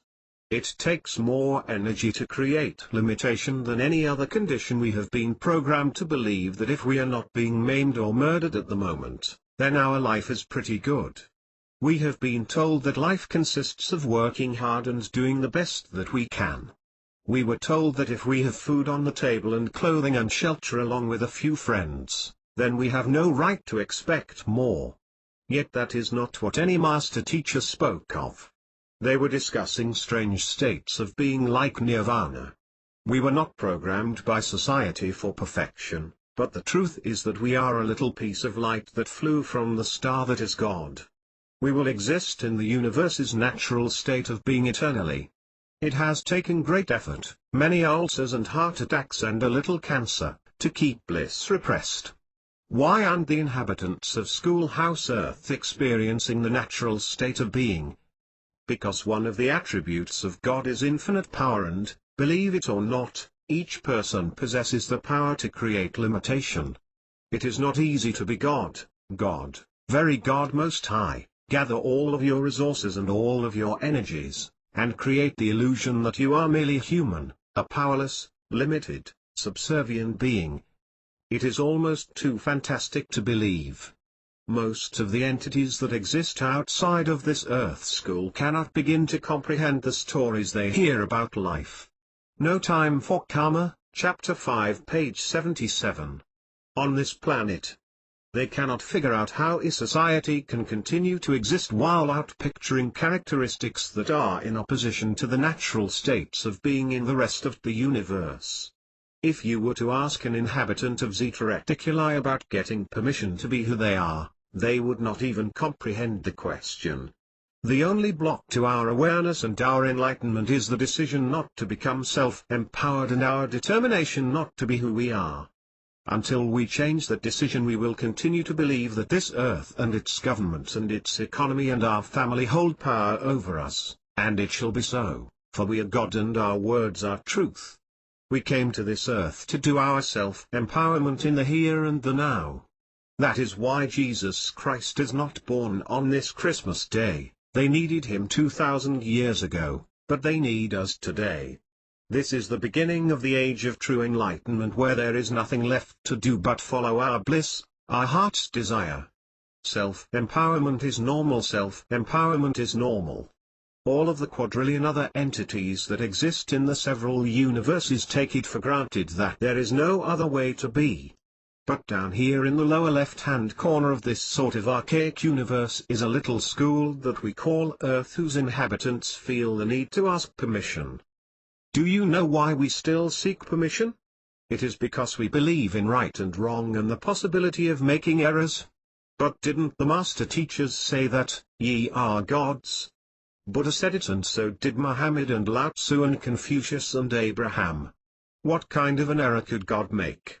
Each of us have experienced moments of pure bliss in our lives, but we surrounded those times with fear because we expected our happiness to go away.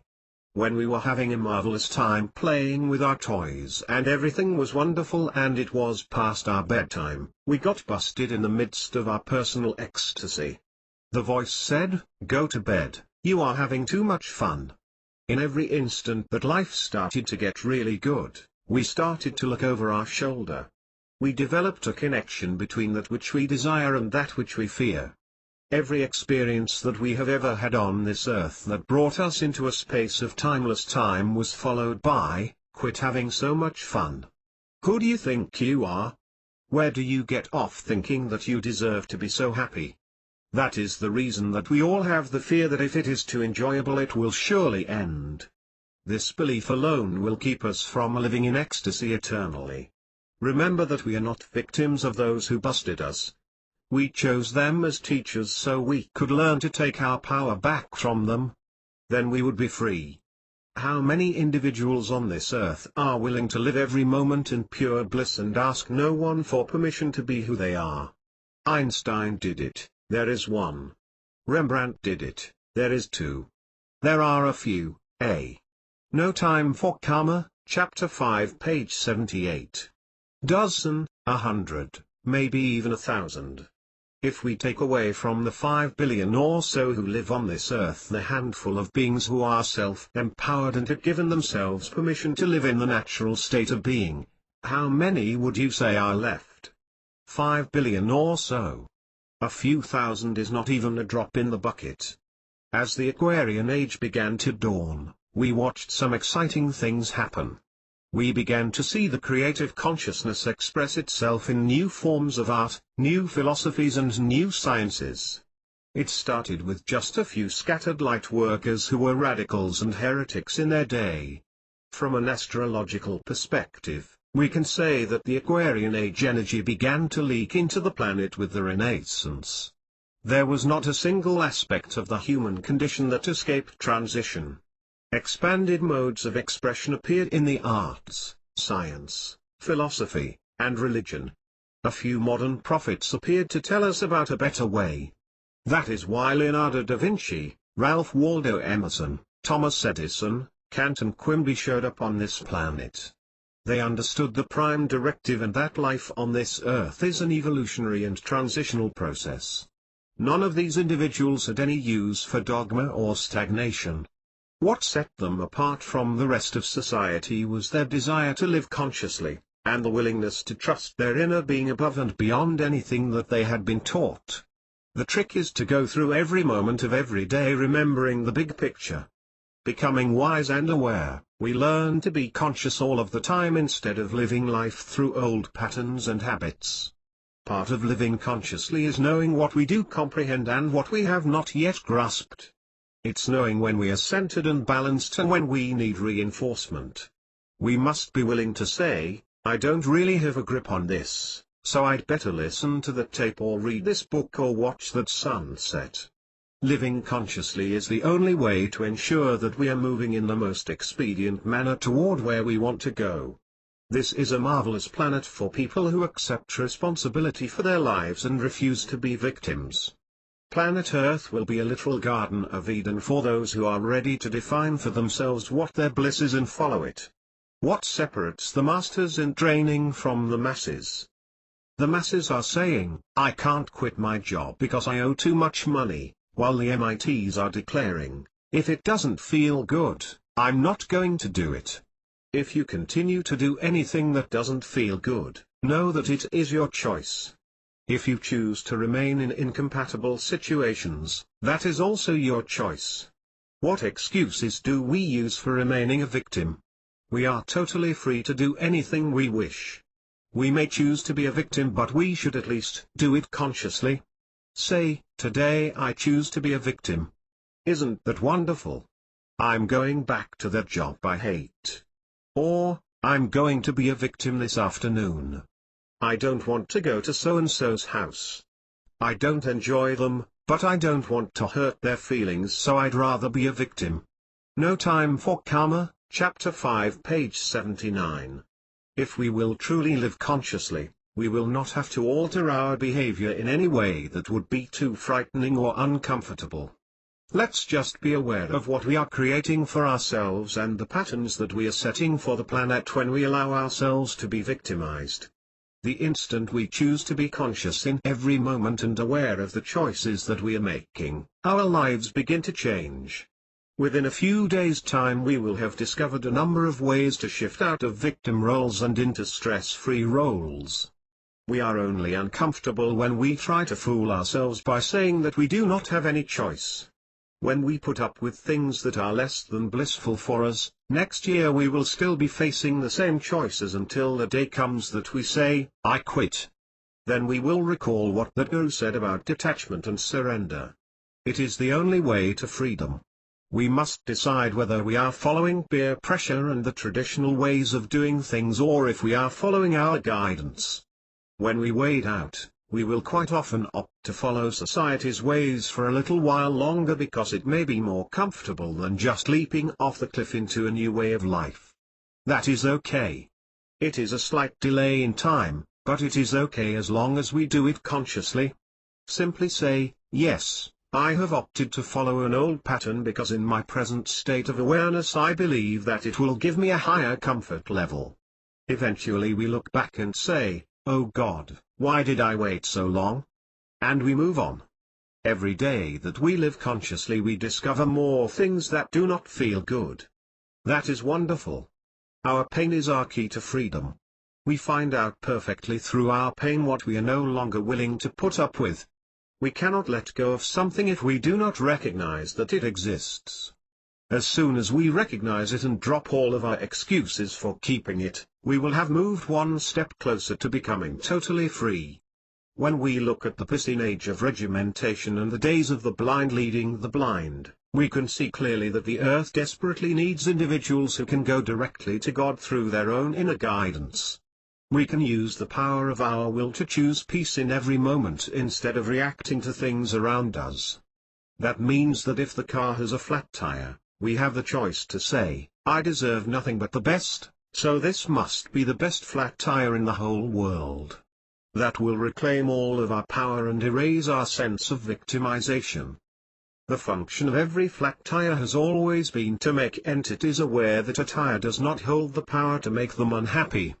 As we learn to not hold energy about a tire, the ego protests, giving us a list of the consequences. First of all, you are going to be late and so will be very upset with you. We are free to declare that we no longer buy into those lists. How could anything in God's universe be late anyway? How could anything be out of order? It simply means that we are going to arrive at our destination at a different time and therefore some magic is going to occur. Great. No Time for Karma, Chapter 5, page 80. Whatever we hold in mind we create, so anticipate that everything that occurs in life is creating magic. While we are looking at fear as an excuse to hold on to old patterns, let me say that no entity has ever experienced fear in the present moment and no entity has ever experienced guilt in the present moment. All fear is directed towards the future, while guilt is a reflection from the past. Therefore, when we focus on the now, we will never experience those emotions. Fear and guilt are the only two states of being that have prevented mankind from seeing its true nature. Psychic memory and vision. I have an acquaintance who was declared mentally retarded as a child and put in special schools for the mentally impaired simply because he did not shut off his connection with other levels of reality soon enough. He had many invisible playmates as a small child and, as he grew older, he kept right on playing with them. They would occasionally even bring him small gifts. It was a particularly strange experience for his family. His doctors said, "Well, Alex is not all here, so he must be retarded." Today he has earned 3 PhDs and he still does his psychic work. He does out-of-body exploration for the police department and finds missing children. He is the one who is normal while the rest of us try to please our parents. Every one of us has memories of our existence before we were born. Sometimes these memories leak from the subconscious into our conscious minds. What happens if we came from star system 37Z in the fourth left-hand domain of universe Majid 7? What if we try to live life the way we remember it from our previous experience? Nobody wears a mask over their feelings where we used to live. Every being is totally telepathic and open and honest. If we function like that on this planet, we get severely battered about the head and shoulders by our peer groups, family and teachers because we are so different. On Earth, we must learn to conform. So for our own survival we begin to shut down. We say, "Wait a minute, I'm not going to tell anyone what I know or what I see. I am going to back out very gently here because I don't want to spend the day being punished and sitting in my room. I'm going to act like a normal human being." How many of us have done that for our own survival? Then 20 or 30 or 40 years later somebody comes along and says, "Tell me what you know."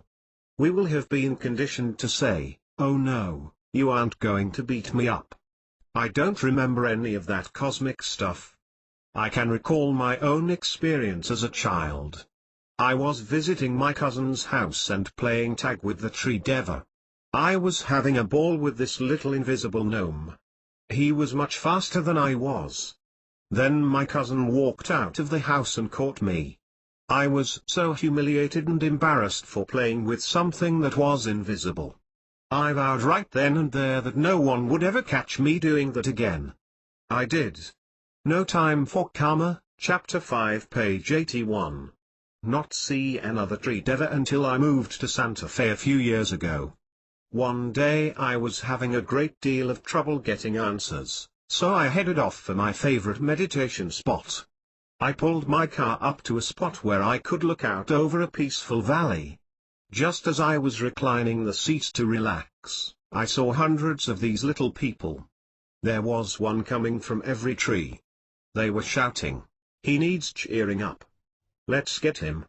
In a few minutes I was crying out, "Quit! Quit!" I couldn't stand their tickling anymore, but I was delighted that they had returned to play with me after 40 years. We all have the option to recall those moments in time with our special friends from other dimensions. Can you remember those moments in your life when you were really doing your own thing? You entered that state of timeless time playing with the dolls or painting or making mud pies. It was as if the rest of the world disappeared. Those moments were a preview of what you are to attain in this life. You have the option to live in that state forever because you create your own reality any way that you choose to do it. You may create adventure, exploration or gut-busting laughter. You may have anything that you desire in your version of bliss. Drama is familiar, safe. Bliss is the unknown, fearful. One of the things that is important to remember is that perfection will not be boring. We sometimes fall into the trap of inviting drama because of the false belief that nirvana would not be exciting.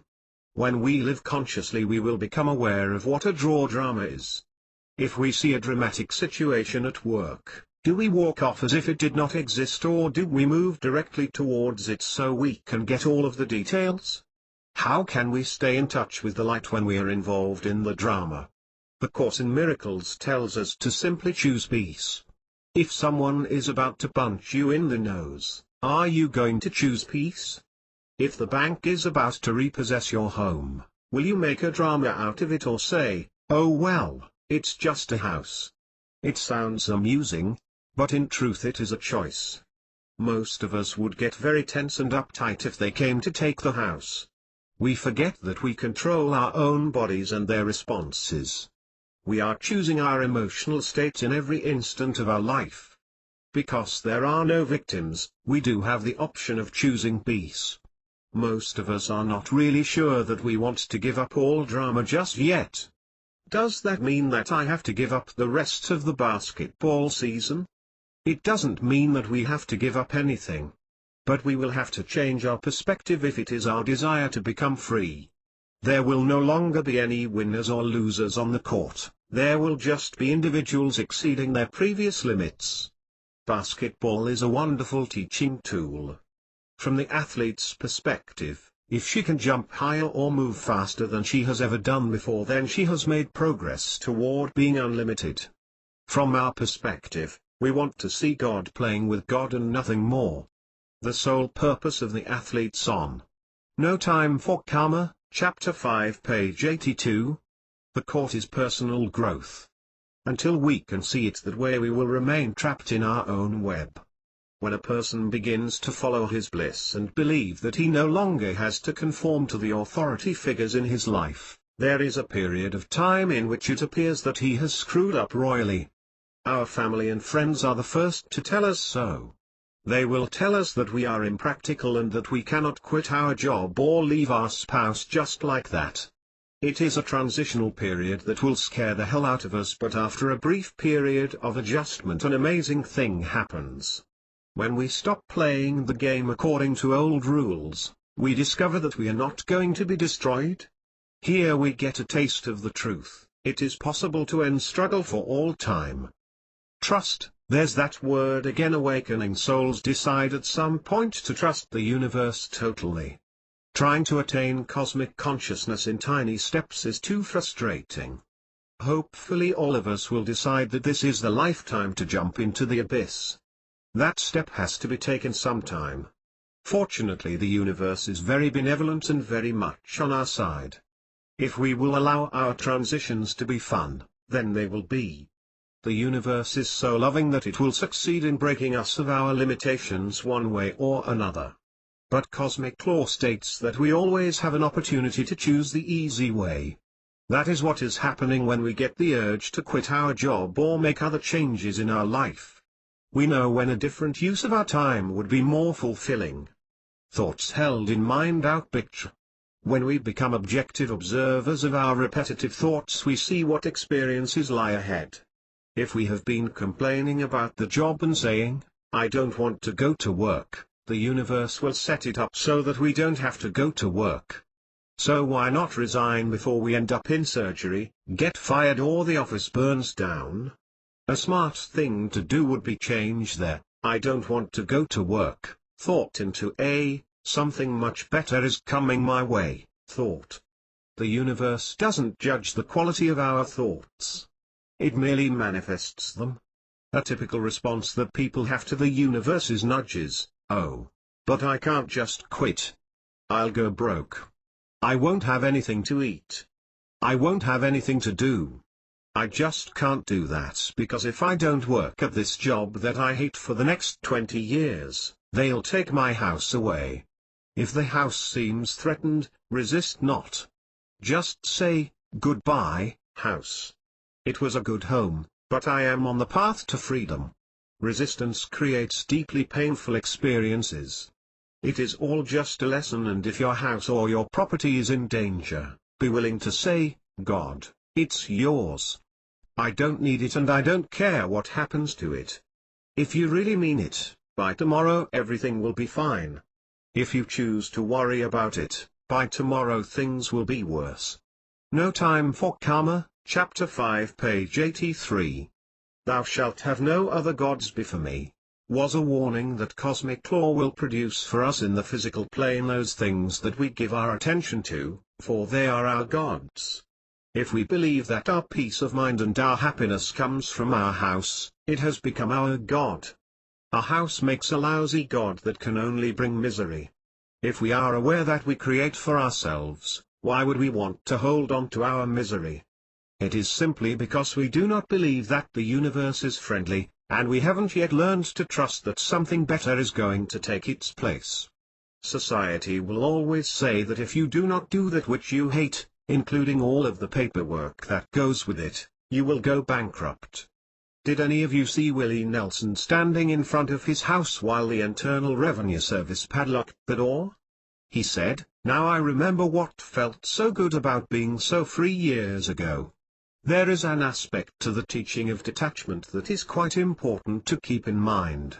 That which you release voluntarily will not be experienced as pain. It is only clinging to what we need which causes the pain.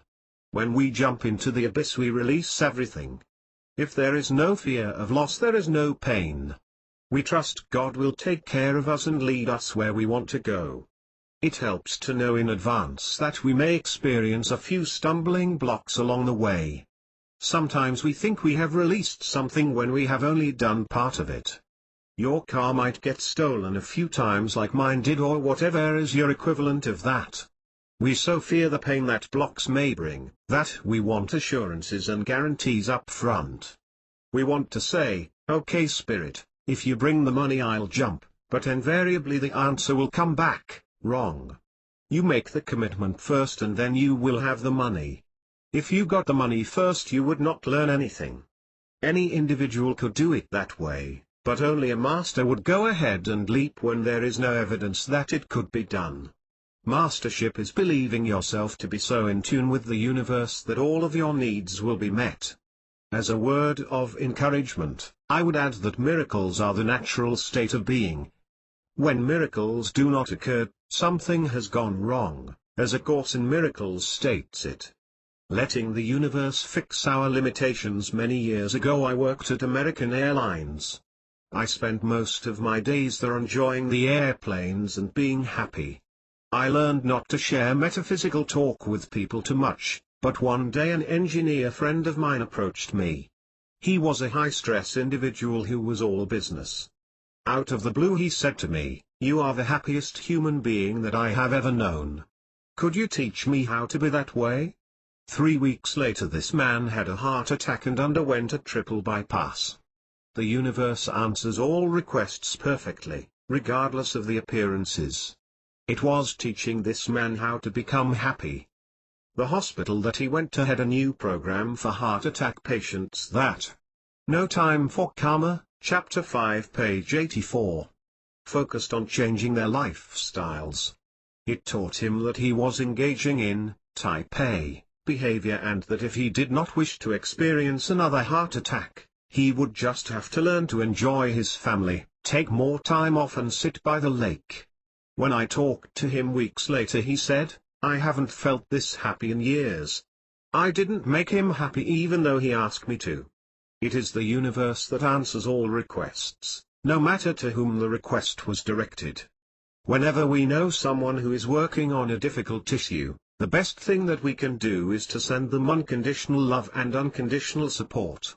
We can't fix anyone, but the universe can. The reason that we do not buy into anyone's drama is because we understand how consciousness creates reality. Never again should we commiserate with someone who has a problem. Up until now, when we were approached by problem-oriented people, we probably responded as society taught us, saying, "Oh, you poor thing. That is so horrible that your husband had a triple bypass. I am so sorry." If consciousness creates reality, then acknowledging tragedy helps create tragedy. To be useful to them, tune them out even though you have been told that is rude. Do you know that people will only talk for so long when we refuse to commiserate with them? In a very short time they will go away.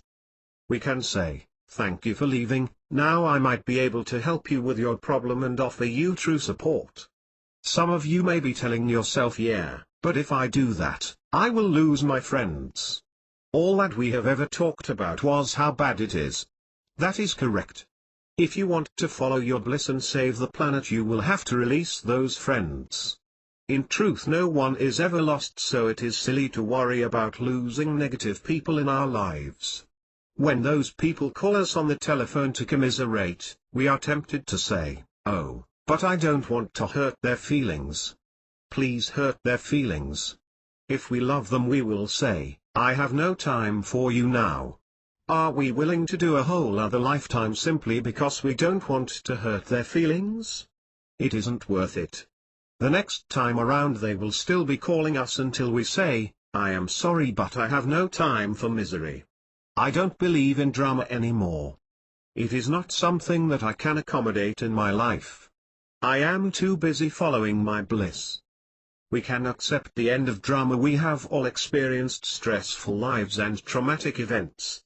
If we are growing spiritually, we have to accept the fact that hard times must end. Some people actually find themselves floundering when things are too good. You mean I can really do anything that I want forever? Well, what will I do with myself now? Take a few minutes and review what it is that you have been studying and training for throughout the last 500 lifetimes. There is some creative, healing, fulfilling function that you are better suited to do than anybody on earth. But we're talking about karmic training here. It has occurred over a span of thousands of. No Time for Karma, Chapter 5, page 85. Lifetimes. Now it manifests as intuitive knowing. It is not concrete so far as the world is concerned. Because whatever it is that you are really good at is intuitive, it is not learned. You are like Beethoven. You practice, but you didn't get your gift from going to music school. Invariably, it seems, our karmic expertise lies in a field that our parents claim is not worth doing.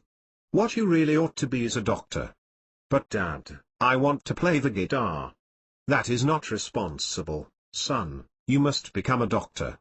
If you turn out to be Segovia reincarnated and they will not let you play the guitar, you are going to be very unhappy. You must do whatever is yours to do. But take heart, the consciousness of the planet is changing so rapidly now that it will be quite easy to find your bliss. One way to discover your own particular life path is to practice for many consecutive days feeling your bliss. Ask yourself each morning, what do I most desire to do today that will make me really happy? Your bliss is not something that will be carved on a slate and handed to you on the day that God designates as your turn. Nor will the universe hand you a manual of your bliss directing you to make a 180-degree turn from the way that you have been doing life. It will not trip you out of your home and move you to another city and then all of a sudden call you a servant of God. It will not happen that way at all. Your bliss is something that you work your way into by your willingness to give up the ought tos and shoulds in your life. What's left is your bliss. Following your heart is a very risky step for most human beings, but it is the only way that individuals have been able to tap into and express their personal creative genius. Those who are recorded in our textbooks as the artists, inventors and musicians were all misfit rebels. There were people who chose to follow their bliss instead of doing what their fathers wanted them to do for a living. The only way to liberate the planet is to liberate yourself first by following your own desire. Listen to the desires of your heart and dismiss what your authority figures and the rest of society taught you. Remember also that society has said that you cannot be a doctor unless you get a medical degree. If that were true, it would have left Jesus out in the cold. He was technically never qualified to heal anybody. He just followed his bliss. Remember your yellow pad? Take your time in listing everything that you have ever desired to do on the first pad of paper. Write down anything you can think of that would make you happy. Include every whim before your rational mind jumps in and tells you why you cannot do that particular thing. Well, I would love to be an artist, and your ego will say you can't paint. You don't have any training and you don't even know a watercolor from an acrylic. Save those comments for a second pad of paper. On the second pad you will list all of the reasons that you cannot follow your bliss. All of the ought tos and shoulds from your parents and your. No Time for Karma, Chapter 5 page 86. Teachers will come to mind. Write down every reason that they give you. Write until you feel satisfied that you have exhausted the lists. As you read the second pad you will recall the miserable state of being that all of your authority figures exist in. Then burn the second pad. You will be left with only your bliss. When we are new at following our bliss we often question whether or not we have truly found it or whether we are letting fear motivation creep in. There is a very simple way to tell the difference. When we follow our ego, any situation will begin to feel enormously complex. That is a reminder to back out, slow down, take a deep breath and look for the light. When we find our bliss, we will be in a state of timeless time. The pressure is off. It might be sewing, climbing a tree, washing the dishes or writing computer programs. There is not a person on the planet who cannot remember what timeless time feels like. Complexity will always contradict our bliss. It will tell us that what we have been doing is too important for us to abandon it and sit by the lake. That is when we know that we desperately need to take the time off and sit by the lake. It is a total reversal of the old way of doing things that requires complete trust and faith in the universe. Review your situation in your own mind now. Say, well, you know what I have always wanted to do was. But my excuse was. Make the commitment to allow the universe to show you how to move in that direction now. Let your creativity flow. Your inspiration alone will contribute more than you will ever know to the evolvement of mankind when you begin to live life on your own terms. Pattern makers, do your thing. I had a wonderful experience hearing Peter Nero play the piano with the Tulsa Philharmonic Orchestra. A friend had given me orchestra seats. Soon after they began their piece, Peter started wandering from the script. He was improvising like crazy. The conductor was standing there grinning and waiting for him to return to the score, but he kept on playing this magnificent music.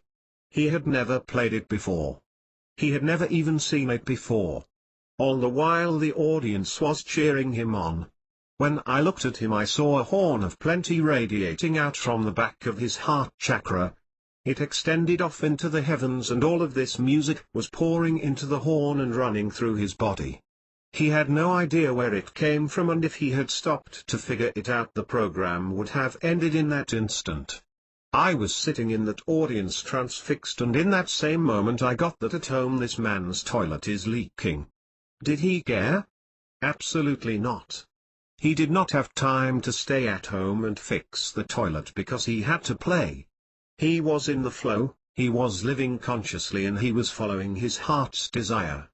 When your bliss comes, just do it. What pattern would you set for the rest of the planet? What would you have them doing right now? You know that most people do not believe. No Time for Karma, Chapter 5 page 87. That they are free to do anything they want, but you do understand the system. Always keep in mind who you are and recognize that you are normal, so far as the universe is concerned. The universe is full of God people for whom unlimitedness is a simple way of life. Only on Schoolhouse Earth do people believe that normalcy is struggle. You are here to help them overcome that belief system. When struggle has ended there is nothing but fun. It is so simple. No one was more simple than the Buddha. He laughed all of the time. He made it possible for other entities to attain enlightenment, simply because he enjoyed his. Having fun is your work now. It is what every master teacher has tried to get people to do so they too could become free. The purpose of all the activity in your life is enjoyment. That, incidentally, goes along with saving the planet. If you are ecstatically happy, who is going to pick that up? Everybody.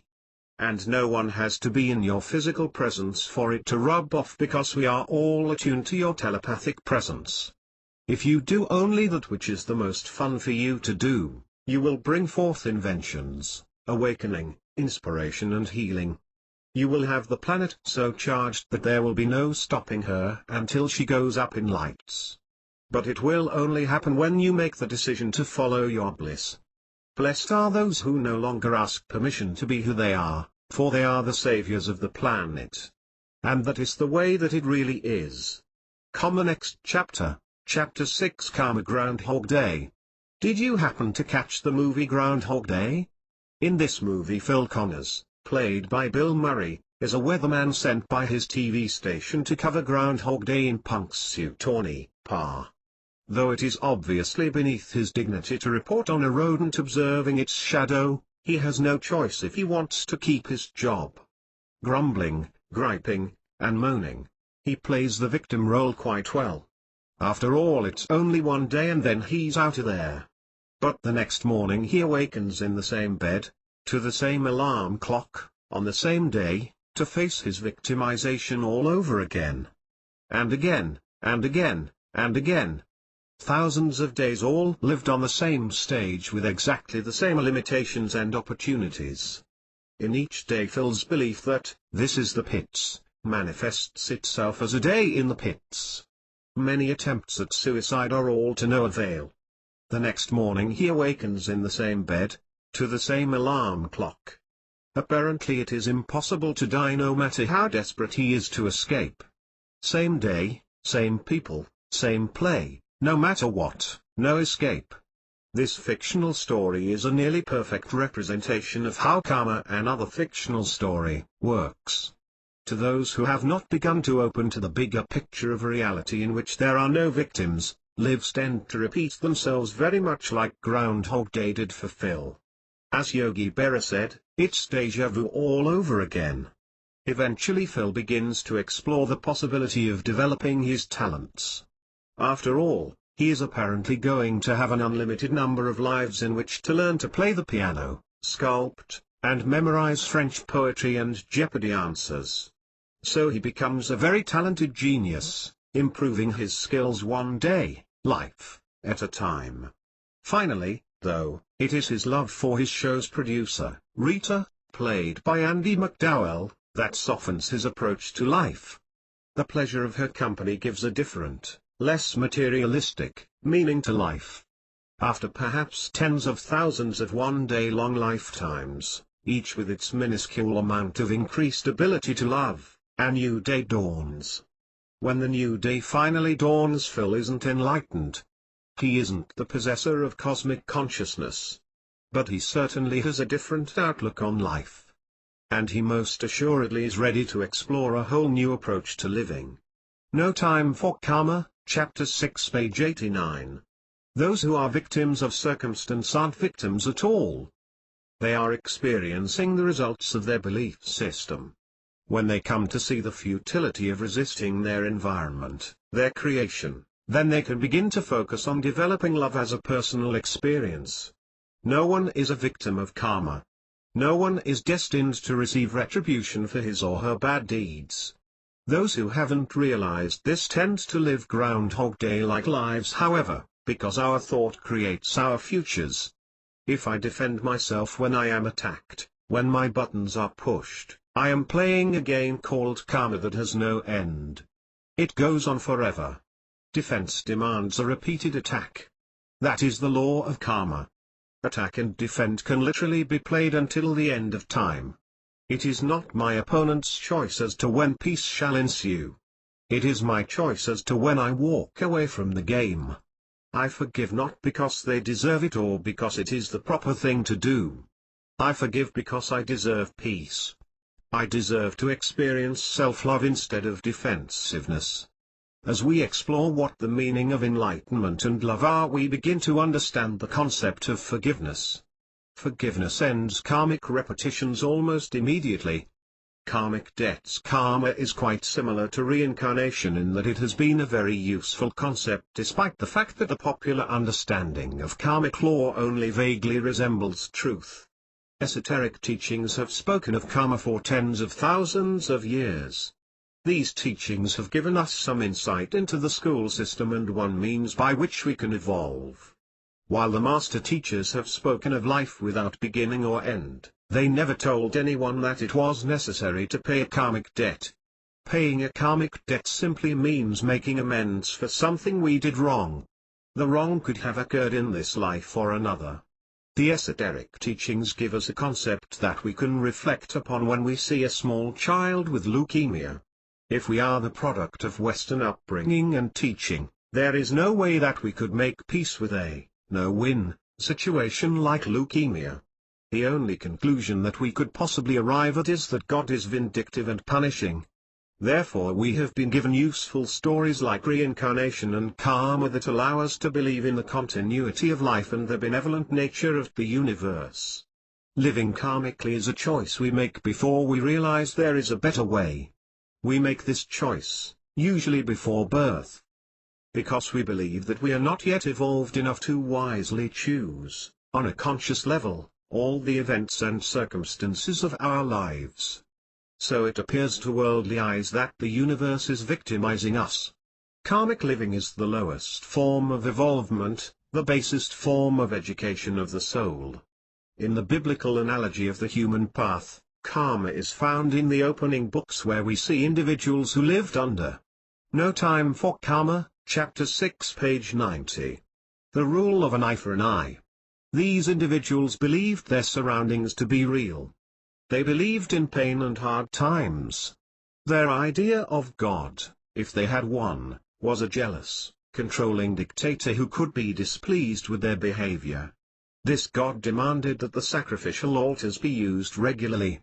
They had no concepts of reality other than ones that supported the images produced by the physical senses. Karmic law is the only option available as a path of growth for such individuals whose inner senses are completely shut down.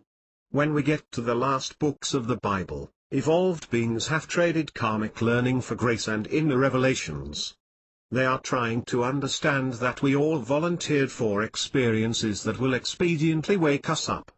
The object now is to shift from a path of victimization into understanding. With every unpleasant lesson that comes our way, we have two options. We may choose to go through the experience, which is called paying a karmic debt, or we can gain the understanding without the necessity of going through the experience. St. Paul called this grace. Karma is for people who are asleep, people who have no concept of the big picture. But mostly karma is for people who believe they are not connected to other people. The only way these folks can learn that they harm only themselves when they kill another person, is to return to the scene of the crime on another day, or another lifetime, to be killed. All masters taught the golden rule. If folks can learn to do unto others, their karma contains no tragedies. The purpose of every karmic lesson, be it drug addiction, poverty, illness or abusive relationships, is to ultimately teach us to be impeccably happy. The system is so perfect that it arranges these lessons for us to help us gain understanding. Soul growth is required to evolve from this school in 3D to the more beautiful realms of 6D, 10D or 100D. So we don't desire to seek the end of growth just yet, but we definitely don't want any more painful surprises. We want to shift from external motivation, pain, karma, to internal motivation, vision, cosmic awareness. What do you think happens if we gain the understanding through enlightenment rather than pain? Does the universe say, "No, I'm sorry but you have signed up for another 400 years of drama, so you are not allowed to do it the easy way"? No. The universe says, "You are done. You have now graduated." When you are willing to see the purpose of the lesson and what it is teaching you, then you are through with pain and struggle. Karmic learning is only possible for those who react according to old programming. Karma only works for people whose buttons can be pushed. If we will simply choose peace in the face of every confrontation, we will avoid the pain that used to come with every karmic lesson. Most people in our society spend a lot of time in denial about the problems in their lives. This comes from our upbringing. Societal belief is no time for karma, chapter 6 page 91. That people with big problems, such as alcoholism, bankruptcy, kleptomania, or poor self-image, are less than respectable. But spiritual students are aware that everybody has problems. Or as Patricia Sun says, your garbage is your ticket in. Spiritual students look forward to challenges. The challenges, lessons, are also our ticket to freedom from pain. They are our only ticket to freedom from pain. We don't want to avoid lessons and we don't want to avoid growth. But we do want to avoid pain. That is the issue. Pain is not required, growth is. None of the master teachers were talking about avoiding lessons or growth. And they can't do it for us. There is no vicarious enlightenment. They were talking about learning to enjoy the trip. Enlightenment is a very personal, very pleasant adventure through time and space. Karma equals fear equals guilt equals karma. Most people on the planet are unaware that life is a series of lessons, or that they have a choice not to accept the belief systems of the world. If we come in here totally asleep, it is very appropriate for the leaders of our tribe or village or country to tell us that our body has value and that we should not allow it to be destroyed. Don't go play with the lions because they will kill you. Don't jump off the cliff because you will die. At that point in our evolution, fear was a necessary ingredient, or we would not have stayed in school long enough to learn anything. Second, third and fourth graders cannot exist without fear. We have all spent thousands of lifetimes in which fear was good and its presence kept us alive. Then one day someone came along and said, "You are a 12th grader now, so would you please forget everything that we ever taught you?" What do you mean? My fear is so programmed in this deep unconscious mind that I have no idea how I could possibly release it. The Aquarian age teaches release of fear. It is the time when we see the true nature of karma as being fear and guilt motivation. Now we learn that karma is a valid teaching tool in 11 ages, but not in the Aquarian age. Those who would be the pattern makers for the new way of living must release karma before they can teach karmic release. We must walk our talk. My cause is my karmic path. What has the main compassion issue in your life been? Why are some people anti-cancer while others are anti-destruction of the rainforest?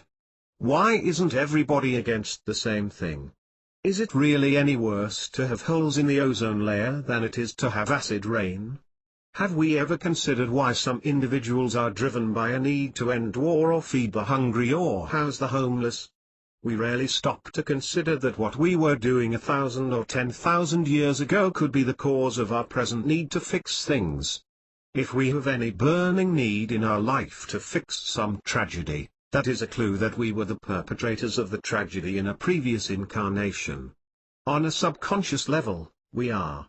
No Time for Karma, Chapter 6, page 92. Placating our own guilt for the atrocities that we committed last time around. Karma is 100% guilt motivation. It always brings the issue back home. We are immersed in the reality that we previously created on the earth and in our own minds. If we have a need to protect Mother Earth, it may be because 1,000 years ago we were the ones who violated her. Karma really is that simple.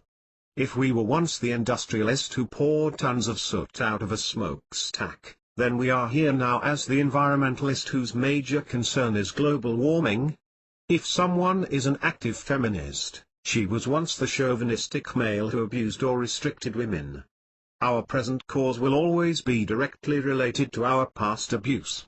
This system and its teachings are so perfect that there is never anyone to work on but ourselves. No one else ever needs fixing. Yet if we refuse to look inside, it will appear as if the atrocity exists out there, so we will be compelled to heal it, thereby healing ourselves. That is one of the magical tricks that is built into the Earth School. We have never perceived anything, good, bad, right, wrong or indifferent that was other than looking into a mirror at the self. Everything that we perceive while we are in body falls in the category of a paradox. While it is true that we have an inviolable free will, most folks use that will to write an ironclad contract with Earth School.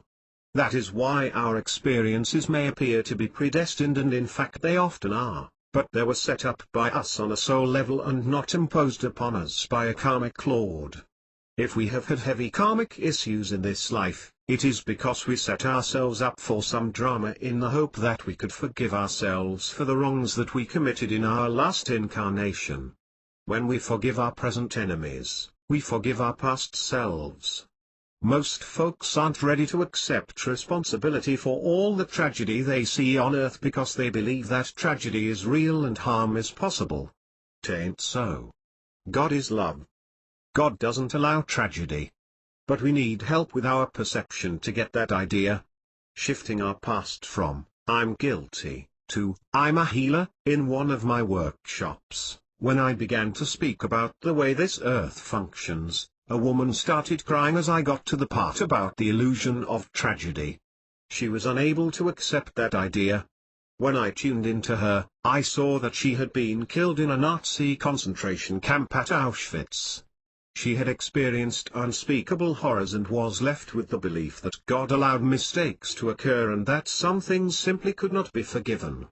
Then I received a great story about the people who had incarnated to be blown away by atomic bombs in Japan or mutilated in the death camps of Hitler's Germany. Being true to the karmic path, these were the beings who, last time around, murdered and maimed their fellow man. We know that God is incapable of judging, but these entities in judgment of themselves. No Time for Karma, Chapter 6 page 93. Declared, if we come back to be victimized, then maybe we will feel sufficiently punished that we can reach a place in consciousness where we can forgive ourselves. Well, these beings incarnated in droves. They were gassed and nuked and wiped off the planet. Did it really kill them? No, of course not. When that many people die at the same time, there is a great gathering on the other side. They rented a huge hall on the astral plane and gathered to plot their revenge. These victims of World War II, having forgotten that they had volunteered for what happened to them, got together and bitched, complained and bellyached. Hundreds of thousands of them were arguing in that meeting hall when one of them stood up and said, I know what we'll do. We'll do it like we've always done it for millions of years. Since we were the victims, we must go back and be the victimizers. Let's incarnate in the United States of America because they are going to have the most powerful army that the world has ever seen. We'll get into their militia and take over so we can wipe out everybody that we don't like. Let's get even. That made sense to most of them because it's the normal karmic way. The way we have always done things. Finally another person stood up, approached the microphone and said, wait just a minute. What if we incarnate as a group, but instead of being militarists we go in as pacifists? We can be flower children and paint smiley faces and rainbows on everything and put flowers in gun barrels. Maybe that will break the pattern that has gone on for millennium after millennium and we could have an opportunity to experience a little peace. The debate between militarists and pacifists raged on for a year. In the end quite a few of them agreed to give peace a try. Okay, we'll go in and refuse to fight. They'll try to intimidate us and manipulate us because that is the way that the planet functions. They'll put us in jail if we won't fight, so we'll go to jail or we'll go to Canada. When that many entities incarnated at the same time and held in mind smiley faces, rainbows and flowers, they irreversibly impregnated the telepathic pool of consciousness with peace.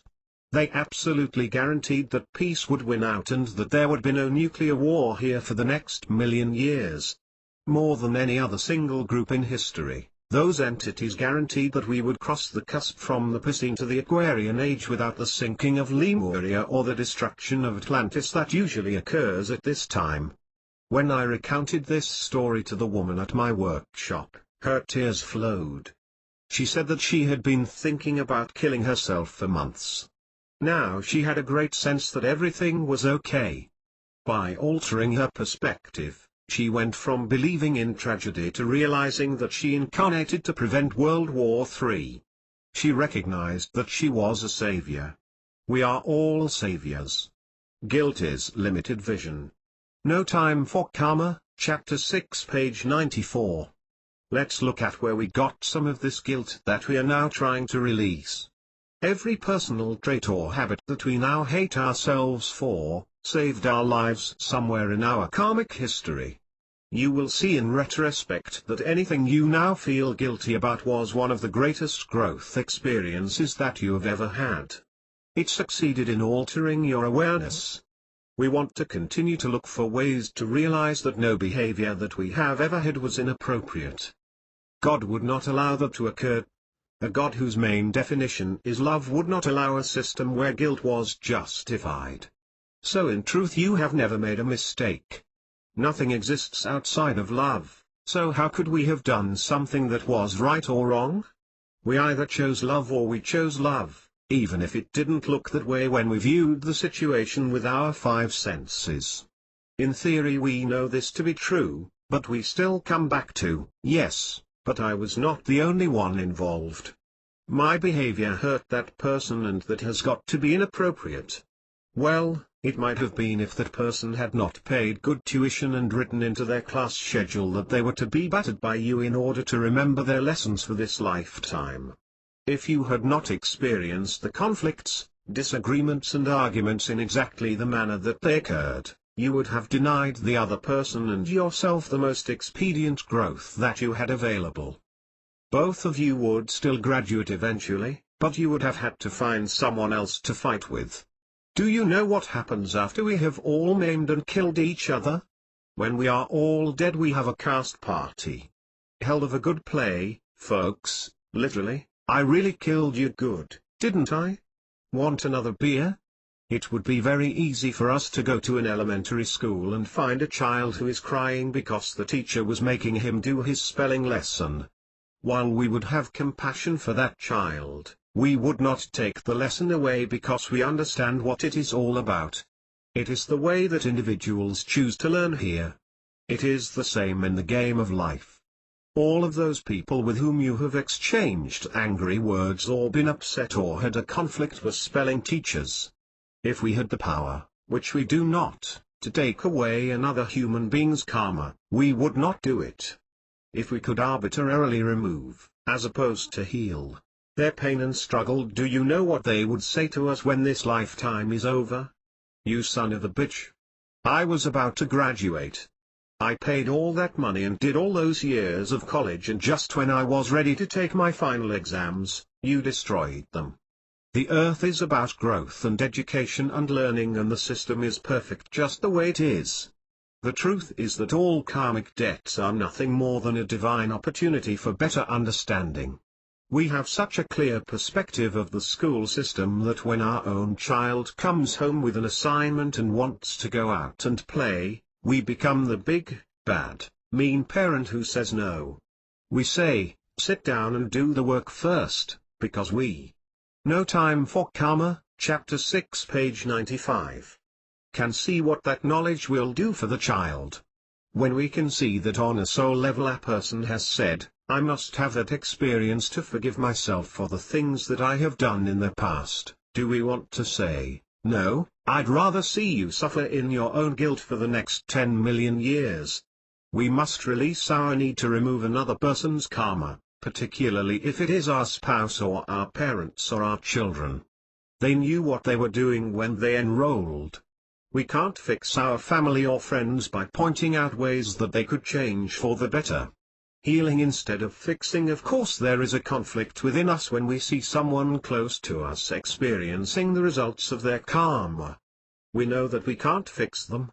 Fixing someone means we want them to quit hurting so that we will feel better. To be healers we do that which will let them gain the understanding that goes with the experience without having to actually go through the experience. Only the universe can impart understanding.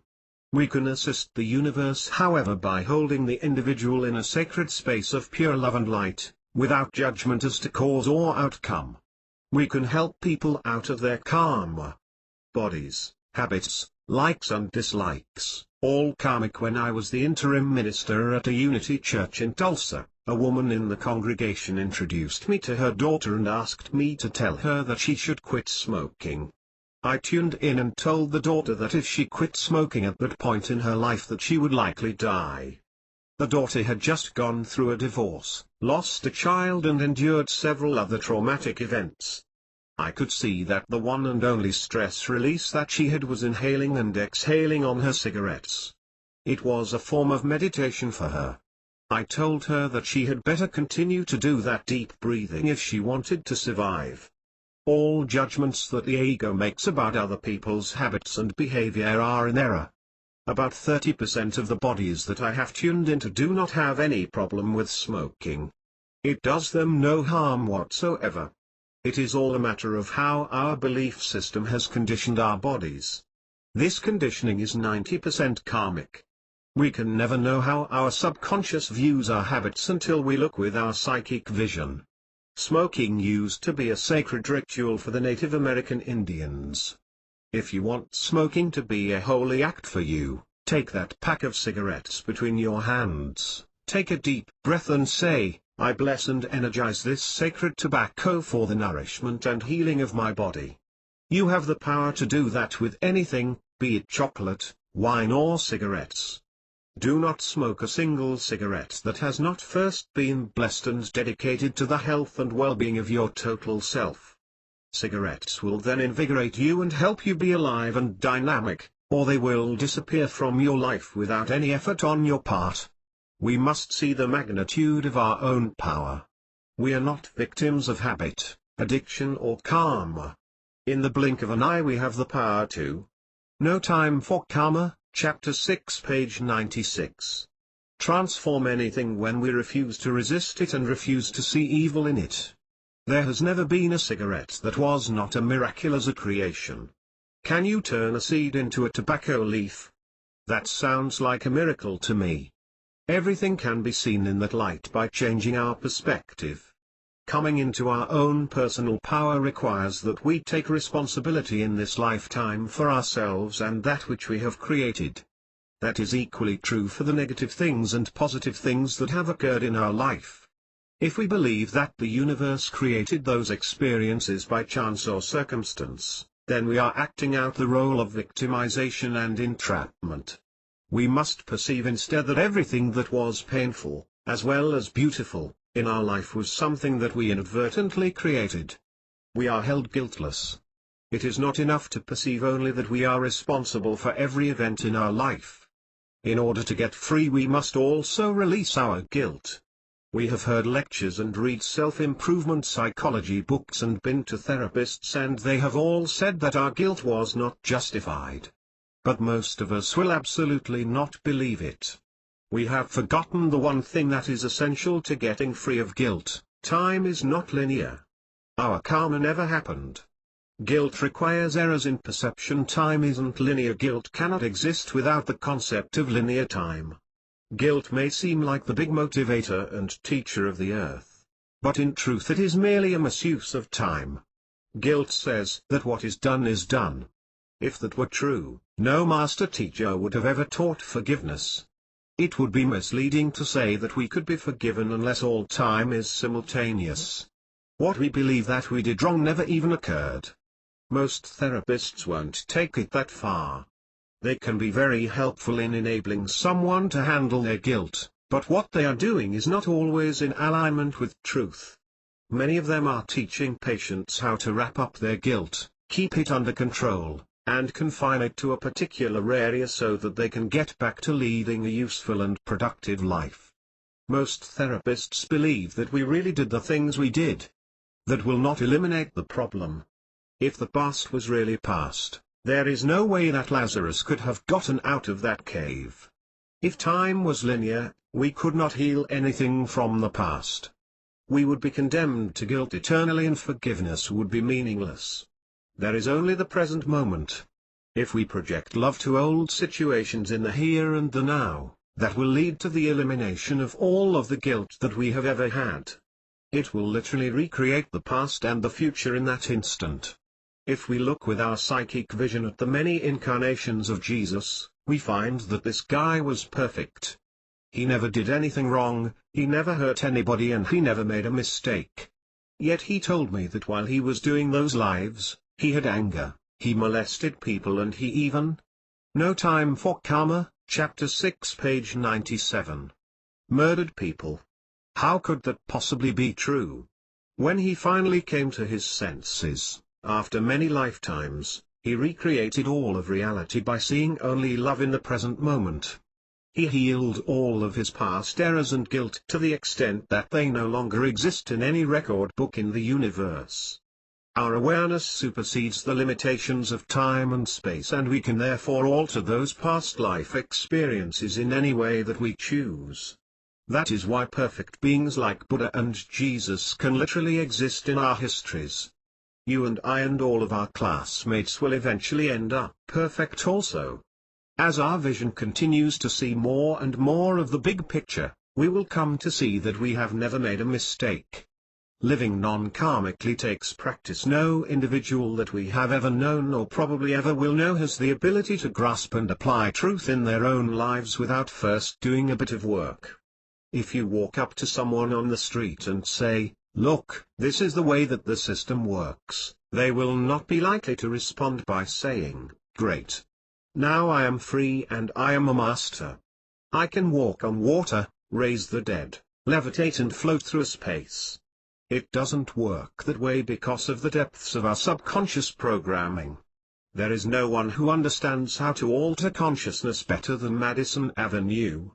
They go on results. If they don't get the desired reactions from you and me, they will soon be out of business. They understand that it is not possible to run the beer commercial one single time, take it off the air, and have the expectation that people will continue to buy that particular beer. Madison Avenue has mastered the process of spaced repetition. It is a concept that succeeds quite nicely in altering the subconscious beliefs, including spiritual beliefs, of human beings. If the average individual is reminded over and over and over again about truth, it will only take them about 10 lifetimes before they finally say, "I've got it. I don't need to slip back into that drama again." When we see the big picture, we become self-empowered, and there is no way that we can become ensnared in any trap that the earth would put us in. In the meantime, let's be kind to ourselves, and when we do slip into a trap, acknowledge it. Admit that our behavior was based on an old pattern, and although we don't like the way that it feels, let's acknowledge that we saw our error much faster than we did the last time. We are making progress toward our own enlightenment. Each time that we stumble, we recognize the old pattern more quickly. Eventually we will see it coming before it occurs, and then we will have the choice to not fall in at all.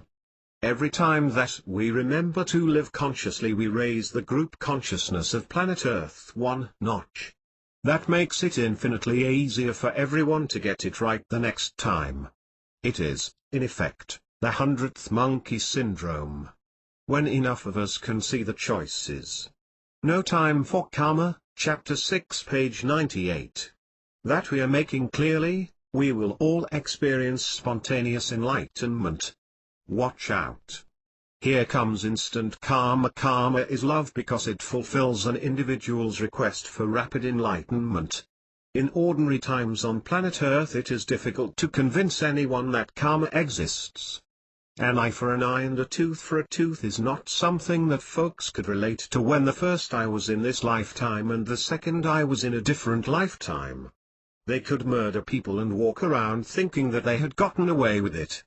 They could not see that they would return to Earth to get murdered themselves the next time around.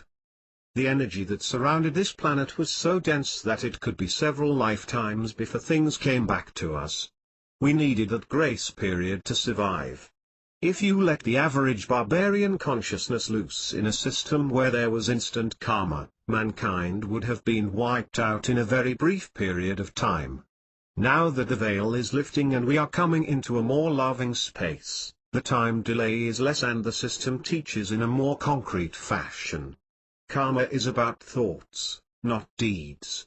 Thoughts and feelings thrown out now return within minutes, hours or days instead of years and lifetimes, so there is a far greater opportunity to see the relationship between cause and effect. Karmic lessons are good teachers, but there's an easier way. There is only one way to get off the wheel of karma, and that is to choose to be happy in every moment. That eradicates all karma. If we feel guilty about something that supposedly occurred in the past, then we are holding in mind an error. That will create another encounter with error, another trip around the cycle with one more karmic debt to pay. We tend to look for techniques to get us off the wheel based upon our old ways of doing things. We keep looking back and saying, I have to pay all of my debts, learn all of my lessons, and then I will be free, but that is a never-ending process. As Einstein said, a problem can't be solved from the same consciousness that created it. Looking for ways to correct the past or to correct error can never correct the past or correct error. Jesus said to not look at the error, rather, let thine eye be single, fixed on God. We may have had a need to understand what we did in a past life that made us believe that we had to experience all of our current dramas in order to forgive ourselves. That is an interesting and sometimes useful game, but it is a karmic game. The way to break free from the karmic wheel is to declare that we are already free. If we continue to blame others for our predicament or try to fix people or play any other separative, karmic game, things will get very painful very quickly. It will get worse by the minute until we scream, I quit. I quit. When we refuse to play the game ends. No Time for Karma, Chapter 6 page 99. Instant karma is approaching. It is normal in the Aquarian age. Those who have not released their grievances will find it difficult to survive in the new age. Those who choose only loving thoughts will find Earth to be heaven. What we put out telepathically comes back as the only reality that exists for us. Next chapter, Chapter 7 Healing. This is Chapter 7 in the book No Time for Karma, Alternative Healing. In Western civilization there is a great stigma attached to admitting that we might have done something wrong or created a situation that is less than desirable. This makes it difficult to discuss a topic related to creating our own realities. It feels like guilt is being imposed. However, while it is true that every experience in our lives has been created by us, the cosmic perspective shows that not only have we never made a mistake, we have in fact merely been on an exciting, rewarding journey of ever-increasing understanding. It is because we now have greater understanding than we did 1,000 or million years ago that we desire to alter our path somewhat. When a person is in the midst of a health crisis or any other kind of crisis, the cosmic perspective is usually the last thing on their mind. They don't want to know how the problem got here, they don't care in which life they erred, they just want the problem to go away. Actually, that is a healthy point of view, and it is the very point of view that will allow a correction of the situation to be made. The master teachers didn't advocate analyzing one's problems. They preferred to go directly to the solution. The solution involves holding the truth of our being in mind as opposed to holding the problem or its cause in mind. Remember, to create and maintain a situation which is contrary to the natural state of being requires constant effort on our part. We must be constantly reaffirming our dislike of a situation in order to keep it around. When we release our attachment to the problem or to the cause of the problem, all causes are in our mind, not out there. Healing is the result. That is nature's way. There is nothing on this planet that cannot be fixed by directing the power of the mind. Corporations, organizations, relationships and physical bodies are not outside the realm of cosmic law. They can be readily healed by applying cosmic principles as revealed by the masters. It is only when we try to do things by the rules of our society that we run. No Time for Karma, Chapter 7 page 101. Into walls. We will continue to come back to any problem until we choose to resolve it by invoking cosmic law. If we have a health problem, we are not allowing ourselves to experience the natural state of being. Every part of our body is designed to work perfectly without the need to pay any attention to it. The only thing that can cause our bodies to function otherwise is if we focus on life in a constricting manner. That cuts off the natural flow. In our society there are many ways that we constrict ourselves. When we allow ourselves to feel tense and stressed, everything in our reality experiences restriction, from the blood flow in our veins, our relationships, to money and our personal freedom. The cause of disease. Disease can have several apparent causes. Whatever the cause, it can be viewed as an opportunity for soul growth. Let me oversimplify once again by saying that there are only two reasons that we may have disease in our bodies, minds or affairs, conscious and subconscious errors in our belief system. First, we may have a karmic commitment. Karmic choices appear in this life as characteristics that we have no choice about. The bodies we chose, the color of our skin, physical and mental handicaps are karmic choices. That is, before we took physical form we and our guidance counselors might have decided that our most expedient soul growth would occur if we were forced to stay focused on overcoming a handicap throughout this lifetime. To ensure that we would continuously be searching for ways to overcome a limitation, some of us chose deformed bodies or genetic defects that would act as constant reminders. This kind of problem is rarely healed during the lifetime, at least not from the perspective of our five senses. I have, however, investigated some of these persons after they have left the physical dimension, and I found that they have made much more progress, soul-wise, than their non-handicapped friends. Very expedient. Handicaps are not a tragedy. They are, instead, usually a wise choice made by a soul who was impatient to complete his or her schooling. Mental retardation and autism are also karmic. That is, they were consciously chosen as good teaching tools before birth. These handicaps may fit in one of two general categories. If the last life that the soul completed was experienced as overly traumatic, a person may be doing mega denial, which can have the appearance of being autistic, or the lights are on but nobody is at home. I have heard of cases where the past life history of an autistic child was investigated psychically, revealing an unbearable trauma. When the child was forced to watch a play in which that trauma was recreated as accurately as possible, the No Time for Karma, Chapter 7, page 102. Child began to have emotional responses and soon began to respond to love and therapy, eventually returning to a normal life. Mental retardation can also be a wonderfully easy way to keep the distractions of the intellect out of the way. Karmically speaking, many retarded individuals have felt on a soul level that they were getting hooked on the intellect. Mental retardation can break a pattern of overemphasis on intelligence and quickly return the focus to nurturing and love. Again, very expedient. Some of the most enlightened beings on the planet today are those that we call retarded. What a wonderful way to avoid the pitfalls of the intellect. It is a magnificent experience that allows an individual to focus solely on love and compassion.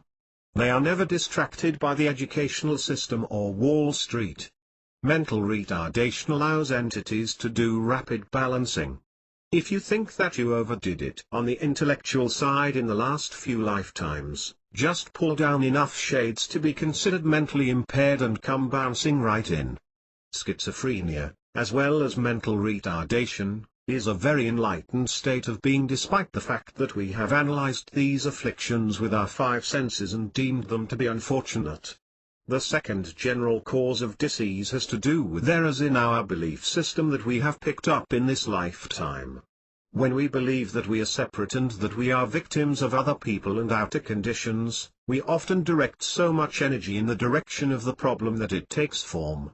We can really believe that someone is such a pain in the butt that we develop hemorrhoids. Cosmic law states that thoughts held in mind out picture. When we start to grasp that concept, we realize that forgiveness has never had anything to do with giving another person our approval or admitting that someone else was right and we were wrong.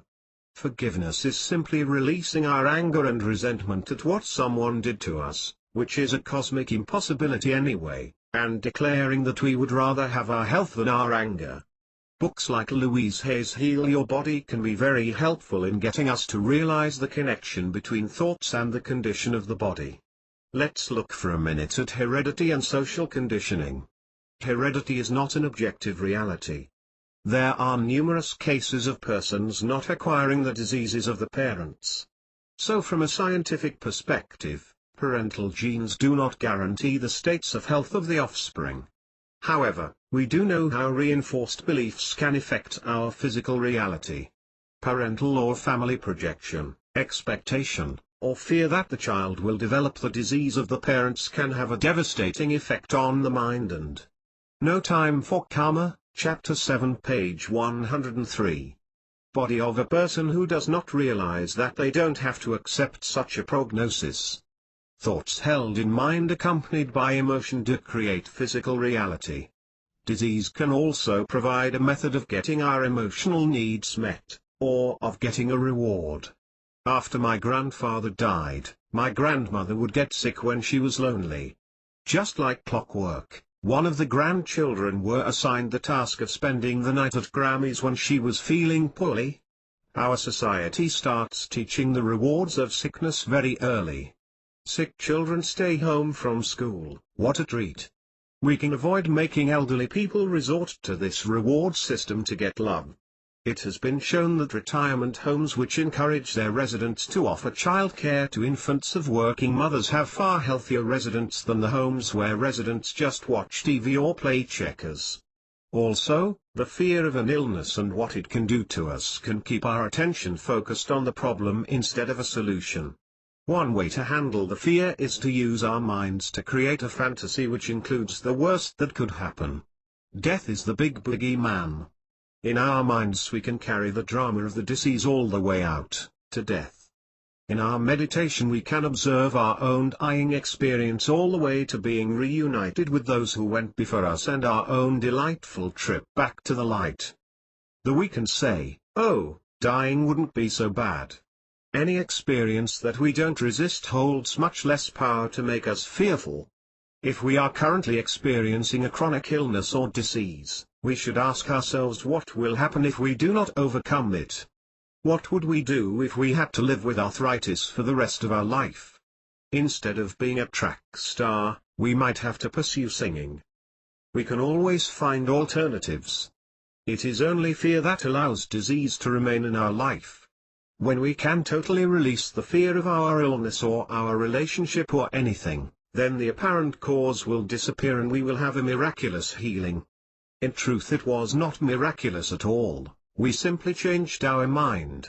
When we alter our perspective, our life will change.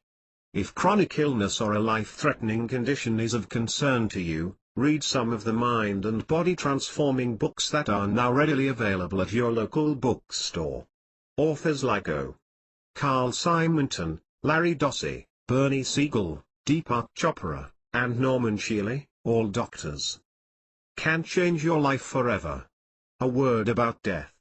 No Time for Karma, Chapter 7, page 104. Death is inevitable. Everyone leaves this plane of reality sooner or later. There is no other area in which our society as a whole is in such denial. In every other area of living, our society attempts to make education available to help us handle challenges. In the area of death, it is not only socially acceptable to be in denial, it is expected. If one is not in denial about death, they are usually considered gruesome or not all there. As light workers on the planet, one of our tasks is to lift the veil of fear from the transition called death. Modern scientists have been doing some magnificent work in the field of death and dying. Doctors like Elizabeth Kubler-Ross, Raymond Moody, Kenneth Ring and dozens of others have gathered information from thousands of people who had near-death experiences, called NDEs. The experiences of people who have been declared clinically dead before they were resuscitated, all have similarities in the sense that the experiences of incarnate beings are all the same. Each of us has our separate and unique experiences of life, but we have many things in common.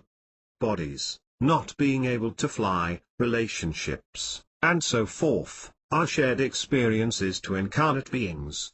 In death, it would seem, an overwhelming sense of love, acceptance, light, peace and joy are as common as fingers and toes are to us. And the death experience seems to have very little to do with which religion, if any, a person belonged to. People who recall having experienced the light called death never fear dying again. They look forward to it. if every human being understood the message that these ideas have to share, 90% of mankind's resistance to disease would evaporate. That which we resist we retain. When my mother was on her deathbed, I allowed myself to tune into the larger reality. I gave her permission to leave without guilt, always a very helpful thing to do when someone is approaching their death. I told her that Dad would be okay and he wouldn't be mad at her for leaving. I told her who was there waiting to receive her, her father and other friends. I was genuinely excited for her. She left without fear. The next afternoon, as the family was ready to sit down to supper, it came to me to say, "Let's have a meditation first." This is not something that I would ever say to my dad when I was in my right mind. Dad was, at best, a stubborn agnostic. But in his subdued state he said all right. As I started counting from 10 to 1 in a simple relaxation exercise, he yelled out his favorite profanity, "Holy pink-toed prophet." When the guided meditation was over, he fairly leapt to his feet shouting, "She spoke to me, she spoke to me. She said I am so happy here, darling!" exclamation. Never again did Dad fear his own death. No Time for Karma, Chapter 7, page 105. When his own time to die was rapidly drawing near, Dad had a series of dreams that he refused to share with me or my brother or sister. He would say only, "It's too good to be true. Death is healing." Here, I would like to share a portion of a newsletter that I wrote in 1986 while I was a teacher at Oklahoma State University. Last November, I and a couple of Tulsa folks and a group of friends from Denton, TX went to a seminar in Greenwood Forest in Missouri.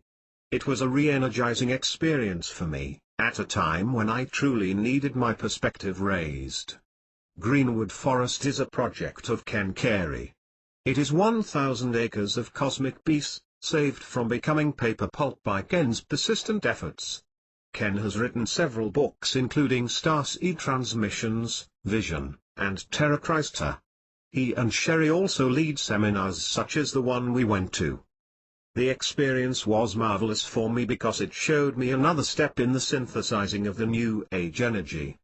I see the outpicturing of cosmic consciousness more and more, the coming out of the closet of the awakened ones, and this was a magnificent example.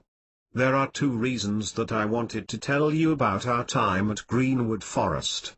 The first is that Earl and Marge were there. Earl and Marge are two very enlightened earthlings. Earl contracted cancer some 10 or 12 years ago. The interval of time since then has been some of the most amazing and wonderful time in many a lifetime for him. It appears to be the case that, on planet Earth, up until we have mastered mastery, the only real progress we make is when there is pain, or least a sufficient amount of discomfort. That's the way the school works, and we were aware of that before we came into this plane. But, because our school works the way it does, it is the one school in the universe where soul growth can be done quickly.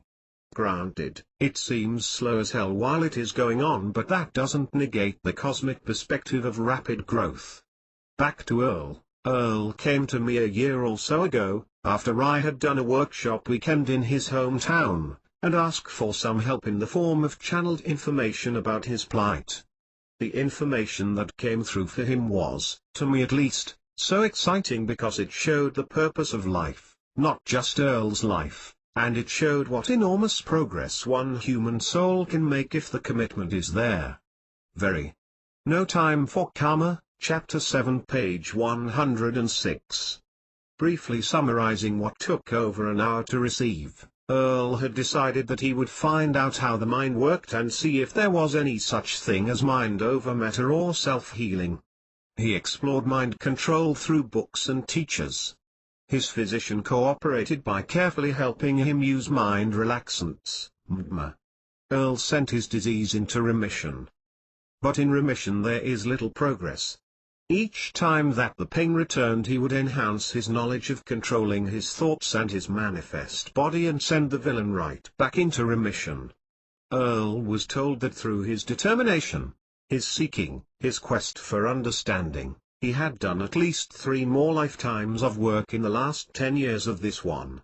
He was told that regardless of whether or not he was able to permanently suppress his cancer in this particular experience, he would always retain his understanding that the mind is the master of the manifest realm, and he would never need to experience disease in any future life. Because he made a conscious choice to learn and grow in spite of, because of his dilemma. Earl had stayed in this body several years longer than his original life plan had called for and had literally saved himself 3 or 4 lifetimes of work on his spiritual path. Earl died 3 weeks ago. Of cancer? No, his heart quit after he had expressed the desire to leave. With his family on Sunday he made sure it was okay with all concerned, and on Tuesday he left. The following Friday and Saturday, Marge and their son and I and friends conversed with Earl. That brings us to the second part of this beautiful story, dying consciously. It is impossible to convey in words the magnificence of the death process for those who are awakened beings. Earl strongly urged us over and over to tell them to die consciously. I am trying to do that here. Earl said that there is plenty of literature available on the transition process, and he said that it is accurate enough for each of us to know in advance what is coming. He urged that we be aware and awake in our minds while we entered the transition process.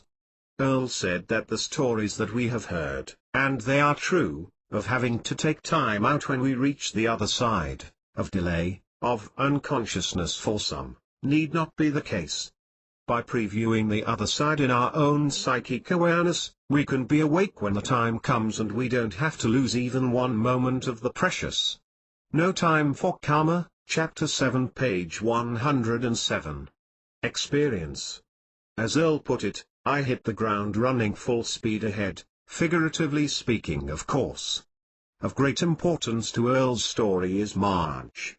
Together, long ago, they had gotten rid of the fear of dying. If we are to be conscious beings, we must understand that absolutely no fear that we may have about anything is justified. They had even talked about how one person can help another to change levels so easily. When Tuesday came, Earl said he would like to go to the hospital, more for Marge's sake than his, I suspect. So, in his bed at the hospital, Marge talked him across. Allowing her mind to transcend the veil along with his, she could help be his eyes and help calm any anxiety that he might have. She spoke of his friends who were there, of colors she saw, of peacefulness. She held his hand. When the nurse, stethoscope to chest, said that it was over, Marge turned and cried out, "We did it, we did it." The hospital chaplain, who had just walked in the room, surely did not totally comprehend why this widow was acting more like a high school cheerleader whose team had just won the big game. But they had. So here's to Earl. I and the rest of the human race say thank you, Earl, for what you have contributed to race consciousness. Thanks to you, living will be a little more beautiful from here on out. The outlook for our planet Earth is definitely magnificent, breathtaking, fun, thrilling, and generally great. When we look on the mental level where the mold for future manifestation is kept, we see the wonder of the Aquarian age, the age of love. But between the time when that mold becomes reality and now, we have much work to do. As I see it, you who are the voluntary transition team, the custodians of the cusp, have 2 jobs to do. Your first job was to be here. By doing that you contributed your consciousness and your auric energy to the group consciousness of planet Earth.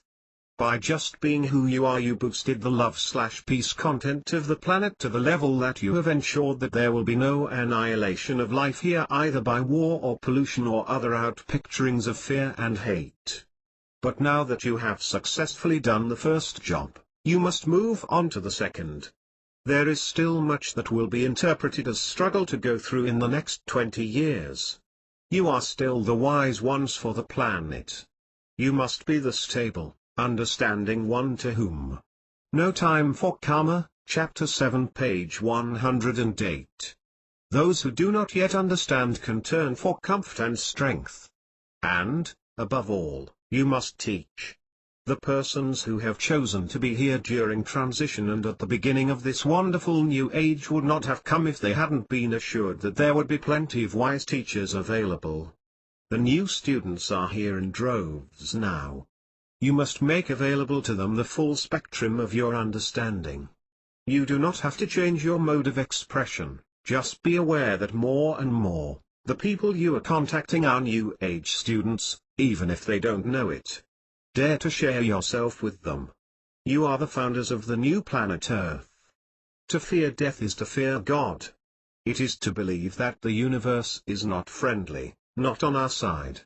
If we are to be light workers in this school, we must share with our friends what we know intuitively to be the truth about the endless continuity of life. Mankind's greatest fear of all time must be revealed as mere shadow before peace on earth can be truly established. Healing in a dense telepathic pool. Healing in any form has nothing to do with getting God to do us a favor. It is rather that we learn to open the doors. It has always been difficult, though not impossible, for any given individual on Earth to defy the physical laws, to levitate, to manifest objects, or to instantly dissolve a malignant tumor. The difficulty arises because we are immersed in density. Density is another name for a telepathic pool of thought energy which is composed of fear, doubt, anger, etc. To be immersed in density and be sufficiently detached from it so as to be able to raise the dead is a trick roughly equivalent to swimming across the Atlantic without getting wet. Many thousands of souls have become sufficiently enlightened that they were able to graduate from Earth School, and move on to more delightful surroundings, without having mastered density to the degree that they were healers. As the Aquarian age gains a stronger foothold, the consciousness on Earth raises. That is, there is a higher percentage of incarnate folks who desire to be harmless, than there has been in any other age. That means that the average level of thought making up the telepathic pool is less fearful, less defensive, that is, the density is less. The less the density, the easier it is for any individual to make contact with the normal consciousness of the universe, which is love. As each day passes, each of us has a better and better chance of performing miracles than we did last month or last year. The veil is thin. Because of the density, the healing you tried to accomplish 10 or 15 or 20 years ago might not have succeeded. It was not necessarily your fault. If you tried to manifest something or heal someone, No Time for Karma, Chapter 7 page 109. Probably blamed yourself when it did not work because you did not believe yourself to be spiritual enough to do it. It was actually just the density of the system in which you were working. Today if you will take the same level of consciousness that you had then and try again, it will surely succeed. And that is not even taking into consideration the fact that you personally have evolved and are more in touch. It is time to be practicing our healing abilities. As a group we are so connected to the source now that it is possible to perform rather dramatic healings. We must let go of the belief that many of us have regarding an order of difficulty in miracles. The world has programmed us to believe that some things are harder to heal than others. That is nothing more than a remnant of old value judgments. There may be several things that your value system has deemed you incapable of doing.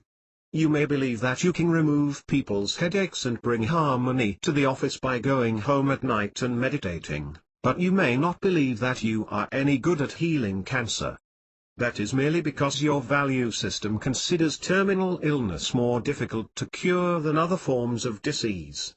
That is not at all related to truth. All healing is an equal shift in a belief system. If you will go back now and retry some of the things that you thought that you could not do, you will find that you are coming into your own power and finding your own particular form of healing.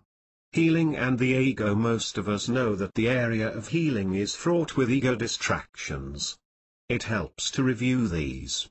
There is an enormous difference between fixing and healing.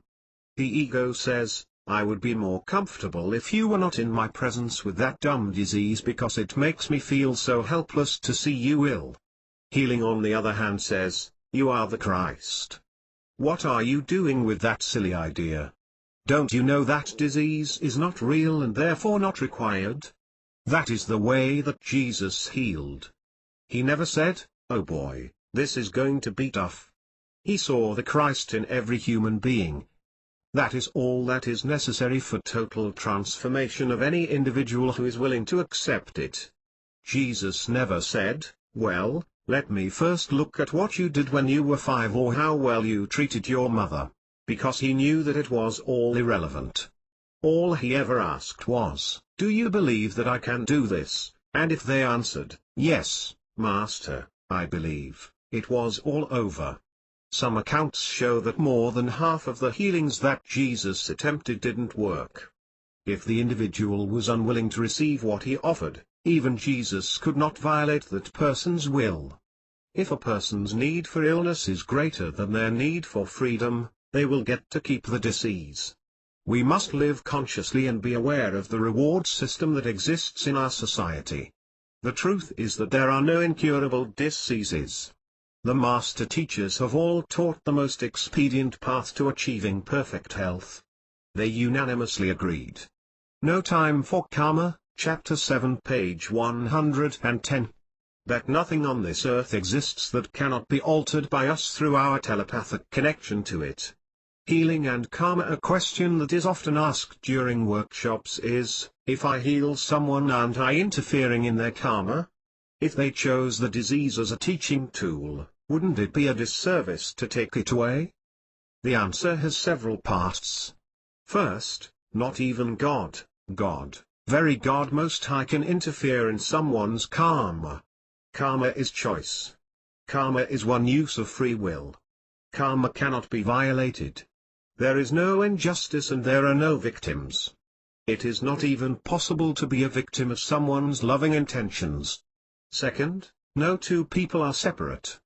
There is no healer and healee. All minds are one mind. All hearts are one heart. Oneness heals. Separateness stresses. The appearance of separateness is disease. Three-dimension time-space is a hologram. No one has ever seen anything on this plane of reality, be it tragedy or pastoral beauty, that was not simply a mirror. What is there to heal? Only our perception. If you offer a healing that is in turn accepted, that is your clue that someone was ready to bypass their karma. Those who assist others in saving time are called saviors. Every offering of healing, love, or forgiveness is useful. Love can do no harm. Every positive thought or feeling issued forth from any person's mind or heart raises the vibratory level of the telepathic pool. Healing the telepathic pool heals everything that it touches, Earth, humans and the universe. How do we know if it is our place to get involved with a particular situation? Since all that we ever see is a mirror, anything in the world that gets our attention is an aspect of ourselves that has been trying to get our attention. Anything uncomfortable that catches our eye is trying to get us to release a false belief about it and see it from God's point of view instead. Therein lies healing. If we see the hungry in India, mistreated children or an accident in the street, it came into our perception for a reason. Our responsibility, then, is to function in truth. Believing in tragedy is definitely not in alignment with truth. We know that holding in mind an image of an abused child as being wrong can create another child getting exactly the same treatment. The Masters taught us how to correct error when we perceive it. Pray ye one for another, they said. Every individual enrolled for their curriculum on planet Earth voluntarily. Every entity signed up to take a certain amount of pain, struggle, anxiety, fear, doubt and guilt. There are absolutely no exceptions. Everyone who comes into the earth is an abused child, be it emotionally, psychologically or physically. I like Patricia Sun's statement, no one on earth has been raised by a grown-up yet. If you are looking for injustice, open your eyes. The first person that you see will be a perfect example of a mistreated individual. In their infinite wisdom when they were out of No Time for Karma, Chapter 7, page 111. Body and connected to their high self, they knew precisely what to enroll for. Whether they die of a brutal beating at the age of 2 or of natural causes when they are 95 does not matter. It has nothing to do with truth. But if they come into your awareness at any point in their personal growth, that is a clue that they could use your help or insight. Healing saves time. A Course in Miracles tells us that there are no tragedies. But if there was any tragedy, it says, it would be delay in time. Before we traveled to these dense reaches of the universe, we had the mind of God and we thought like God. We knew that pain did not exist and could not exist. After we exit this school system and return to our natural state of being, we once again think like God. We absolutely know that pain has never existed and couldn't ever exist. And, likewise, no thought of pain or poverty or any thought unlike God exists. The only possible opportunity that souls have to believe in tragedy is during their trip through time. The only pain anyone has ever thought they were experiencing was while they were caught in a delay in time. Helping someone through a crisis in their life is simply sharing some of our remembrance of God with them at a time when they can't see that far. Offering healing does not bypass the lesson, it shortens it. Insight or understanding which is transferred to another person telepathically, resulting in a healing, is the exact same insight or understanding that they would have gained had they gone all the way through the experience without our help. Healing saves time. Pain is growth. Pain is the soul's request for healing. We have no interest in taking away anyone's opportunity for growth, which is not possible anyway, but we do have a desire to expedite their learning. Therefore our function shifts from trying to save them to being of assistance. Help always comes on the level of consciousness. That is not to say that when we see an individual with a broken arm that we will not be of physical assistance by setting the bone. If we know that we have attained sufficient awareness to heal the arm without employing a splint, go for it. Jesus probably never used a splint or a cast, but he understood the level from which he was capable of functioning. If we do not have sufficient understanding of the healing process to get rid of our own headache, we can at least have sufficient awareness to take an aspirin. Both eliminate our discomfort, and that is the object. So when we observe something going on in another person's life, our first reaction might be to take them to a doctor, even though we know that the physician only works on the physical level and that he has no idea how to heal anything. Conventional medicine can buy a person more time in the present incarnation, and thereby possibly reduce the number of incarnations required to attain graduation. A great gift. No Time for Karma, Chapter 7, page 112. If the only thing that we can see to do in a given crisis situation is to intervene, then we go ahead, knowing that we cannot make a mistake. If our actions turn out to have been motivated by ego, fear, helplessness, etc., then we may experience a little karma kickback, but no harm will have been done. If we believe that our actions will save some pain and suffering, we can proceed. But do not give in to the temptation of judging the pain as bad or wrong or unfair. Our usefulness is proportional to the positiveness of our thoughts. We cannot send light and love to the child or the abuser when we have judgment. We should ask for help from guidance. Love and peace are what is needed here, not judgment. We are not interested in punishing the abuser. We are interested in healing. If we remember to immerse ourselves in meditation or a similar ritual, we can once again be objective. We can visualize love energy surrounding the child, the parents and the social worker. When we do that, there is no way that a Berlin Wall will not come down. Something magical will occur. That child's path will be eased because we intervened in accordance with cosmic law. If we check back in a week, we may even find that the parent decided to go for treatment and that the warm and loving aunt came from Ohio to care for the child, or some other miracle occurred. If anyone we know has a challenge in their life, we can expedite a healing by going home and getting out our mental flashlight, that has a brilliant beam of white light, and bathing them in light. See the truth for them. We don't need to say to them, if you would just change your thoughts, even if that is obvious. It would not be particularly helpful to go up to someone whose car has just been smashed and say, "Well, you created it."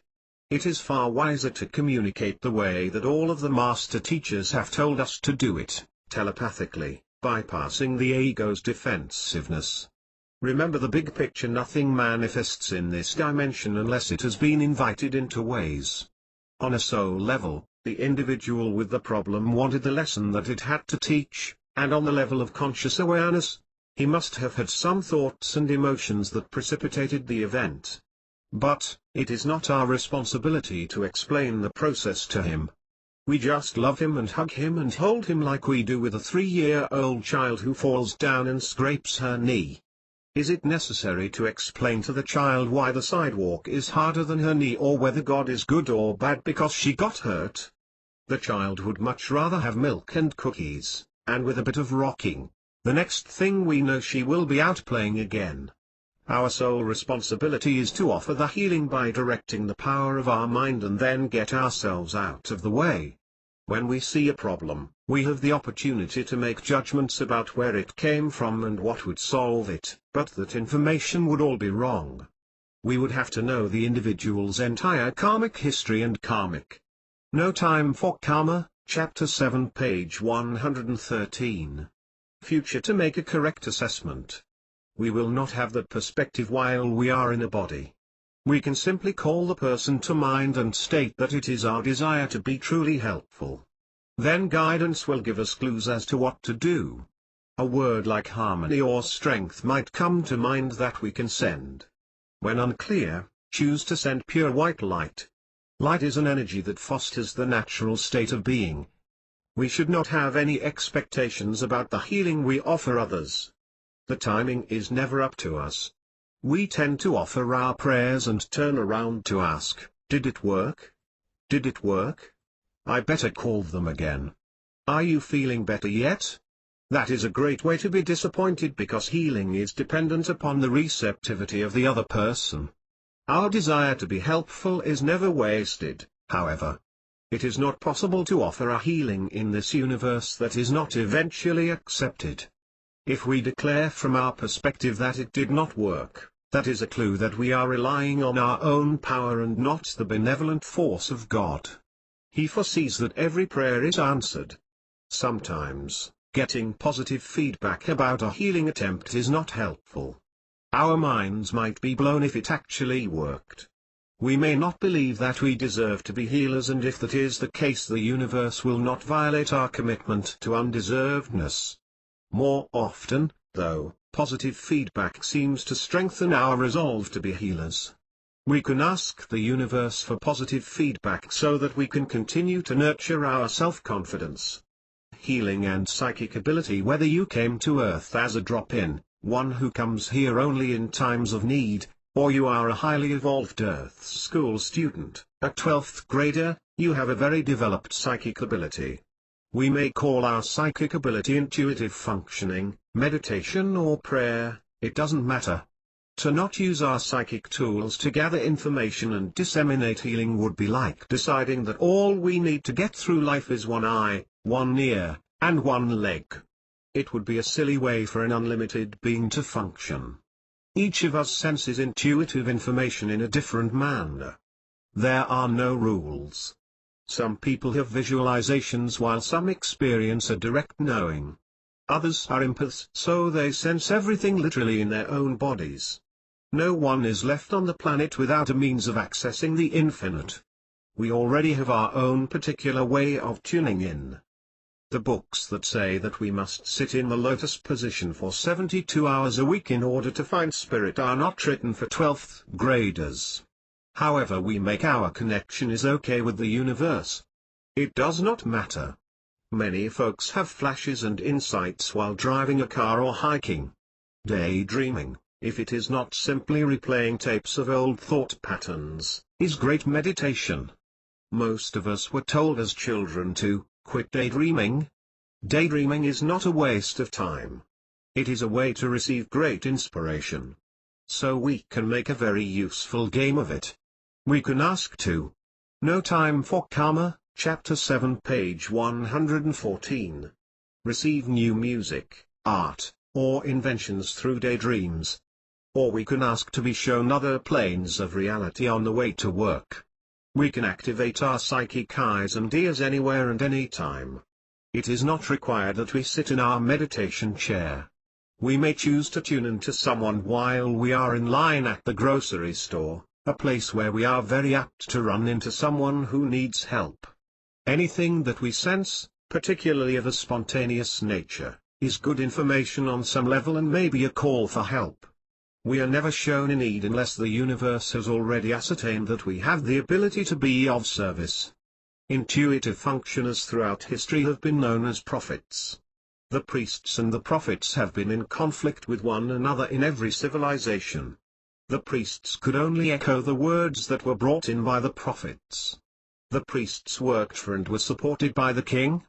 The prophets on the other hand were always having visions and dreams of the future. They spoke of coming events that the king had no control over. Kings do not like to be rendered powerless, so they have a habit of exiling or executing the prophets. Now, because we have all been the prophet in other incarnations, we have a hesitancy to get involved. We have subconscious fears that we will get burned at the stake. We are much safer in the 1990s than in our last few incarnations. We can choose when and where we are comfortable doing our psychic work. We may be ridiculed for having vision in this life, but we won't be burned at the stake. Sacred places. Some of us may believe that we would be much better at healing if we could do it in a sacred place. We can therefore be very busy seeking out all of the energy vortexes on the planet. Actually, it might be easier, and just as beneficial, to create a map of sacred places for our living room. When a child has behaved badly and had to sit in a chair in the corner, that became a vortex of negative energy for him. When we are feeling very creative, on the other hand, we may sit down at the piano, so that becomes a vortex of positive energy. The pyramids in Egypt are no more sacred than the living room couch or the bathtub. Human beings have the necessary attributes to alter energy anywhere. When we combine the power of the mind with our emotional bodies, we have the capability to create a certain mood. There are unique moods all over the earth. It only depends upon who, and what energy, was there last. Anne and I live in New Mexico, in a place that feels very sacred to us. It is an area of land that has been sacred to the Native American Indians as well. When I tune into the land, I get that it is a place where people have had fun for centuries. The land has not seen much killing. That is all that is required to make a place feel special. If there was a war in New Mexico now, it would not feel sacred anymore because that would be the last energy left there. Our home is also relatively close to the Four Corners region, which is said to be a vortex to the center of the earth. That No Time for Karma, Chapter 7, page 115. Attracts spacecraft. The area is a place where the ships have not been bothered. Our military hasn't discovered them there yet, so they can hang around in peace. It is nothing more. Whether something feels sacred or not is entirely dependent upon the energy we hold about it.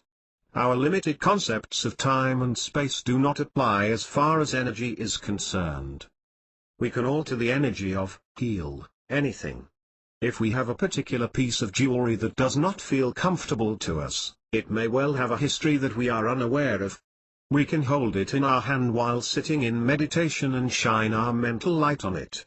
That will literally rearrange its molecular structure and shift the energy of the object.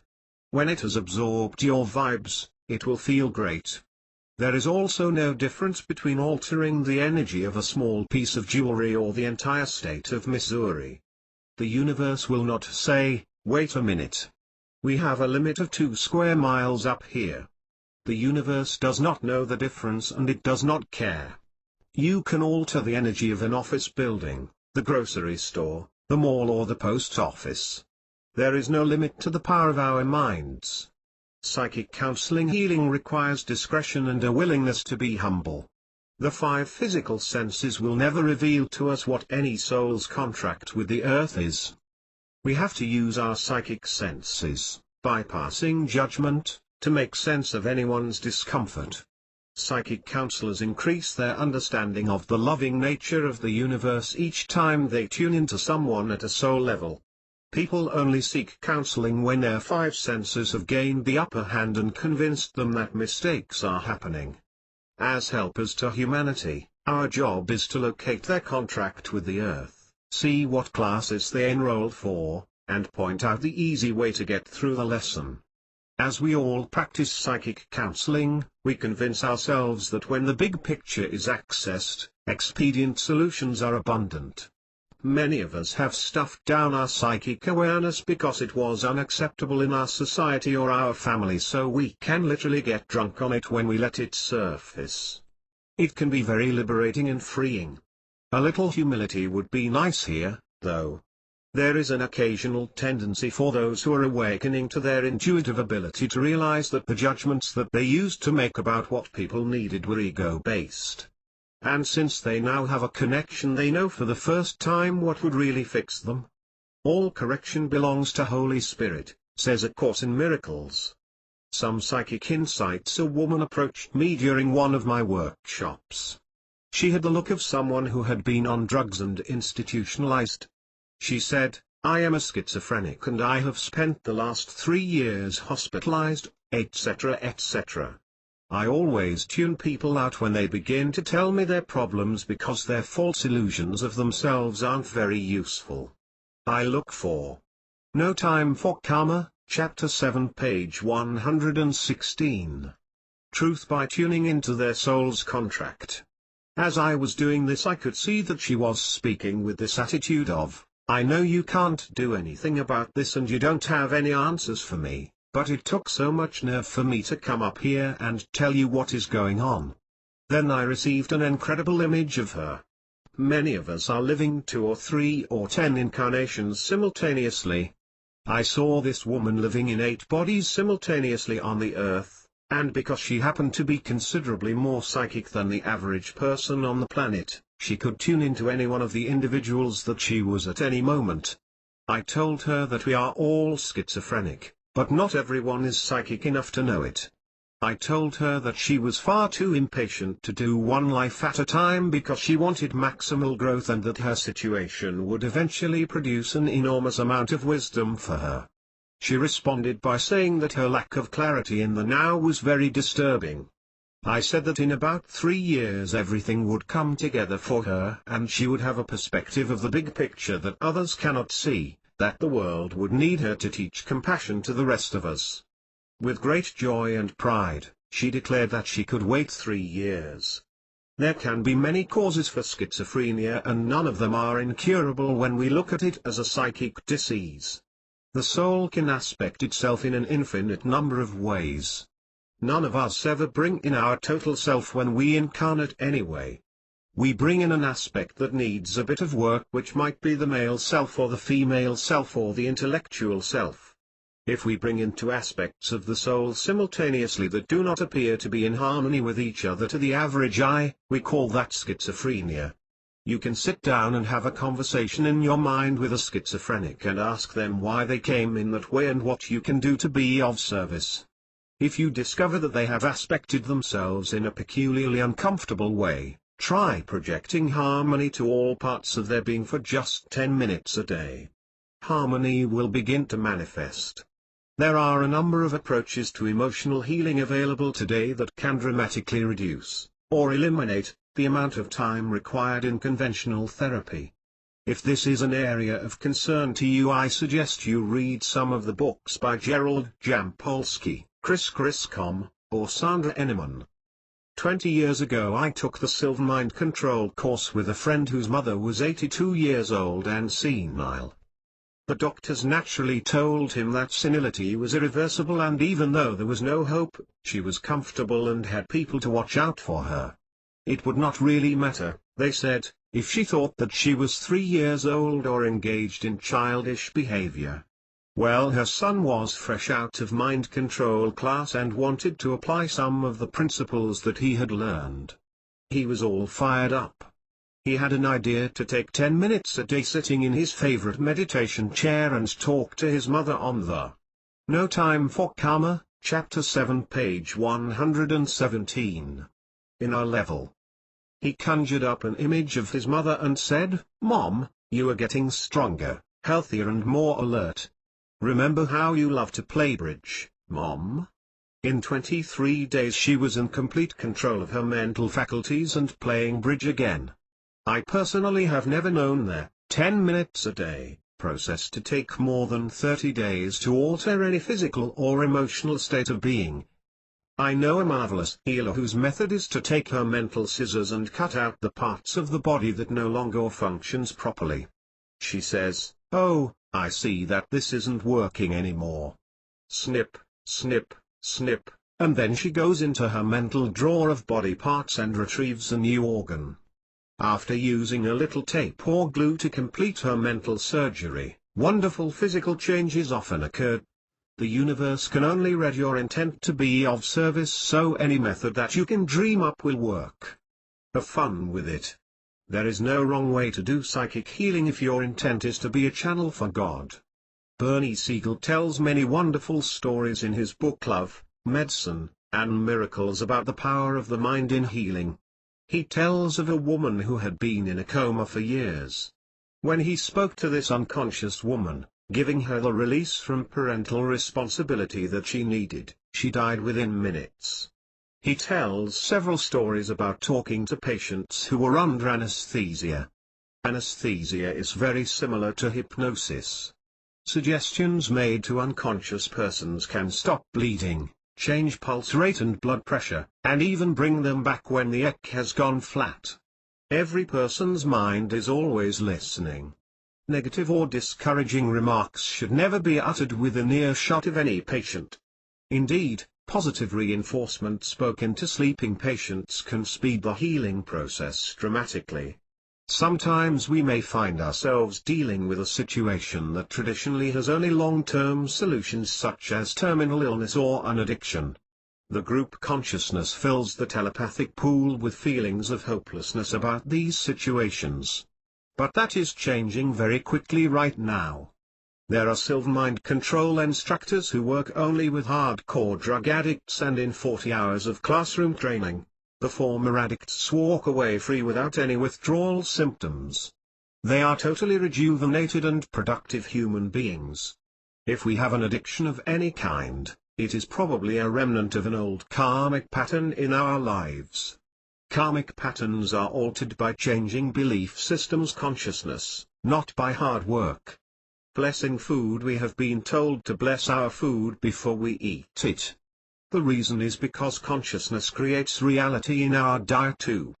When we direct energy from our hands into our food, we literally alter the chemical makeup. If we put our hands on the sides of a cookie plate and visualize light and energy running through our hands, and we recognize that energy as No Time for Karma, Chapter 7, page 118. The essence of God, we will be eating the healthiest food that we could possibly consume. Many silver graduates have done an experiment that all of us can do at home. Buy 2 similar-looking tomatoes. Set one of them on a plate and put it where it will not be disturbed for several weeks. Take the other one to your meditation spot. Do your relaxation and release ritual. Then spend 10 minutes with your hands around the tomato, visualizing light and love passing through it from one hand to the other. Put this tomato on a plate, mark it so you know which is which, and put it aside for several weeks. One spoils and one dehydrates, still edible. See? The masters knew about preservatives too. But their preservatives aren't hard on our bodies, they heal our bodies. The foods that we require as individuals may not be found in nutrition books. We each have karmically conditioned bodies. We have been conditioned by lifetimes of cellular memory of what we survived on and adapted to. Our bodies are much more than a physical instrument, they are the remembrance of previous existences in the physical domain. This has been clinically proven. There are people with multiple personalities who demonstrate intolerance to certain foods, but when they shift to a different personality there is an entirely new set of foods that they are allergic to. It is the belief system that controls the body. It is a cellular memory of your historical self that determines which eating habits work for you. It has nothing to do with what the nutritionists or overeaters anonymous or Weight Watchers have to say. The longest-lived civilizations on the earth have an average lifespan of over 100 years, and they eat the most ungodly things. Some of them survive mainly on sugarcane. But the primary ingredient in their lifestyle is a lack of stress. Next chapter, Chapter 8, Relationships. Relationships are the quintessential lesson for human beings. If we understand our relationship to all life, we understand everything in this course of study. All the earth has ever tried to teach is the difference between functioning from ego, the belief that I am separate, and oneness. Relationships are the last lesson that human beings master on planet Earth before they graduate. As the Piscean age draws to a close, we can see that relationships are extremely important. Just look at the number of books that have been written on the subject. This is because we must be finished doing difficult and painful relationships before the Aquarian age really sets in. Communicating and recognizing the equality of the sexes are lessons that are preliminary to the Aquarian age.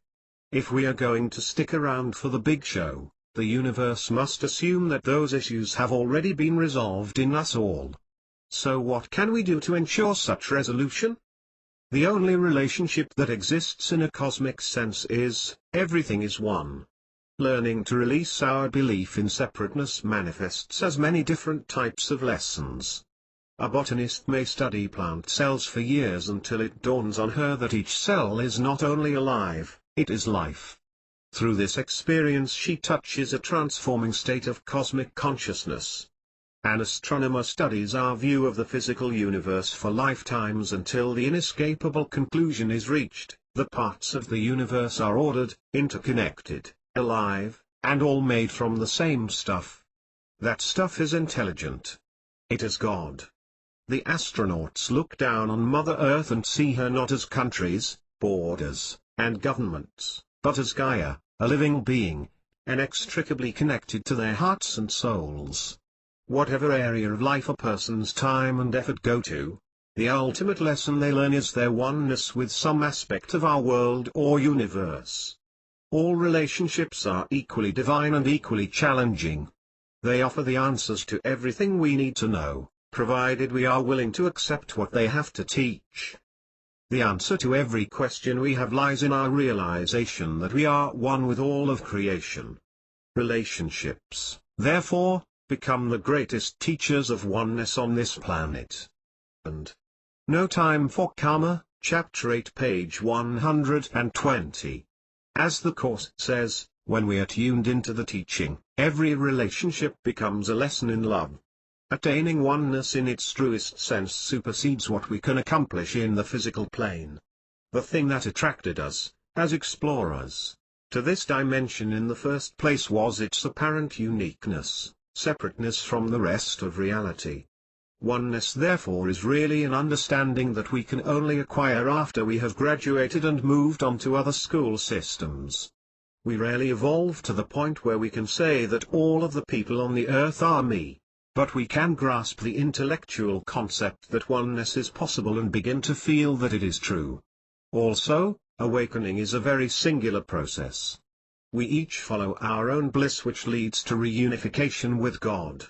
There was no one who could go to the cross with Jesus because his process of attaining oneness with God was for himself, as well as for mankind. Again, it is a paradox because as we continue to do our inner work alone, we will become one with every individual on the planet. We will experience a bond with them that we did not recognize before. Personal responsibility. Our function is to transform our relationships, not to fix them. We work only on ourselves, not the other person. When we are willing to play our relationship games by new rules, then they will be transformed. The new rules begin with, what happened yesterday is irrelevant. If we insist that we know how a person will behave tomorrow because we know how they behaved yesterday, we are insisting that our reality not change. The reason that people have to die and be reborn is because they refuse to change how they see other people. We are not looking at another person when we look at our partner. We are looking in a mirror. When we change our mind, we change our relationships. There are no victims, there are no abusers, there are only mirrors. When we refuse to repeat old patterns, when we refuse to attack or defend, when we would rather be happy than right, then other people change. Our relationships transform. If we have been true to our understanding of these principles of self-creation, then we will not have to make an ego-based decision to continue a relationship or dissolve it. That will take care of itself. The relationship will transform or disappear. The universe always moves us right along to the next experience when we have learned what the last one had to teach. Some folks are actually afraid to attempt a healing of their primary relationship because they think that if it were healed then they wouldn't. No Time for Karma, Chapter 8, page 121. Have an excuse to get out of it. They need someone to blame for the relationship breaking up. In fact, before incarnating, we make agreements with many individuals to resolve old karmic hang-ups, or simply to learn more about self-empowerment through our relationship with them. We may have a strong intuitive insight that this is not the person we contracted with to be a lifelong partner. But we don't need the excuse of a bad relationship in order to move on to our next assignment. We have an imperative to heal every relationship. Remember the illusion. It is not someone else I am healing. It is not a relationship that I am healing. It is me I am healing. If I leave any of my relationships unhealed when I exit this lifetime, I will probably choose to come back and be in relationship with those same people again. Ouch. I heal others and my relationships not because they deserve it but because I deserve it. It may not be possible to heal past relationships face to face. It makes no difference if an old relationship partner is dead or living in another part of the world. Having the person to talk it out with may be the best way sometimes, but it is not the only way. The healing is for yourself anyway. Relationship healing can be done very expediently while sitting in your meditation chair all alone. Use mental imagery to talk to the other person. Ask forgiveness. Offer understanding. Remember that all anger which you may remember from days gone by was only a call for love. Self-healing. One of the illusions that we are trying to release is the belief that we can lose someone that we love. If we are all aspects of the same soul, how could we possibly lose anyone? Holding on to a relationship that does not work is the ego's excuse for maintaining a sense of separation. There is absolutely no reason to remain in a relationship in which we cannot stay centered and balanced. Some teachings indicate that there is value in stoicism or spiritual toughness. So we may have a tendency to say, well, I should be able to do this. I'm going to put myself in the worst possible situation that I can imagine and then stick it out to prove that I am a master. No master teacher has ever said to do it that way, nor did they say that we had to make our life difficult. Overcoming difficulty is a karmic path. Releasing is the path of ease and transformation. We enter into relationships because we see value in the other person. Therefore we tend to believe that if we refuse to put up with the garbage, we will lose the relationship and the value that it had originally. Relationships are not about the interactions of separate persons. They. No Time for Karma, Chapter 8, page 122. Are about the discovery of oneness. They are a game played with mirrors. They are about healing the self. So we would not want to engage in dishonesty, hidden thoughts or feelings, or any other form of separation. Pretending to believe in separation when we know better is a form of denial that I am the one who needs healing. We really do want to be healed or we wouldn't have enrolled in Earth School in the first place. To pretend that we are victims of other people's moods or behavior is just one way the ego has of delaying our return to oneness. The ego is a state of separateness and as a survival instinct, requires that we delay our healing. It may tell us that our personal honesty will hurt our partner. Honesty requires kindness and a desire to be harmless. But any expression of thoughts or feelings made from love and kindness will lead to healing. People who spend a whole lifetime not wanting to hurt another person's feelings waste most of the lifetime. And we know how karma works. That same couple will be together in the next lifetime and the next, until they give up denial. A note here, the ego is sneaky. It has been known to disguise attack as honesty. Saying something that pushes another person's buttons without the motive of healing isn't honesty. For instance, it is not necessary or helpful to recount all of one's past sexual exploits to one's partner simply to be honest. A Course in Miracles says that enlightenment is the most terrifying thing that we ever encounter. Honesty in relationships is a perfect example. Honesty, at first, is not only risky, it is downright terrifying. The ego confuses honesty with attack. But we can't stay in denial forever. We have to be true to ourselves sometime. Why not this lifetime? Why not now? We are thrown into a planet with 5 billion other souls, which forces every individual on the earth to work on their relationships, although most are not doing it consciously. You and I, on the other hand, do want to work on them consciously. That means that we try to be aware of what is helpful and useful to our personal growth. Our responsibility to every relationship, when we are living consciously, shifts to our becoming as balanced, peaceful and joyful as we can in the shortest period of time. Everything that we do not like about ourselves is precisely what we will complain about in other human beings. That is the way mirrors work.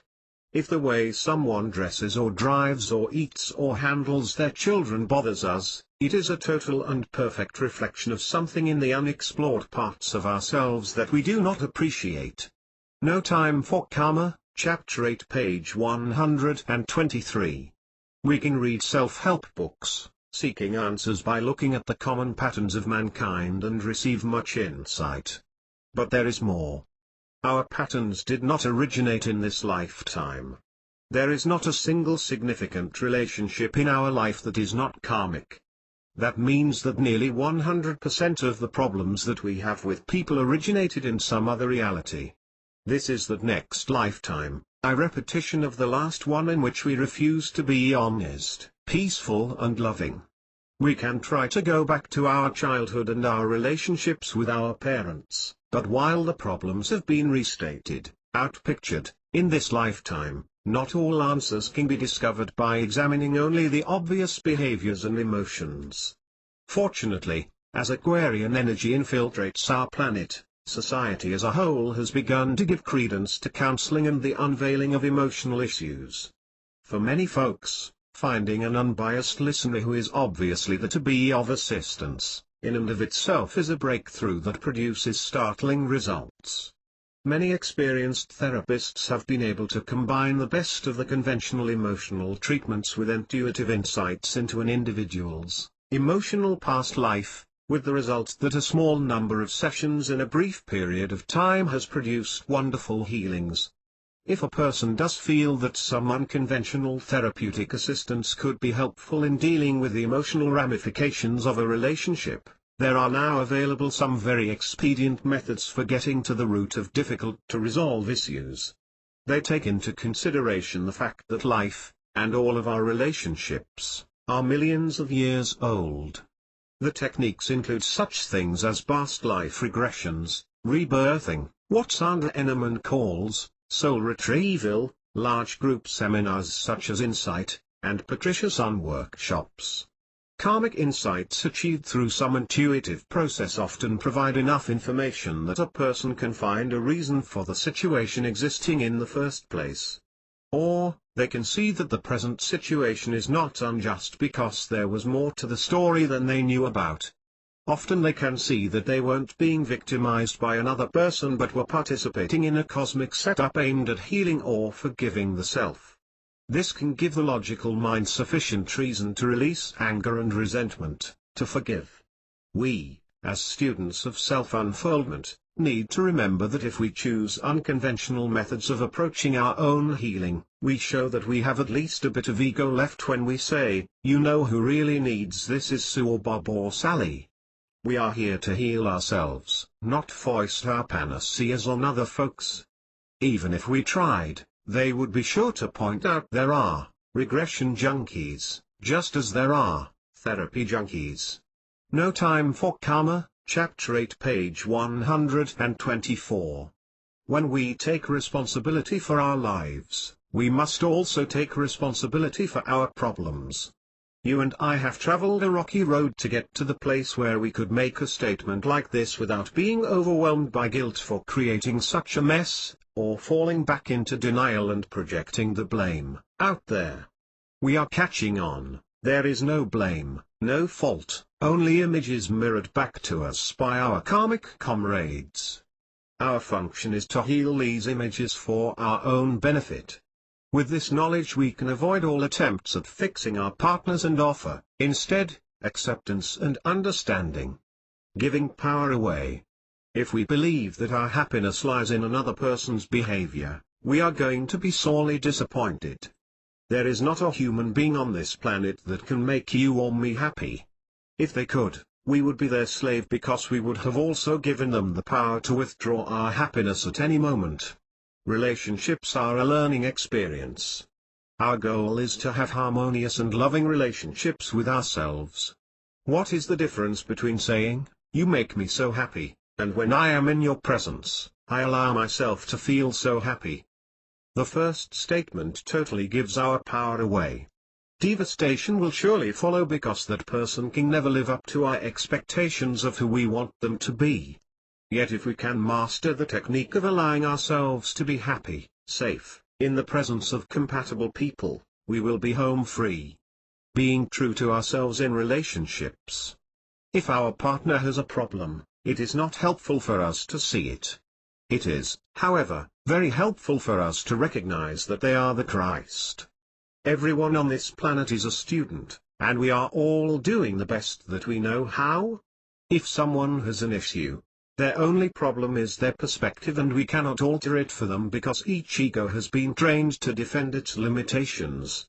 But in order to be honest with ourselves and them, we can say, "If you want to play with me, I would love to spend time together. You're a delightful person when you are playing, but if you want to argue, I have other places to be and other things to do. I know that I cannot lose you. I might not see you again until next year or next lifetime, but I am going to let go anyway because I can only be responsible for myself." Concern for loved ones. No Time for Karma, Chapter 8, page 125. Can you imagine God setting up a system where love meant that we had to worry about someone? Society has trained us to worry about people we care about.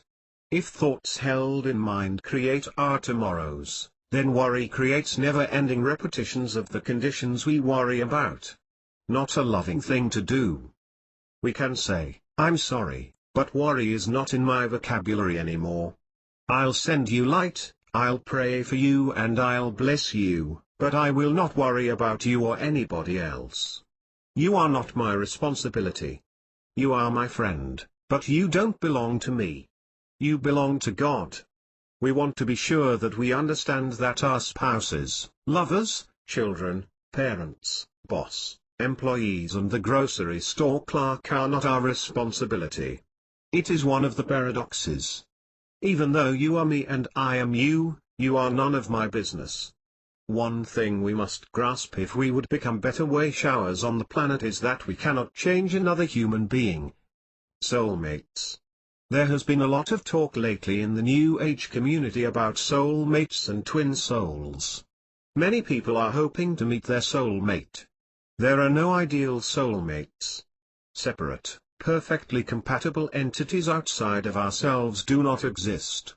We create our own reality independently of our soulmates. We must create our relationships on our yellow pad according to our own idea of perfection. All of our soulmates are individuals, creating their own realities based on their own personal experiences, in which they have participated since the time we were once souled. Our soulmates are now doing their own thing. They are no longer perfectly compatible with us. Holding out for Mr. Right or Miss Right will only bring disappointment. Allow me to make up another story, this one about soulmates. In the beginning there was God. If there is any sentence in the Bible that is true, this is it. Then God said, I am lonely, I have just blown it if I am trying to tell the truth, but I will keep the story going. So God said, I think I will create other aspects of myself in order to share experience with myself. So God became the amoeba.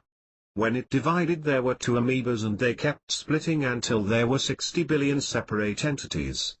In this story, all individualized beings can be traced back in pairs.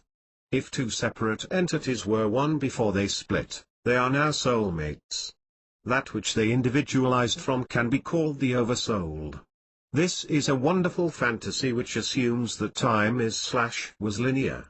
Wow, this story has a lot of flaws in it. If there is any hint of truth in it, then it is.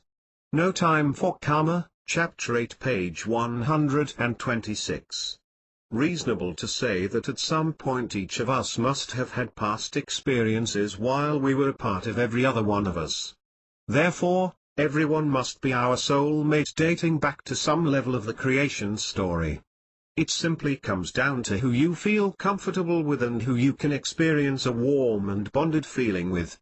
It is entirely irrelevant which oversoul you came from and which level you incarnated from.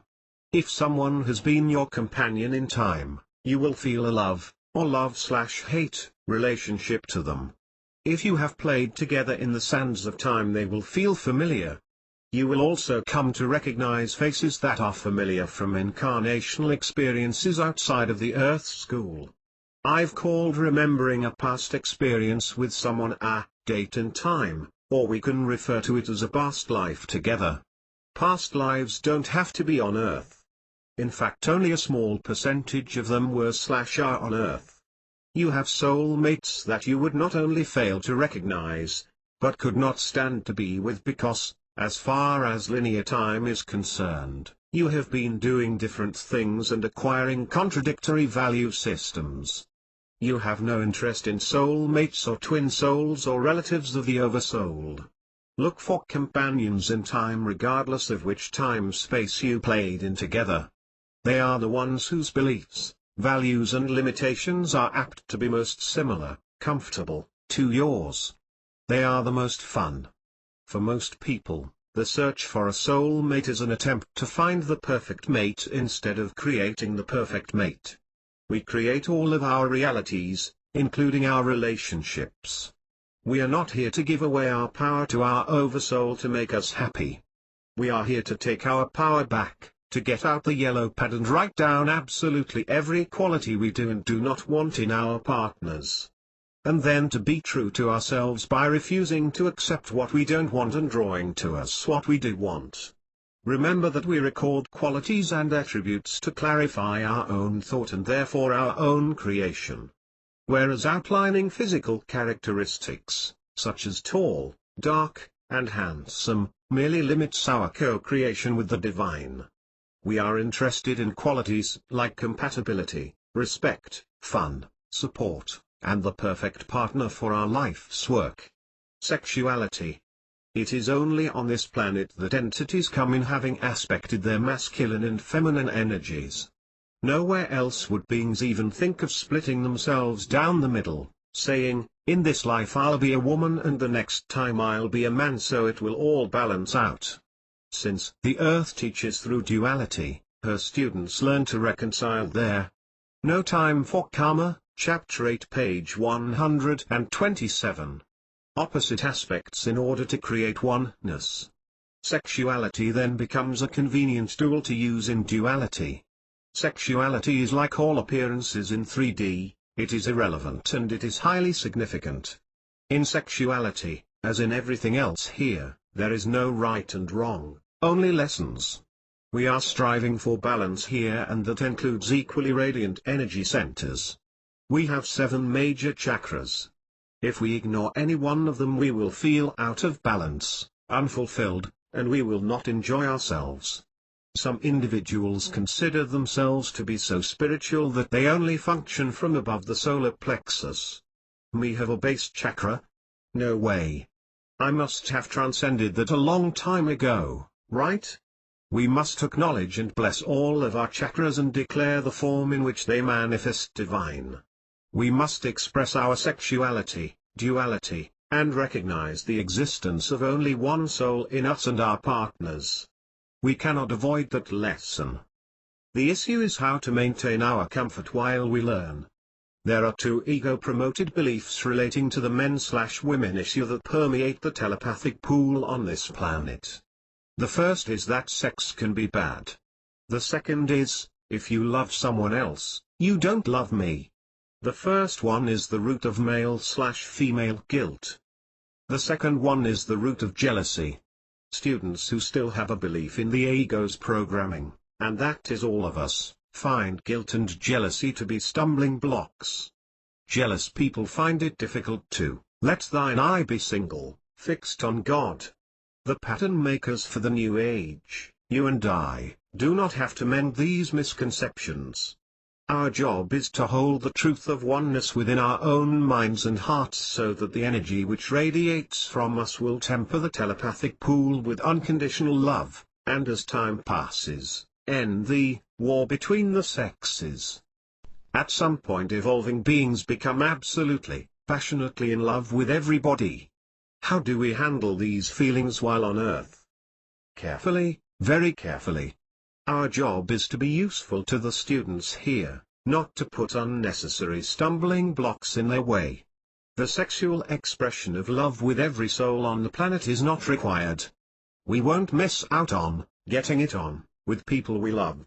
We have an infinite amount of time to make love to every soul out there, every aspect of our inner self.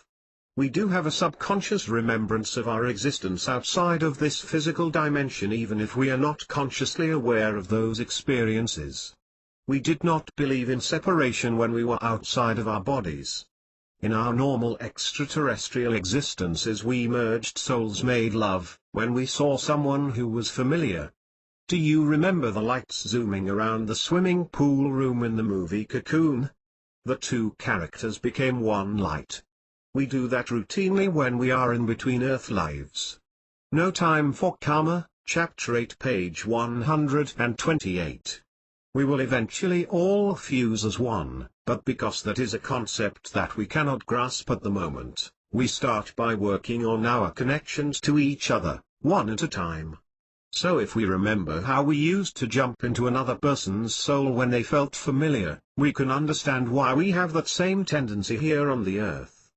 But knowing that we cannot jump into their soul because of the limitations of the physical body, we settle for jumping into their beds. From a cosmic perspective, the way we existed before coming to Earth, there is no ownership of bodies, no jealousy, no insecurity, and therefore there is no right or wrong. In truth, there never has been a right or wrong, and no one has ever made a mistake.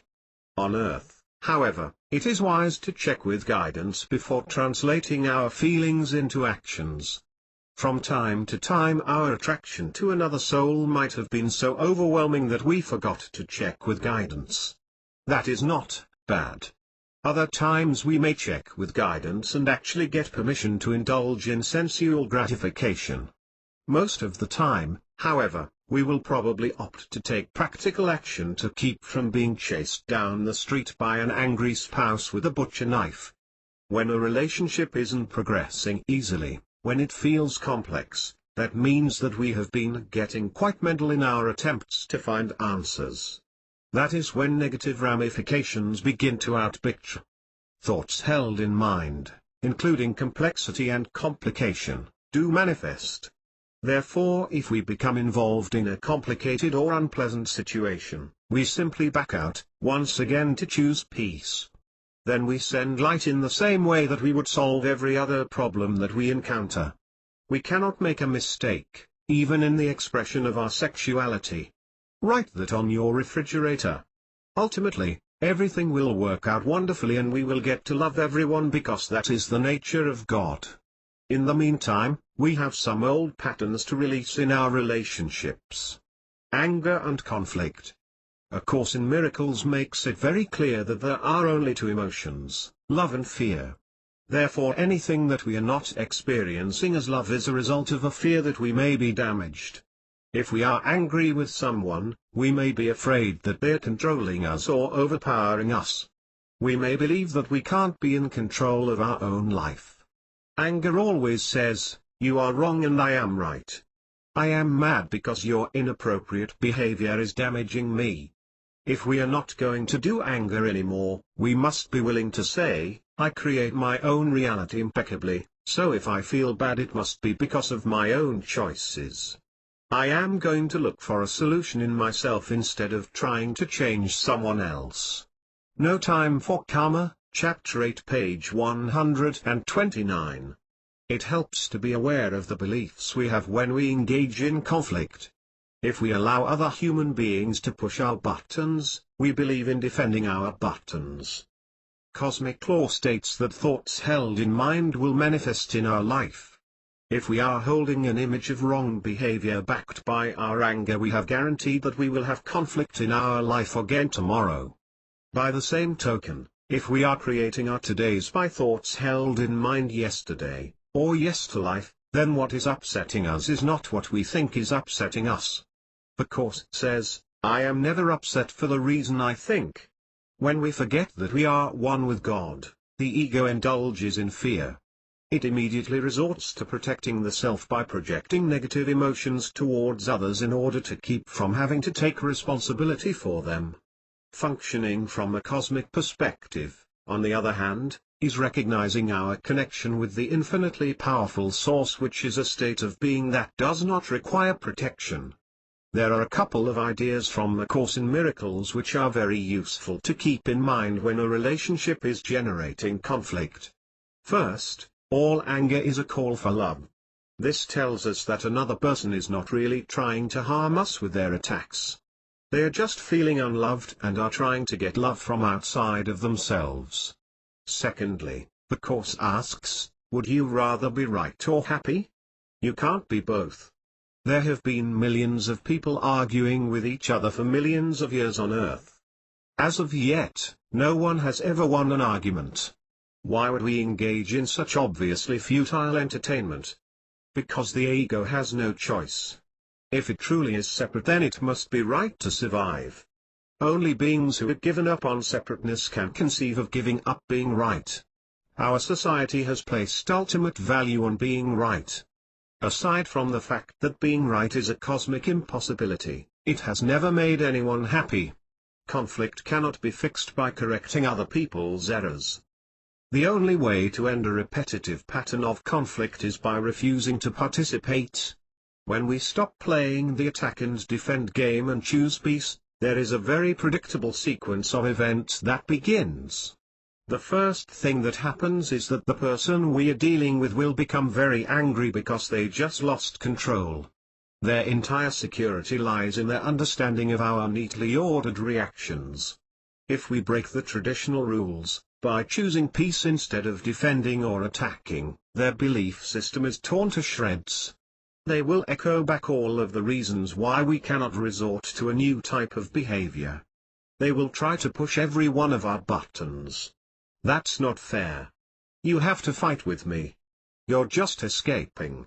And then there is, but I need you. We don't have to read more than one codependency book to get over that one. When they have. No Time for Karma, Chapter 8, page 130. Found all of our buttons, and we did not respond to a single one, they will tell us they are going to jump off of a building. But they probably won't, and if they do, it was their time to be somewhere else. People don't die, they just move on. If they decide to stick around, they will go through a period of bewilderment during which they may tell everyone that we have lost our mind. If we simply maintain our peace, their anger will eventually disappear. They will eventually look to us in amazement as we stand forth in our peacefulness. Then they become students of peace. It is in their contract. Everyone who would try to control or manipulate us invariably signed on to planet Earth to be our student. They are hoping that we can show them how to slip out of old patterns and become free and confident. They may be too prideful to say, "Please teach me how you can stay at peace," but rest assured that they will be watching. Love works every time. The working week can be a good test of whether or not we are willing to play the game by love's rules. There are many potential conflicts and much to lose at work if we do it wrong. We could lose our income, our reputation, and our friends, if we don't do everything the boss way. One of the great stories in the Bible that teaches us how to deal with people we cannot seem to get along with is Daniel in the lion's den. Daniel was aware beforehand that they were going to put him in the den with the lion. The lion represented whatever his particular challenge was, so he went through the prayer process the night before. He remembered that consciousness creates reality on the earth. He knew that he was not a victim of the king. He sat down in meditation, saw the dilemma and visualized the outcome that he desired. It is always easier to do the work in advance, so when someone tries to push our buttons we have already diffused the energy. When Daniel was placed in the den the next day, he sat down and turned his back to the lion, an incredibly significant metaphor. He did not sit and focus on the problem. Instead, having used his meditation and some mental imagery to resolve it the night before, he was free to put his attention elsewhere. The lion did not attack and rip Daniel to pieces when he let down his defenses. It proceeded to lie down and go to sleep. Such wonderful symbology. Daniel's way works with any person or situation that intimidates us. A Course in Miracles says that our safety lies in our defenselessness. If you perceive an adversary, recognize that it is your perception which needs fixing. If perception created the difficulty, perception can heal it. Imagine a can of pink paint and mentally paint your adversary in that soft, loving color or put sparkles all over them. It will be very difficult for No Time for Karma, Chapter 8 page 131. Them to be vicious when you meet face to face after you have tinted them in that rosy hue. You are free to use any symbols that are fun. Imagine what it feels like when harmony has been restored. Run the entire encounter through your mind's eye while you are in relaxed meditation. There is no way that you could meet that person without remembering the work that you have done. All anger is a call for love. You have offered love instead of conflict. All relationships end. Another area where our society is in denial is that all earthly relationships end. Society teaches, due to its confusion about the difference between love and need, that emotional trauma is appropriate when relationships do end. If a relationship exists because we believe that someone outside of ourselves can be even partially responsible for our happiness, great pain will be experienced when the relationship ends. That to which we gave our power has abandoned us. Codependency and emotional trauma are learned from society. They are not required or natural states of being in this universe. Any error that has become an accepted teaching of society can be retaught in a more loving manner. The teachers of light on the planet have the task of reforming their own relationships into holy relationships, to use the words of A Course in Miracles. They decide to participate in no relationship that is based on need. Relationships based on need are founded on the assumption that we are separate and helpless. Relationships that are based solely on the enjoyment of the presence of the other person still cause us to rearrange our lifestyle when our partner leaves, but it is a trauma-free rearrangement. It is simply moving on to the next adventure in our life. After we have transformed our own relationships, we begin to re-educate group consciousness. Whether we outwardly teach and counsel or simply enjoy our own relationship, the effect is the same. Our understanding and joy is communicated to all inhabitants of Earth School through the telepathic pool. Children and parents. As Khalil Gibran said, our children are not our children. They are God's children. At best they are on loan for a little while. In all of the hundreds of thousands of school systems that exist in this universe, planet Earth is the only one where, in order to enroll, you have to come out of someone's body. In all other systems folks just show up, just get off the bus. Because we have all been conditioned in incarnations past to. No Time for Karma, Chapter 8 page 132. Believe that our bodies belong to us, We think that anything that comes out of our bodies also belongs to us. It is not so. It is actually rather bizarre. A being coming out of another being's body is like something that you would see in a science fiction movie. We do not realize how really weird it is. When people have children to fill a void in their life, pain is inevitable. If children were brought into a family to fill a void, then every transition associated with growing up will be felt as an attack on the parents. Leaving home will be seen as abandonment. When a child dies in our society, the family is usually unaware of karmic contracts or pre-birth agreements. Our function is not necessarily to explain these things to them, but rather to just love them. Love heals all wounds.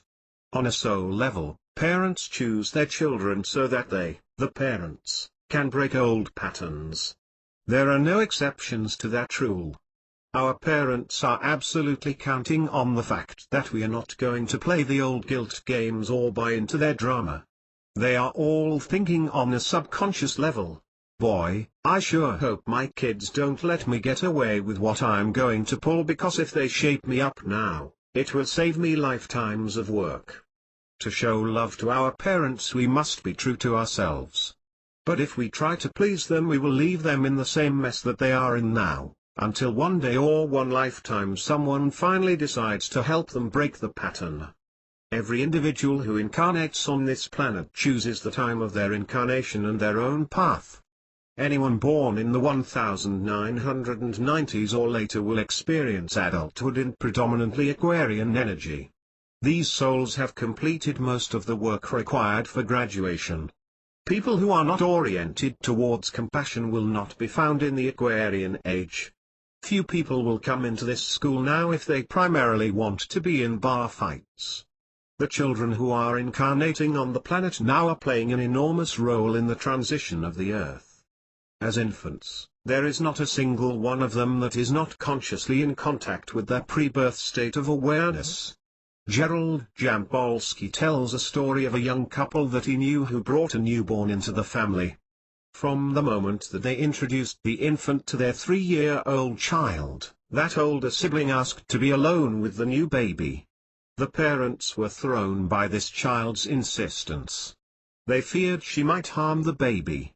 Finally they devised a plan to use an intercom in the nursery so that the children could be left alone and they could still hear everything that transpired. Through that speaker, the parents heard a 3-year-old approach the crib and say, "Baby, tell me about God, I am beginning to forget."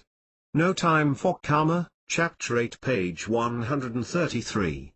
Our children are going to outshine us to such a degree that it will be truly amazing. They have an intuitive understanding of spiritual morality that far exceeds the older generation's codependent versions of morality. Therefore, the old patterns that we have about raising children no longer apply. Any child born today does not need to be controlled. We can teach them the practicalities of the planet, like not to touch a hot stove, but they will not accept our idea of moral behavior. They are not interested in our archaic perceptions about how to interact with people. These kids will know more about relationships by age 12 than our generation has yet learned. The old notion that parents are responsible for their children will not hold water anymore. Children appear to be innocent and helpless. It is easy for those with little sense of cosmic awareness to train children into codependency. Children are not naive. They have as many millions of years of personal experience as any adult on the planet. Children are not helpless. They chose their parents wisely. We are not responsible for any other human being. We cannot fix them or shape them into what we would like them to be. The only obligations that Aquarian parents have to their children is to love them, provide food, clothing and shelter, and then get out of the way. They will love themselves so much that they simply will not allow us to control or manipulate them. When we begin to teach children language, we are teaching them a limitation. Our language has no words to describe what it was like out there before birth. The kids, however, remember everything about those other worlds and come in communicating telepathically. But we do not often pick up on this.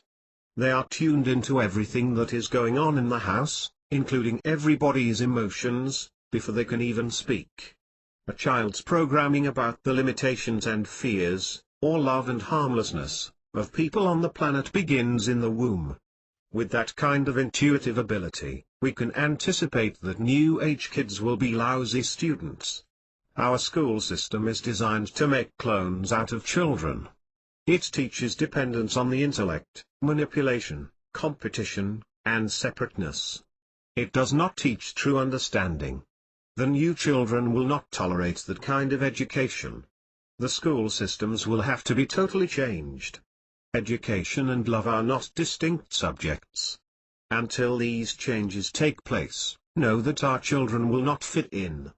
They cannot be trained like we were to sit for 50 minutes in the same position while a boring authority figure is lecturing. They will instead demand action, color, vitality, warmth and feeling. In the new schools, art, music, compassion and intuitive functioning will not play second fiddle to intellectual subjects and learning the right answers. No Time for Karma, Chapter 8, page 134. Children are not new and they are not dumb. They have been in the Earth School and other systems for tens of millions of years. They are mature and wise in every way except for the handling of the physical body. These beings come in with much better self-images than former generations. If we treat them with loving respect and acknowledge that they are our teachers in regards to human interaction and compassion and harmony, then we will have wonderful relationships with them. Our children and nieces and nephews and grandchildren will be the source of great wisdom for us as long as we play the game according to the new rules. Cosmic relationships. When we master relationships, we will have mastered it all. When we stop giving our power away to people that we supposedly love but probably need, we will have recovered our power in every area of our life. Healing relationships is a very simple thing to discuss, but it is the most difficult lesson to do because we are working on releasing lifetimes of programming. It will take a great deal of vigilance, but being true to ourselves is all that is required to make our relationships work. Just pay attention, watch and pray. What would happen if we could be in relationship with someone in a state of cosmic consciousness? We could not talk about our problems because we wouldn't experience any. Well, we may not be at a point of being totally cosmic with our partners, but we can follow Emerson's advice, to become, act as if. Since we have traditionally used verbal communication to reinforce our separateness, not having anything to complain about presents a challenge. But now we will choose not to forget our source, God, and not to forget the big picture. Therefore we do not create repetitions of old problems by repeating old thoughts about them. Clean minds create clean relationships. Most talk on this planet is about problems, challenges, differences, wrongs, injustices, etc. It is all ego stuff. If everyone refused to speak negative words, silence would be the normal condition. There is a definite connection between silence and enlightenment. Every guru has begun the disciples' training by teaching silence. Every master teacher communicates with his or her peers telepathically, not verbally. When we as a civilization have ended our group experiment in attacking and defending, we will no longer use words. Sharing thought forms and mental images is a much more expedient way to communicate. But as long as we are afraid for others to see our thoughts and feelings, we will use separation creating words. Patricia Sun has a good suggestion. No Time for Karma, Chapter 8, page 135. Pretend that from this moment on, everybody you meet can read your mind. Telepathic beings have no relationship problems because all relationship problems are a result of the deception that fear requires. To heal those we are in relationship with, we heal ourselves. When we learn to be blissfully happy and at peace, there is an enormous amount of healing that takes place in those that we are psychically connected to. We know that any state of limitation, manipulation, anger, fear and guilt is total insanity. We remember the truth which says that oneness cannot be achieved alone. We need our relationships. We also need our support group and support tools to help us as we dare to risk honesty with those closest to us. Get your inspirational books, cassette tapes and phone numbers ready and dare to do your relationships in a whole new way. Before you know it, you will have harmonious relationships with every individual on the planet, and they will be calling you teacher and sharing your space in comfort. Forecast Aquarian energy interface is eternity. As far as we are concerned, there are two conditions apparently existing in the universe right now. There is Earth School and there is the normal condition of cosmic consciousness. Earth School would seem to be an interminable school that teaches about the frustration of present situations and the hopelessness of being able to count on the future. The normal condition is exciting, unlimited, light-filled good times. The normal condition is so good that it is beyond anything we could even hope for at this stage in our unfoldment. The chronological period set aside for the last grade in the school, up to and including the graduation ceremonies, is the years from 2000 AD to 5000 AD. This is nothing new. The last Aquarian age was used for exactly the same purpose. We don't have recorded history of the last Aquarian age, but we have the mythology preserved rather accurately for us. The Aquarian age is always the Garden of Eden. It is the interface between a life with no vision and a life of great vision. For the next 2000 years or so, life on Earth gradually becomes more and more Eden-like, more and more heaven-like. And then the snake will return to the garden and tempt mankind with the knowledge of good and evil duality. In his book Far Journeys, Robert Monroe sees a picture of Earth in the year 3000 which very closely resembles what I see. Taking an out-of-body trip through time, Bob comes across a scene on this very planet, showing no asphalt or pavement of any kind, no pollution, only lush tropical beauty. And folks commuting in the out-of-body state instead of in cars. The state of existence that the Earth now recognizes as average has been going on, uninterrupted, for the last 11 astrological ages, something like 26,000 years. That state of existence is intentional, it is not out of control, it is not an accident. It is a school. It is a school in which no permanent harm is allowed. And there comes a time in which even the slowest student graduates from school. The three special limitations which are placed on unlimited reality in order to facilitate the expediency of this school are time, space, and duality. We already have irrefutable evidence that all three of these. No time for karma, forecast page 137. Limitations are being rescinded. We, society, are overcoming our beliefs in separation and judgment, duality. Our technology is overcoming our belief in space, distance. Just a few decades ago folks were taking months to cross the country in covered wagons, and the moon was green cheese. Our technology does preserve the past and it makes instant communication all over the world commonplace. We may think the awakening of the world is occurring at a snail's pace, but compared to its historical pace it is occurring at breakneck speed. Predictions of apocalyptic cataclysms. Actually, Earth School is ahead of schedule so far as awakening is concerned. Usually an Aquarian age is preceded by the ultimate display of pissing energy, people using power to control other people. The sinking of Atlantis through the misuse of laser weapons, or some other cataclysm creating the flood, has historically been the way that those not ready to graduate, to give up struggle, were removed from this school and moved to a holding tank to await the arrival of more chaotic times. The subconscious minds of all those who have been through the flood contain remembrances of massive destruction and planetary abuse which rendered the Earth, for the most part, uninhabitable. It is not a random thing that millions of Earth citizens are battling for dear life against nuclear weapons, global warming, pollution of the waters and destructive prejudices. It happened the last time, in the blink of an eye 90% of the Earth's population left on vacation. Again we have arrived at the entry point of an Aquarian age, a time when it's up to group consciousness to create what happens next on planet Earth. Many levels of prediction are coming forward to aid, or confuse, in the making or breaking of our shift from Piscean to Aquarian energy. Great prognosticators like Nostradamus and Edgar Cayce are being quoted as reliable authorities on changes to come. But, since the future is never a reality until present moment minds create it, only probabilities can be forecast, not certainties.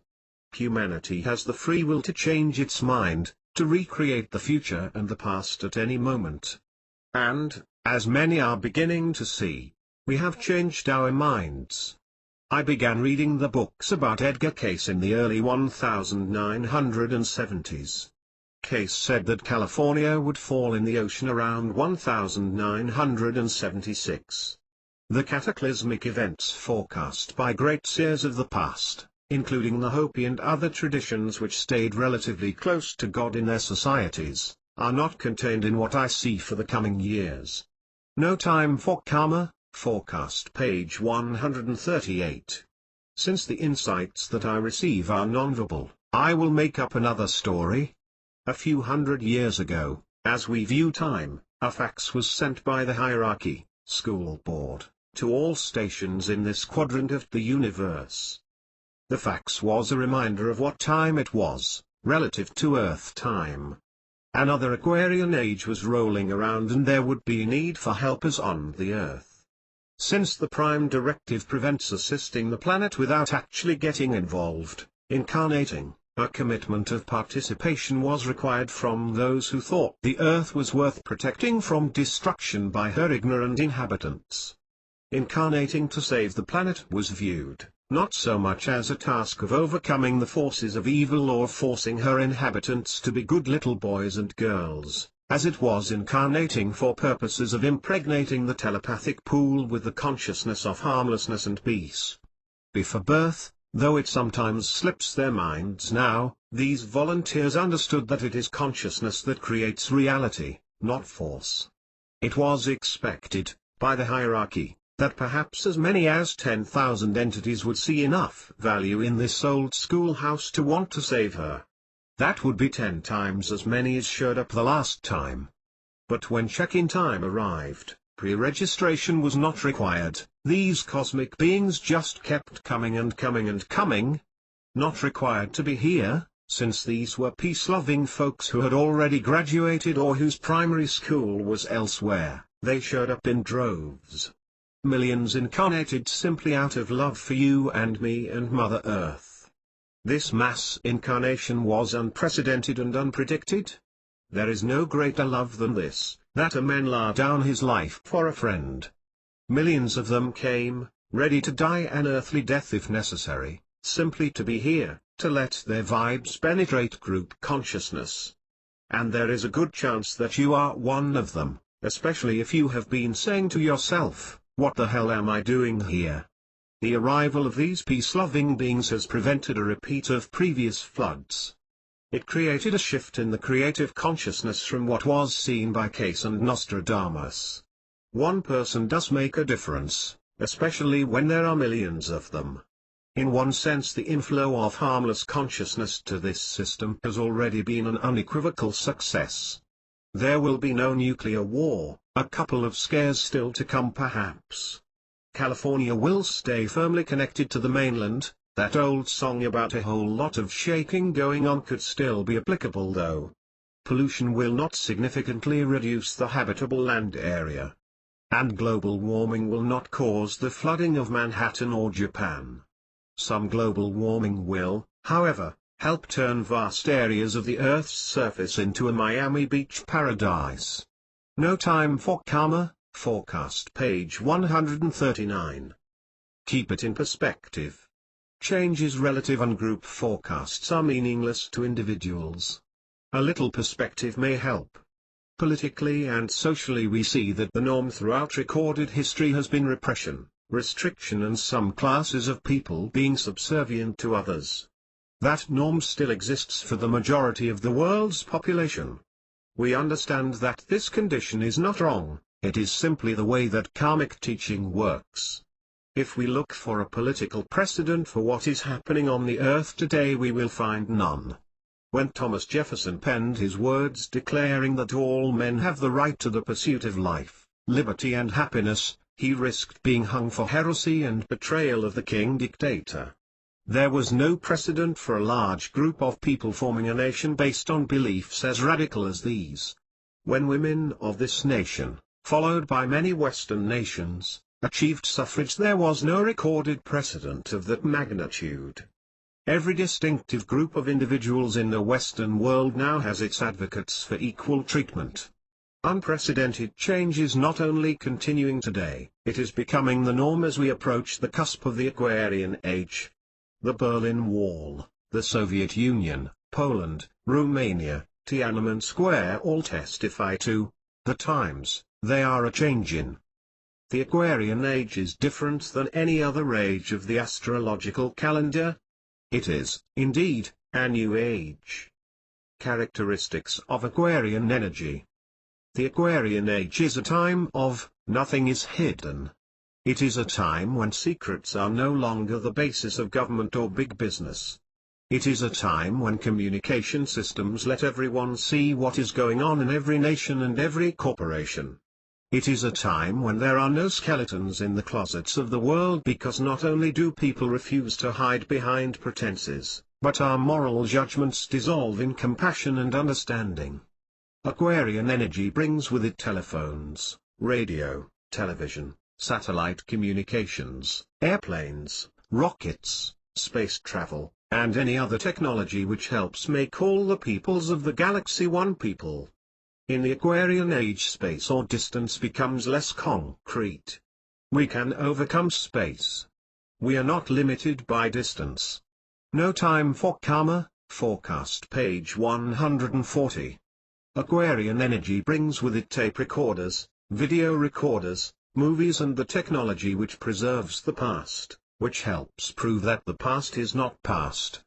In the Aquarian age we overcome the limitations of time.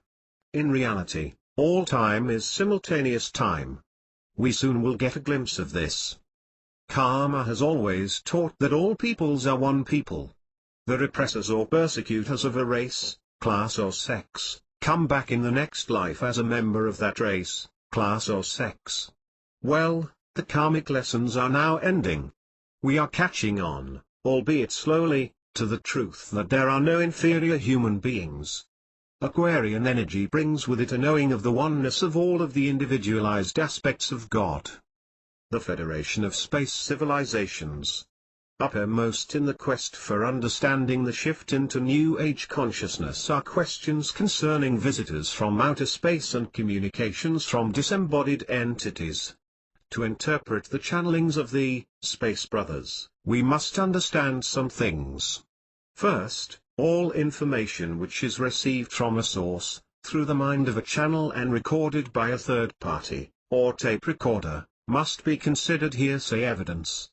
In my study of channeled material, including my own, over the past 20 years, I believe I can definitively say that no message ever gets through from the other side unscathed. The mind of the channel always imparts a bit of its own belief system into the message. A fearful mind will bring through, at least to some extent, fearful messages. And remember, psychic ability and personal wisdom are not prerequisites. A second point to consider is that not every person who is discarnate or extraterrestrial is wise. It is easier for some folks to channel some jerk from a dysfunctional civilization than it is for them to channel a well-grounded angel. When you investigate channeled information, remember, honest people don't say, "Trust me," and wise people don't say, "I know what I'm talking about."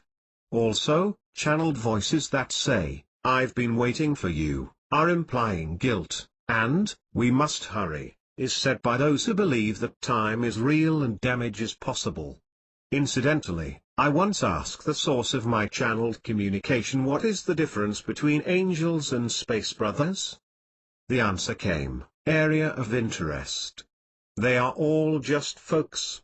Of all the information I have encountered about other dimensions of reality, non-terrestrial civilizations, and other kingdoms such as the No Time for Karma, Forecast page 141. Angelic Kingdom. I tend to be partial to that which was received by myself.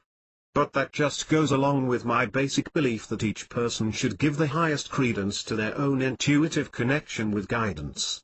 Other people's version of reality may not, and need not, mesh with your own. The insights expressed here are ones that feel right to me. They jive with how I see the near levels of reality. In all of the hundreds of telepathic conversations I have had with entities not of this earth, I have never received a fear-motivated message. I have never been told that time was running out or that we needed to hurry. On the contrary, I have been told that they function outside of the limitations of time, that it is never too late for a good miracle. I have never been told that if we didn't do some particular task or accomplish some particular objective within a specified period of time, something bad would happen.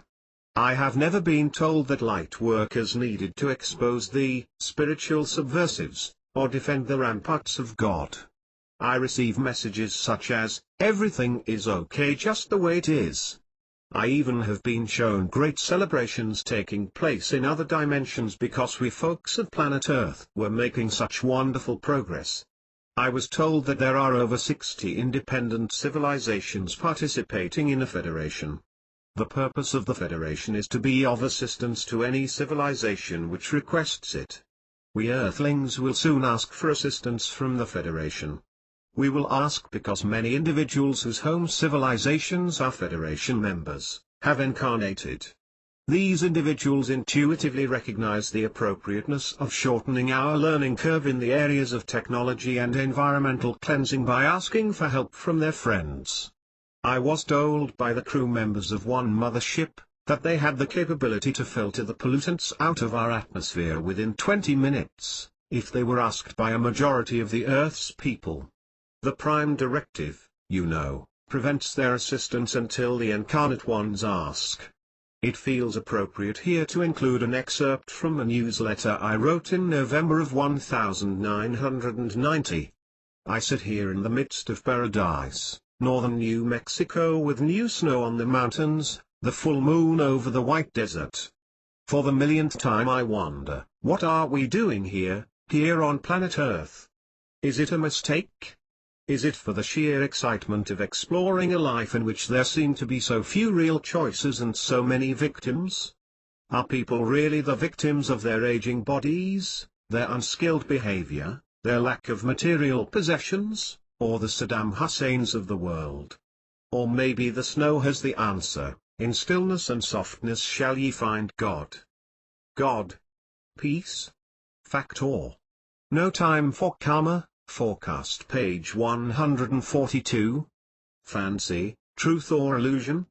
The intellect is so stymied, so frustrated to find answers, better to be a couch potato, a little Monday night football. Escape but no satisfaction. Then Jake appears and says, Sweat Lodge tomorrow. Help us gather wood for the fire and we'll begin at sundown. Just feels like it's time for church again.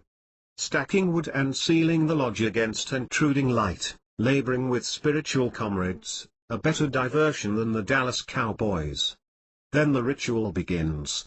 Altered states of consciousness replace the intellect's impotence. Speak to us, grandfather of the path. Speak to us, grandmother of the earth. Things begin to happen. Strangeness it would be called if we were rational, but we're not. The rocks, glowing red from the fire, begin to speak, tongues of the spirit kingdom. Wow, did you see that face? And lights appearing in the rocks. White lights, I said. I see green, says Anne. For each drum beat a light replies. When the first round ends, Dale the warrior, the aspirant, our fire chief, goes to fetch more glowing rocks to keep the tiny lodge steamy, to keep consciousness altered. As he carries the red stone from the fire pit toward the door, he freezes in his tracks. Paxton, he yells, there's something out here. It's over the house. It has rings of lights going around. What'll I do? Kathy replies from her cosmic space, just carry rocks, Dale. He does. Messages come into our heads from our friends, here to help us celebrate the healing of the earth. They let us know once again that we are not alone, that all is well in God's universes, that there is so much more to life than what we see. Don't take it all so seriously, they say. You don't remember the problems you had 1,000 years ago, and you won't remember these either. To be healers, to be light bearers, to be way showers, you must laugh, dance and play. That is what the earth needs now. Dripping wet, we emerge into the cold moonlight. Refreshed. Spirits renewed. When one has touched the reality, it is easy to see the illusion of the drama, at least for a while. But be vigilant, dear ones, lest the drama begin to appear real again and no-win situations become bigger than God. Then Jake appears and says, "Sweat lodge tomorrow. No time for karma." Forecast page 143. Self-empowerment is the ability to see things as they really are, not as they appear to be. Self-empowerment is staying in touch with God's perspective. Self-empowerment knows that this three-dimensional schoolroom is such a tiny part of the reality that we all can have access to if we but remember to look within. Self-empowerment means the end of struggle forever. Self-empowerment means freedom, joy, and prosperity. Self-empowerment comes from being clear and in touch with infinity, from knowing that I, of myself, ego, can do nothing. It is the Father within that doth the works. Self-empowerment is mandatory. Why is the planetary mindset so afraid of radical change? When Galileo invented the telescope, the leading scientists of his day refused to even look through it because everyone knew that a piece of glass couldn't bring objects closer to the viewer. Every discovery which would lead to radically new ways of perceiving reality has been met with cries of preposterous, nonsense, and even heretical. Well, those who fear change will have to dig a little deeper into the sand because the Space Brothers are here. And nothing is going to change the planetary picture of reality as much as when our non-earthling friends come out of the closet. The existence of extraterrestrial beings shouldn't surprise us. Have you stopped to consider where you dwell when you are not incarnate? If not on Earth, then you dwell extraterrestrially. There are many civilizations visiting this planet during this transition time. The whole galaxy, even the whole of third and fourth dimensional reality, has an interest, a big stake, in the progress we make here. The U.S. government and some other governments have taxpayer-funded projects to search for, and verify the existence of, extraterrestrial life. The U.S. has a project called SETI, the Search for Extraterrestrial Intelligence. And as governments are wont to do, they use old established methods in their search. As Galileo showed, old thinking won't create new breakthroughs. The government's radio telescopes won't detect civilizations which don't use radio. As we stand at the interface between perceiving reality intuitively and perceiving it scientifically, we have a dilemma. Intuitive evidence is not scientific, under accepted definitions of scientific, and it won't hold water with most of the scientific community. And scientific investigation takes decades to expand its sensor range, to where it can conceive of new paradigms. Although the governments of the world and the state scientific community may be mostly oblivious to them, there are thousands of folks, ordinary citizens, who have telepathic communication with non-terrestrial civilizations on a regular basis. I find these communications most intriguing. No time for karma, forecast page 144. As an aside, let me say here that there is an excellent book on the scientific intuitive conjunction which includes the subject of extraterrestrial life and makes a credible attempt at reconciling the two viewpoints. It is Exploring Inner and Outer Space by former astronaut and physicist, Brian O'Leary. I applaud Brian's efforts since I also have walked the tightrope, being an engineer and an intuitive functioner. There are also civilizations visiting Earth who are not members of the Federation. They get all the press. Sensationalism is a piscine, Karmic. Characteristic, and obviously it still sells commercials on TV and in the tabloids.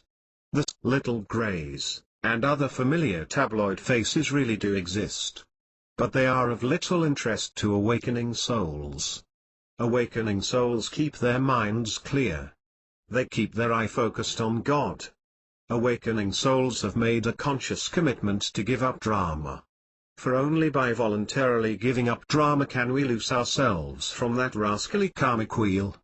Every soul has a contract with Earth School to be given those experiences which will most expediently lead to awakening. Asleep people do life on a purely karmic basis, having accidents, being victimized, and experiencing unconnected random events. These people are known to have enrolled for war, car wrecks, and UFO abductions. Awakening people are characterized by their desire to associate with the highest forms of light and love possible. Awakening people appear to the eyes of the world to be protected, because they have made a choice to learn their lessons sans pain and struggle, and they follow their inner guidance. Technology in another communication with our non-terrestrial friends, the message was something like this. You are skeptical about the benefits of technology because you associate technology with pollution. Some of you despise your technology. You cubbyhole the different aspects of your life, putting technology in one hole, family in another hole, your job in another hole, etc. Then you lay judgments on each category. This one is spiritual. That one is a necessary evil. And some are good and some are bad. We don't see life that way. Everything, to us, is love, or we wouldn't include it in our experience. To us, technology and love are one and the same. Our technology doesn't pollute and our love isn't jealous. To experience pollution one must have a polluted consciousness, for consciousness creates reality. When your group consciousness changes to one of harmlessness, your pollution will be gone and you will have invited us to tea. Shalom. In the Piscine age where power and control are king, we have been trained that all great technological advances must come from government or big business. It takes big bucks to fund the research and build the prototypes. No grants, no progress. Well, not anymore. No time for karma, forecast page 145. The next 200 years are the time in which millions of entities incarnate in order to bring gifts to the earth, including technological gifts, and all great ideas and insights come from spirit, not NASA. Tie this together with the fact that many garage shops and home offices now have more computing power at their fingertips than even IBM had 30 years ago, and we have the rebirth of the individual inventor. As a teenager I visited the home of Thomas Edison's granddaughter. I got to see his books and laboratory furniture, and I got to hear stories about Edison. It seems that Edison knew how to receive great ideas. He was a student of the mystery schools, and a meditator. When he was looking for the answer to a problem, Tom would lie down on his back on a wooden bench. He held a steel ball in his outstretched hand. He knew that the answer could get through to him if his mind was in that state of semi-consciousness which occurs between sleeping and wakefulness. He let himself drift closer and closer to sleep until he could hear/see the answer. If he fell asleep he would drop the ball, which would awaken him. Most of his inventions were passed from spirit to him through that doorway of semi-consciousness.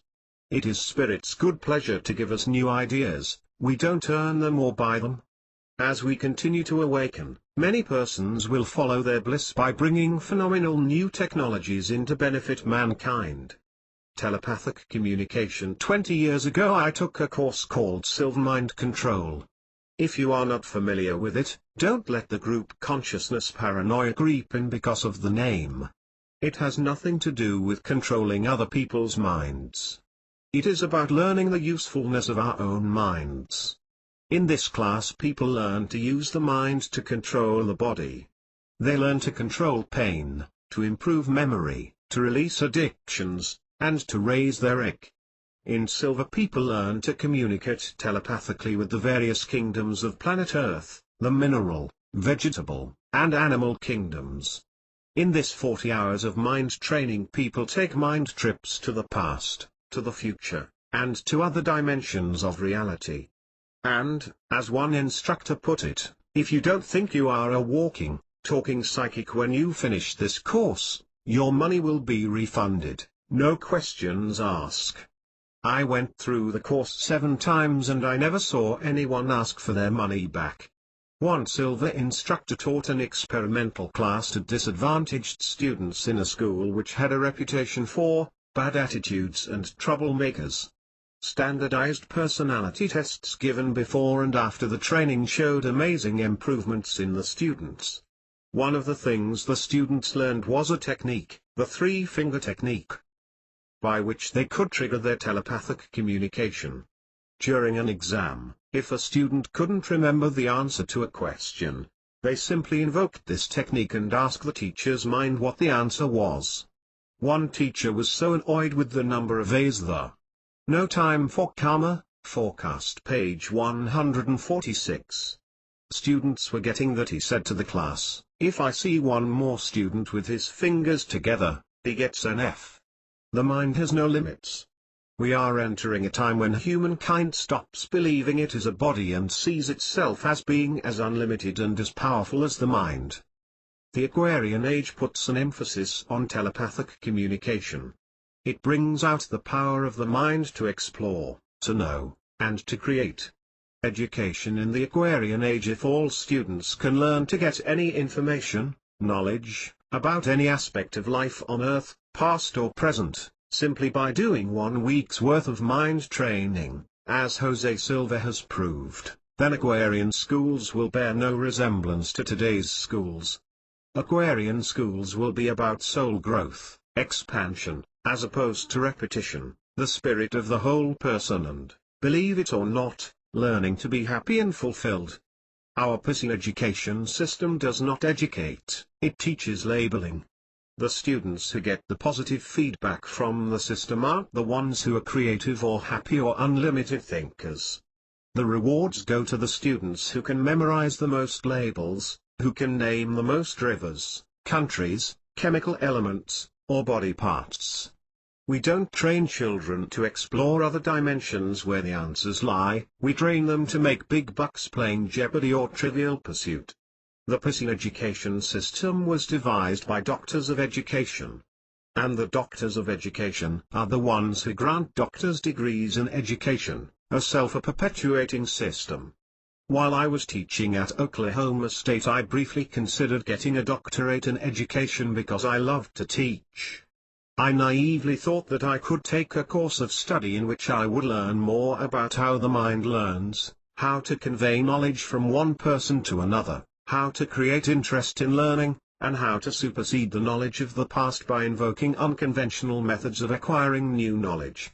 No such courses were in the curriculum. Doctoral students in education are taught the labeling process. They learn the names of who wrote the accepted books on education. They learn precedents. They learn to administrate schools. They learn to reward linear thinkers and, subtly, put down spatial, holistic thinkers. Since it is assumed in the pissing age that all beings are separate and that supply is limited, our schools quite pragmatically teach competition. Competition assumes that only a few can make it, for example, the survival of the fittest. Most pissing schools give grades and create good students and bad students. There is a big difference between teaching each student to do his or her best, and teaching them to compete. The first method creates all winners and the second creates losers and introverted students. In a system based on the understanding that all beings are one, that your best interests are my best interests, and that God is the source of all supply, cooperation will be taught. Aquarian schools will not. No Time for Karma forecast, page 147. Have separative and level creating methods such as giving grades and having winners and losers. There will be no jealousy as each student excels in his or her unique field of excellence. The Aquarian children now choosing to incarnate will ensure that the schools reflect their needs. Every soul chooses the moment of their birth, their time of entry into the school. They know in advance what influences will be exerted upon them, both astrologically and environmentally. They know what they are coming here to learn, and they know what they are coming here to teach. Society's definition of useful, productive, self-supporting citizens is based on the separative beliefs that everyone must pull his own weight, pay taxes, and not rock the boat. As we shift into Aquarian energy, the present purpose of education, to create useful, productive, self-supporting citizens, will become meaningless. The Aquarian Age educational focus is simply a different focus. Exploration, unification of body and spirit, freedom and joy are what it is all about. In her book, 2150 Ad, Thean Alexander sees many aspects of the future, including telepathy class in the schools, the same way I do. I recommend this novel for fun and insight. During the next 50 years or so, the schools will shift in their structure and curriculum into a form that can accommodate students who refuse to forget their connection with spirit. The curriculum of choice will be one that relates to the big picture, a curriculum that can improve one's level of understanding and happiness 100 or 1,000 years from now. And paradoxically, one that isn't concerned about preparing for hard times ahead, but one that says life exists only in this series of present moments. In education, as with many of society's most protected systems, the dissolving of the present structure won't come about through the overthrow or forceful rejection of the old way. Awakened people don't resist evil. It will become disenfranchised through neglect. Already we see the subculture educational systems arising. Home education is gaining popularity rapidly, as are alternative systems such as Waldorf, Montessori, and the unschool. One thing that will occur as the decades progress in the next century that will produce a most noticeable change in what we call learning is the introduction of telepathy training. Up until telepathy becomes the primary means of communication, reading and writing skills will still be valuable for people choosing to dwell on Earth. It may take 300 or 400 years for words to fall into disuse, but when they do, humans will begin to communicate for the first time. Economics. It doesn't take a far-sighted economist to see that we are moving towards a single world economy. Indeed, we already have several forms of international currency which are working quite nicely. MasterCard, Visa. No Time for Karma, forecast page 148. And American Express will purchase almost any product in almost any country. Even your Bank card works worldwide. But the shift to a world economy won't necessarily be a smooth process. I have glimpsed that perhaps the most radical form of, shall we say, attention-getting, will be in the economic structure. The universe so loves mankind that it is going to make it quite clear to the money seekers that there is far greater value in one's family than in one's portfolio. People who focus on making money by shuffling and trading pieces of paper, rather than directly providing goods or services, will lose their paper. Putting the pursuit of material goods ahead of the pursuit of enlightenment is not wrong. It simply delays our arrival at the point of happiness. This paradoxical issue baffles many spiritual students. We are required to be prosperous, it is the natural state in the universe, and we delay our true prosperity if we make material gain a goal. We have to do it God's way, not man's way. Prosperity is not about money, it is about an all-inclusive state of fulfilled existence, materially, mentally, and emotionally. Prosperity is a gift, a natural inheritance for a child of God.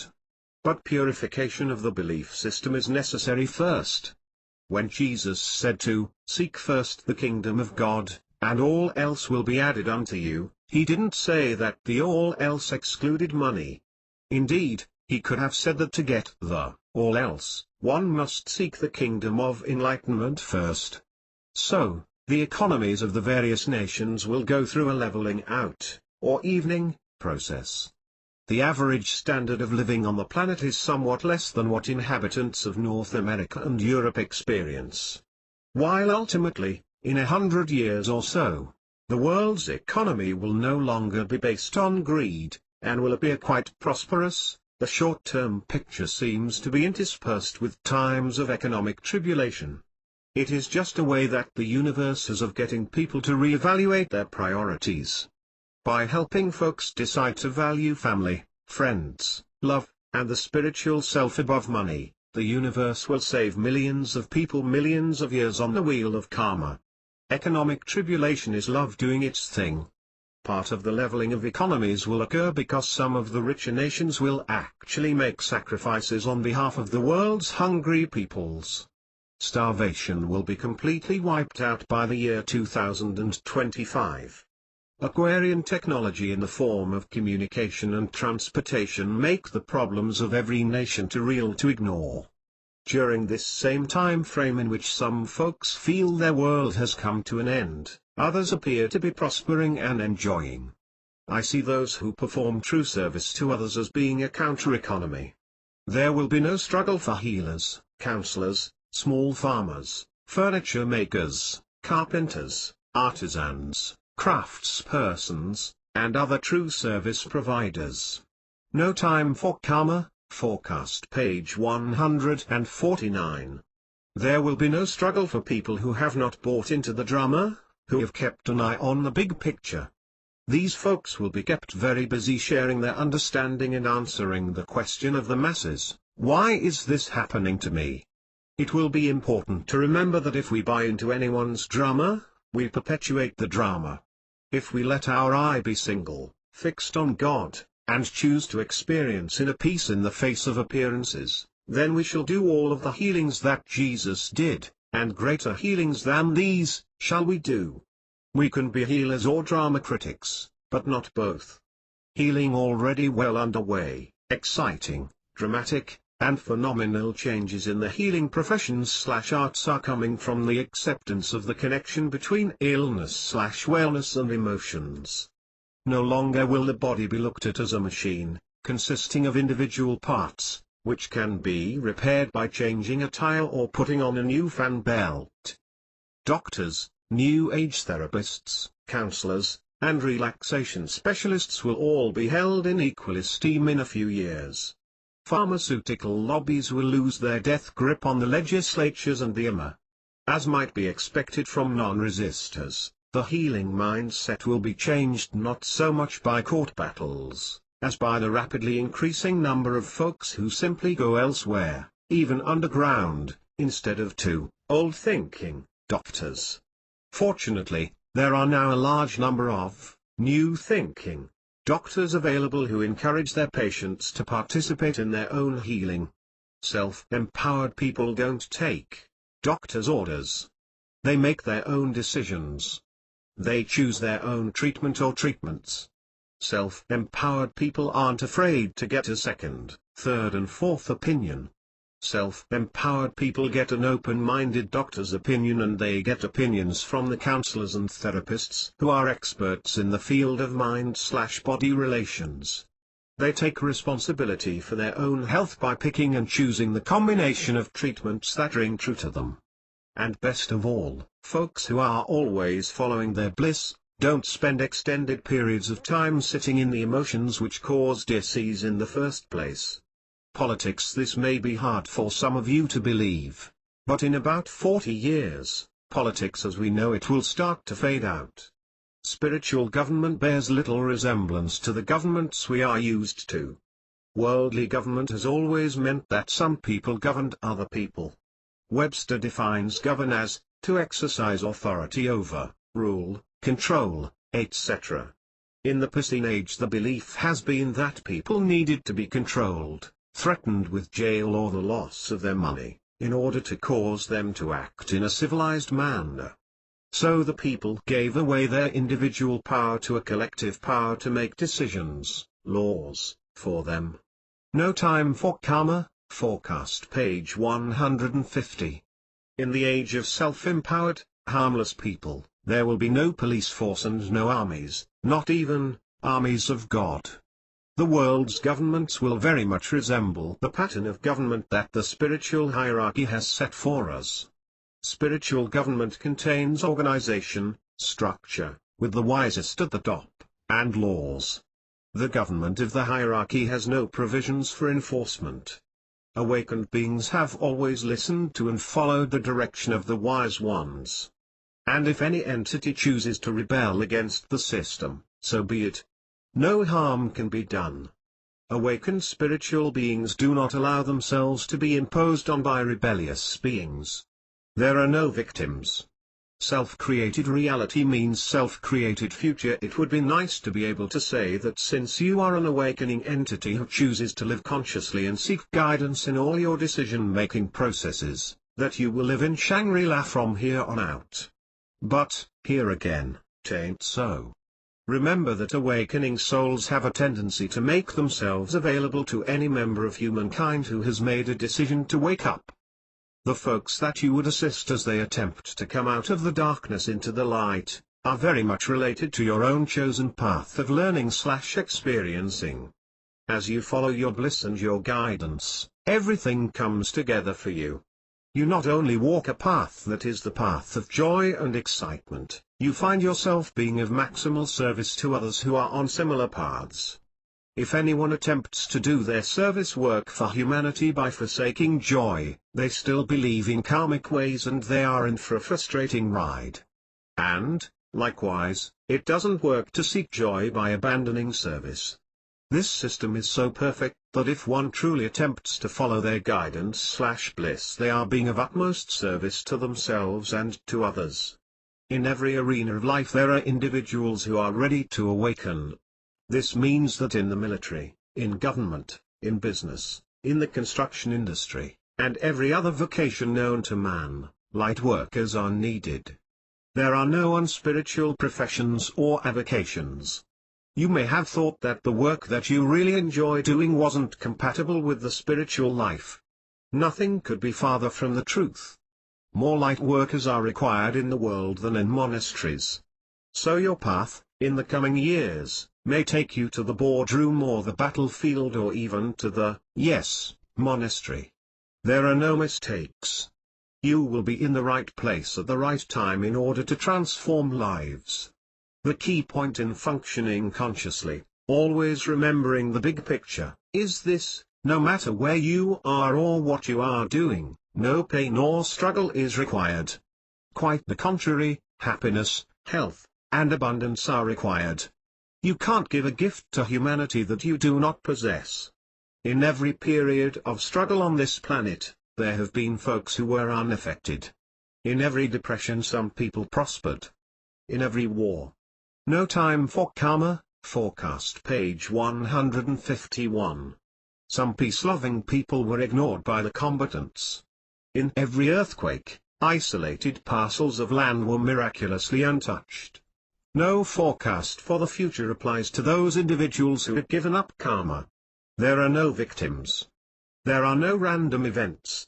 Individual consciousness creates individual reality. Pissy energy still predominates even with as much cooperation, caring and sharing as is being shown among humans today. Pissy energy still predominates on the planet. Bliss obviously is not the most common state of mind being experienced today. When the volunteers were discussing their entry into Earth's energy field, they felt that anything short of the destruction experienced when Atlantis went down would have to qualify their mission as a success. But now things have changed. They have already attained the primary objective. So they have set new goals. Sorry, you can't go home yet. They have now said, let's go for the gold. Let's do it all. The new goal is shocking. It is absurd, at least by old standards. By some it is considered absolutely unattainable. Talk about a stretch. Are you ready for this? The new goal is nothing less than to see that 100% of all beings who are presently enrolled in the 10th, 11th, and 12th grades in Earth School graduate before the Aquarian age is over. That's right. To so spread understanding and unconditional love throughout the telepathic pool that before another 2,000 years go by, everyone who has decided that they really prefer harmlessness to conflict will have graduated, free from pain and struggle forever. What this means to you and me is simply this. When we awaken we will be asked to not leave the planet. as we would have in the old days. We are asked to stay on the planet and continue to assist, to share, to love, even though we have no karmic requirement to do so. We must show our family that karma isn't fun, karma hurts. We must show them that if they want to end pain and struggle, that a new way of thinking and doing is required in each moment of every day. We must show them that if they want to get home in the most expedient manner possible, there is no time for karma.